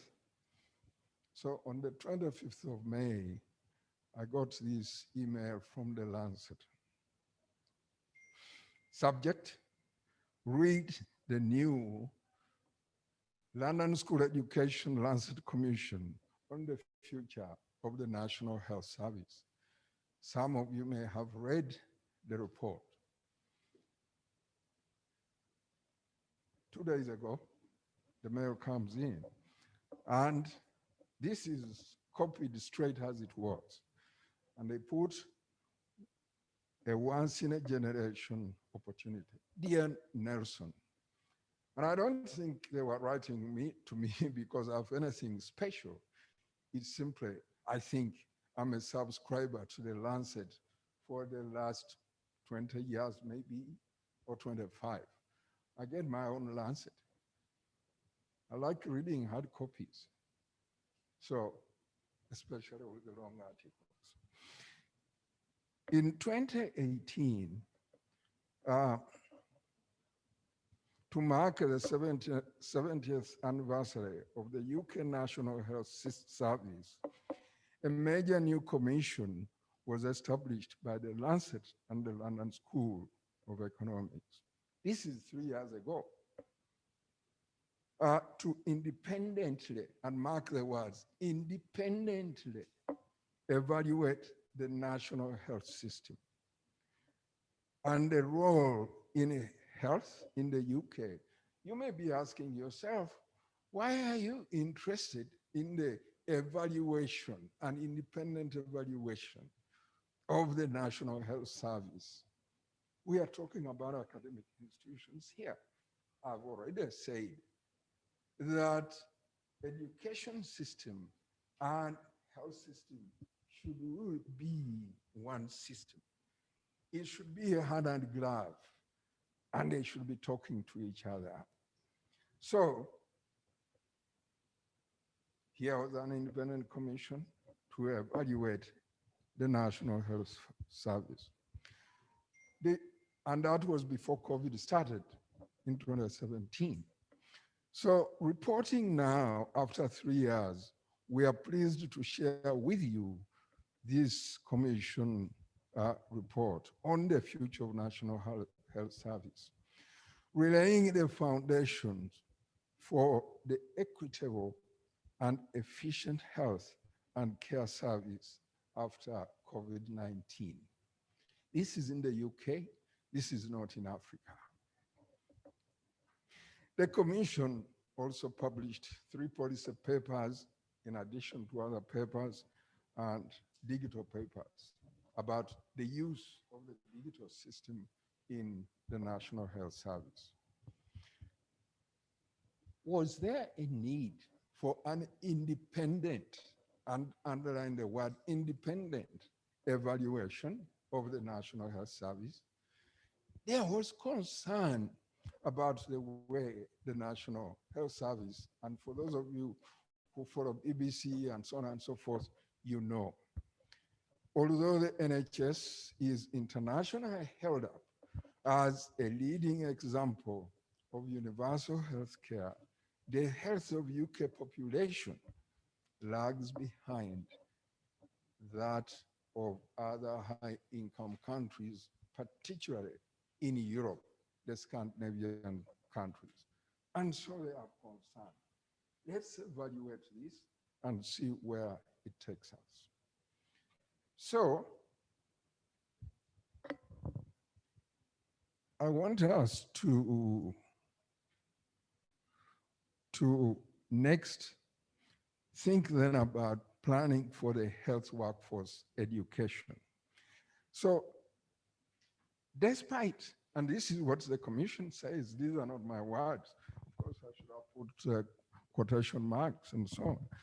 Despite UK's substantial workforce planning efforts, and they do a lot of planning. Do we do a lot of planning in this country? I don't know. The effectiveness of this planning has been much criticized. Why? Education, training, and workforce plans have typically considered each healthcare profession in isolation and have not adequately responded to the changing health and care needs. Think about Uganda. Let's now reflect on the types of learning, health professions learning, the way they learn.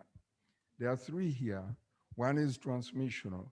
Knowledge is transmitted from the teacher to the student, like I'm doing now. Secondly, there is transactional, where the student has valuable experiences and learns best through experience, inquiry, critical thinking, and interaction with the stakeholders. And the stakeholders are many, including the public and other learners. And then there's the transformational, the transformative learning, which comes through the transformational approach, involves experiencing a deep structure shift in the basic premises of thought, feelings, and actions.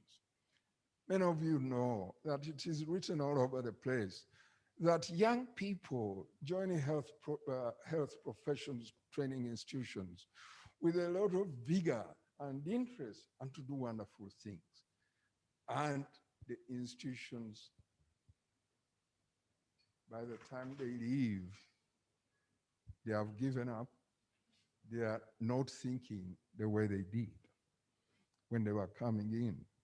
So how can we lay a foundation for transformational learning? We need to analyze the main opportunities and challenges which are facing the health workforce, not to sit in our own premises and institutions and begin to think, oh, what should we teach and how should we teach it? But the question is, what are the opportunities out there and what are the challenges for the health workforce? And then we need to recognize and accept the need for change. We need to, because if we don't, then we can't change. We are in many times our own barriers because we don't recognize the need for change. We have, therefore, before we talk about transformative education, to transform our own minds. Then we can plunge into transformative education. We need strategic vision and change management. As you know, introducing change is not an easy process. And knowing and understanding change management, having a strategy for how things will be changed is important. Needed to take a balanced approach, top-down as well as bottom-up. And of course, we need, above all, transformative leadership and a learning system or institution. If our institutions are not learning systems, willing to learn from what has gone before, what is observed elsewhere, and so forth, then we cannot have effective transformative learning. So transformative change, there is a model which was advanced, and it is on this slide. And you see that at the center is leadership. Leadership is critical in ensuring transformational learning. There's the external environment, there's the internal environment, there's the organizational culture. How is your institution or our institutions? What is the culture there? Is it a culture of learning from experiences, or is it a culture of this is what we used to do and we must do it? And then there is having a mission and a strategy. So briefly, again, this is taken from e-adult education. There are 7 stages of transformative change, and they are on the slide. I'll not go through those. So transformative education with the above considerations requires a good connection and link between the health sector services, the education sector, and other sectors, because there are many other sectors which contribute to the education of health professionals. And of course, as I've been emphasizing, the population and the community, and political will within the institution, political will within government, and so forth. Health system is at the center because, as I said, we are doing these things that we do for the health system. And by the way, health system here is defined broadly. Even research is part of the health system because the research feeds into the health system and does to do things which the health system requires. So research is part of the health system. So what next? As I put here, transformative learning is learning to purposefully question one's own assumptions, beliefs, feelings, and perspectives in order to grow or mature personally and intellectually, and to serve a purpose. It is for serving a purpose. Real change and lasting change, for that matter, does not happen overnight. It comes gradually. We need visionaries, however, and wisdom teachers to come together with passionate learners for the purpose of creating deep transformation at all levels. I've just mentioned that the learners come in as passionate learners, most of them. Of course, there are some who are pushed into the professions by the parents or other people. It always puzzles me when we discuss ethics, and we are doing ethics, all of us here. One of the things that keeps coming up are ethical standards for research. Is what you are doing ethical? But it always puzzles me that we talk health professions education and we never mention ethics at all. Is it ethical to treat and manage a student in a manner that does not lead to the transformation that he or she came looking for? Is it ethical to do a number of things which could be described as unethical? Why is it that ethics is not discussed? I think as part of transformative education, we need to bring educational ethics to the center of our thinking. Many ethical challenges and unintended consequences happen in education. We may have intended good, but unintended consequences, negative, do happen. But also, there are unintended consequences which are positive. We need a contextualized ethics framework for transformation or transformative health professions education. They are recurring questions. What is the impact of training our graduates? We should not stop at they have graduated. We gave them degrees 2 days or 1 week ago. But what is the impact of the graduates' activities on the health system and health of the population? One of the things, again, which I enjoyed very much, when we had innovations at Makerere, I traveled across this country, right up to Arua, down to Kabale, and sitting quietly with the graduates of Makerere and saying, let's talk. What is your experience? Do you think we gave you good education? What do you say we should have done now that you've been in practice for some time that we didn't do? It was one of the most revealing and exciting things that we did as a team. So, the discovery of our place in the universe is part of transformational education. Transformative learning shapes people. They are different afterwards in ways both they and others can recognize. The goal of this learning is to gain a crucial sense of agency of ourselves and our lives. We control our experiences rather than be controlled by them. The focus on change in consciousness is manifested in many different ways. So, we need to secure a sustainable and fit for purpose health workforce. Fit for purpose health workforce. Yes.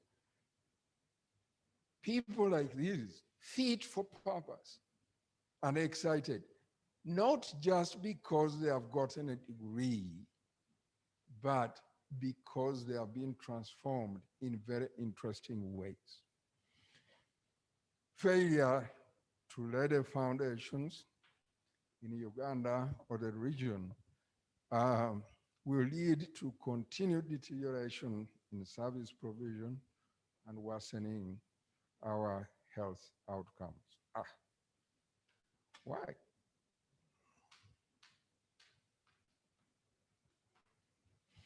So, I wanted to give a word of caution that not all transformative changes are desirable.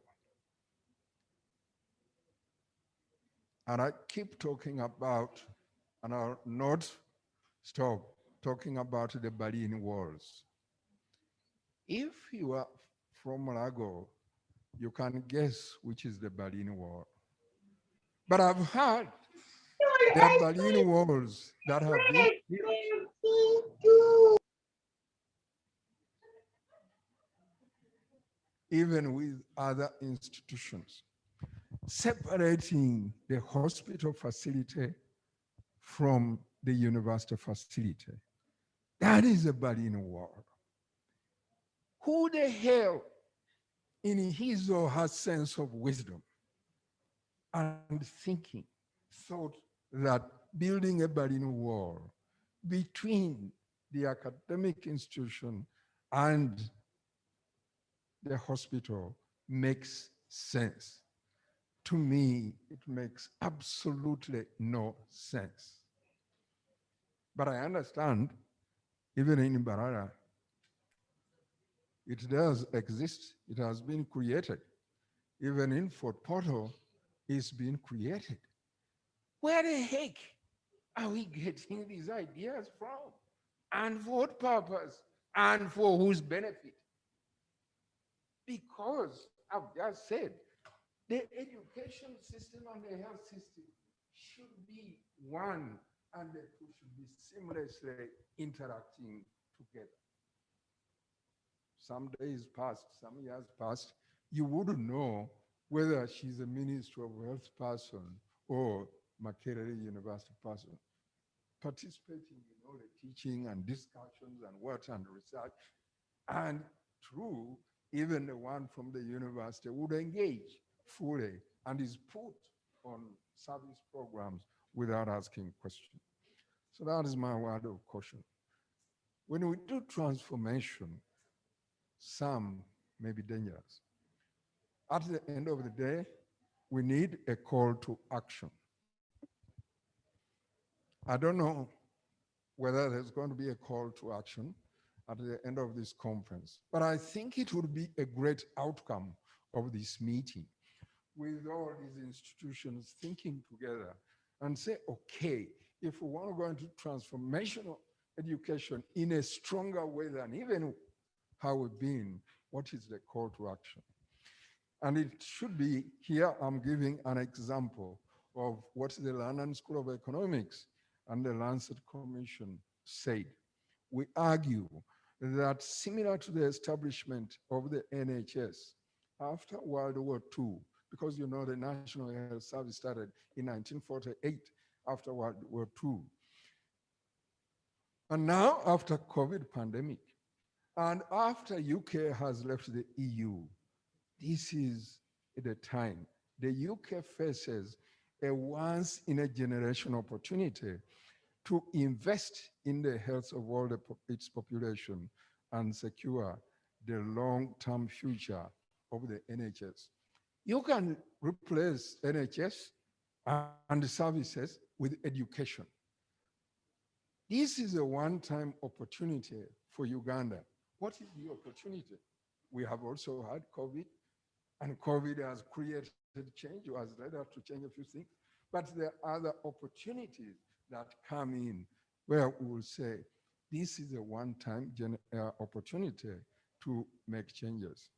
I thank you for your attention.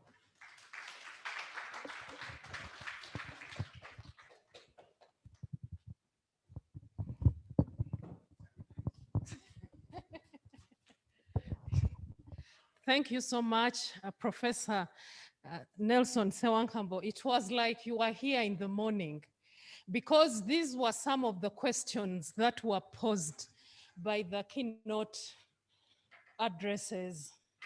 As one said in the morning, how do we train a health profession in this 21st century, in this chaotic and complex environment? Being taught by a faculty of today, but teaching health professionals of the future, but working with the curriculum of what? Of yesterday. Those were the questions. And I guess with this particular address, I think some answers are starting to come up. And this has to do with transformative health education, and a number of things have been highlighted. And I know for the keynote, these were questions that we had, and I was just wondering when I was seated here, it was like you are answering questions. You are not here, but these were some of the issues that were raised. But it has been highlighted with this transformative education. It is very important to have strategic direction, change management, balanced approach, like he has said, top up and up down approach, transformative leadership, and above all, collaboration, not only by FACA, but also looking at very important ministries. So we would like to thank you, Professor, for having answered these questions, though you are not here in the morning, but I guess the audience is starting to note a few things as these were raised in the morning. We do appreciate you're a very busy person for having taken off time to be with us this afternoon, and thank you so much. But also we would like to also thank the people who have been here, the academic, the deputy VC academic for Makerere, our principal who is still here, and also for HEPI. Thank you so much. And I think this session, we are closing this session, but I guess we still have the last session. I don't know whether we are going to continue with that session. Thank you so much. Let's put our hands together for the presenters.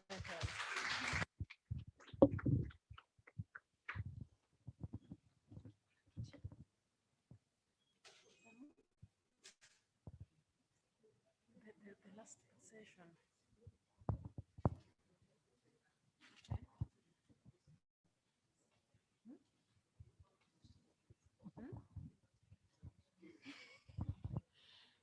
They've been asking, I've been directed and advised if there are any burning question, maybe one or two, because I know Professor Sewankambo has another commitment within a few minutes. Yes, Dr. Nanyonga. Professor Sewankambo, I'm Dr. Clark Nanyonga, Vice Chancellor, Clark International University. Thank you so much for your presentation. I am going to take you to task to do a deep dive on one element that you spoke about, which is that to transform organizations, to transform education, to transform the curricula, we need to transform our minds. And I know that we talk about this quite a lot, the growth mindset, transforming our minds. And there's an assumption that actually people know what we are talking about. So I would like you to give us specific examples of your own journey, because you have been at this for a long time. You have done work that reflects a transformed mind. What are some of the practices, routine practices, that you engaged in to be able to sustain this practice, so that all of us who are here, when we talk about transforming our minds, we actually know what we are talking about? Thank you. Thank you for the question. It's not an easy question. We could talk for hours. But I have never had training in health professions education. Never. But I gradually picked up on health professions education. And I'm not saying this because I'm sitting in a health professions conference. I am deeply committed to health professions education. And I came to the realization that we, as you know, we get from our different specialties, and the next day we are trainers.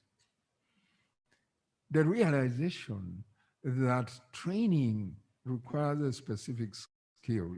It is not a question of just calling students around the bedside and talk to them, and that is it. It requires a little more. than that. That realization made me want to understand health professions education much more. And I attended many conferences and workshops. When I said that I've never received a training, I meant this degree training or diploma training in health professions education. But yes, I've attended conferences like this, and you get out and having noticed something. And you go back and think about it and say, how do we do different?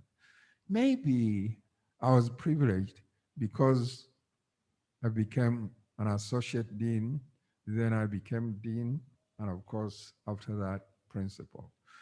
That sitting up there, you even think more deeply, could we have done things differently from what we are doing? And therefore, supported people to get into health professions education. When I was dean, I think that was the time, we sent a number of people to train in masters in health professions education so that they would come out as specialists in that area. When before we transformed our curriculum to problem-based learning, I looked for a grant, and Rockefeller Foundation was good enough to give us a grant, which was to work on transformation of the curriculum and education at that. So we visited. We used, by the way, to meet, a team of us used to meet from Friday afternoon to Sunday afternoon, talking nothing but health professions education and what was necessary to transform an institution. But not to go blindly, we went to Europe. A team went to Europe, Maastricht University. Another one went to India. I went to India. We visited a couple of institutions. Other people visited some African institutions here, others in the United States and Canada, to gather information and see how other people are doing business. And we came back wiser, and we all gave our reports.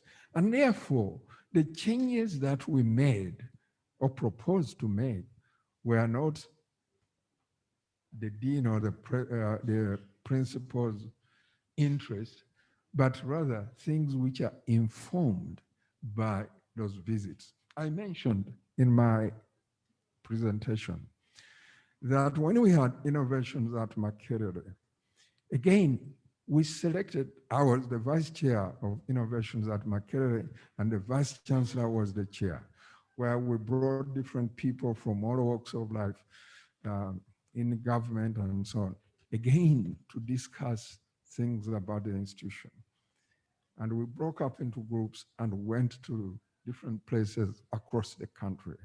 And as I said, listening to our own graduates in an environment which was not intimidating. I'm speaking to the dean, no, but very relaxed out there, talking to these individuals. And they say things, and you want to go and see what they are talking about. Yesterday, and I'll say this and stop, we have a nurture program that supports middle and junior level faculty. And we've been doing this for the last 6 years or so. One of the nurses was presenting her progress, and she told us about her project, which took her to, I think, 27 or 37 facilities, 2 hospitals, and the rest health center 4s and 3. Her study is about the care which is given to women after delivery. She presented, and in the end I said, your research is great, but the results are depressing, absolutely depressing. Because of what she saw and the data she collected. And later she said, oh, Professor Sankambu, you said the results are depressing. Yes, they're depressing. Even for me, meaning for her. When she went around collecting this data, she was getting very depressed because of what she saw in those facilities. Part of it was not due to the health workers' fault because resources were limited, but health workers said, we last had the training about these 15 years ago or so. And so the young lady said, I was also very depressed when I was collecting this data. So that's my level of interest, trying to understand health professions education. I don't know whether I've answered the question to your satisfaction or not, but we can talk more outside here. So thank you so much. I think we are going, because of time, we are going to move to the next session. So I think I'm going to ask Dr. Nanyonga to take over this particular session, but I would like to put our hands again together to thank all the members.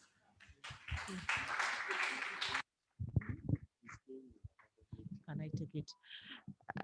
Thank you very much. Thank you, Professor Sewankambu. You need him to talk for a day. I'll just share one incident when, at one time I was young. When we were young and grappling to find sense of what we would do when we are changing. We used to sit every day. He said they would meet the whole weekend. We used to sit every day between 7 and 8. It was for 2 years, Elsie. It was for 2 years with our deputy dean education. And sometimes we had retreats, bottom up, top up. And when we had ideas, we would go and tell him, this is what we think should be done. And he would always challenge us. So I think we can learn a lot. And this is a good thing that we have started the conversation. Ladies and gentlemen, we would like just to do one thing before we leave. Dr. Tegba is on, and he wants to make his presentation in about 3 to 5 minutes, and then we shall close today's session. And if there's anything we've not done, we shall do it tomorrow. Tomorrow we are starting at 8, so please be on time. So Dr. Tegba, we need you to tell us something about, to make remarks about the East African Health Profession Educators Association. And I know that you also have run out of time. I'm told that he has left. So let's clap ourselves. I think we've had a good day. I know there's something that didn't end, but we have tomorrow. There's tea outside. There's a photo outside, and then there'll be tea. Don't leave the tea, and then we'll close. But thank you very, very much. Those online and those that are here, thank you for a great day.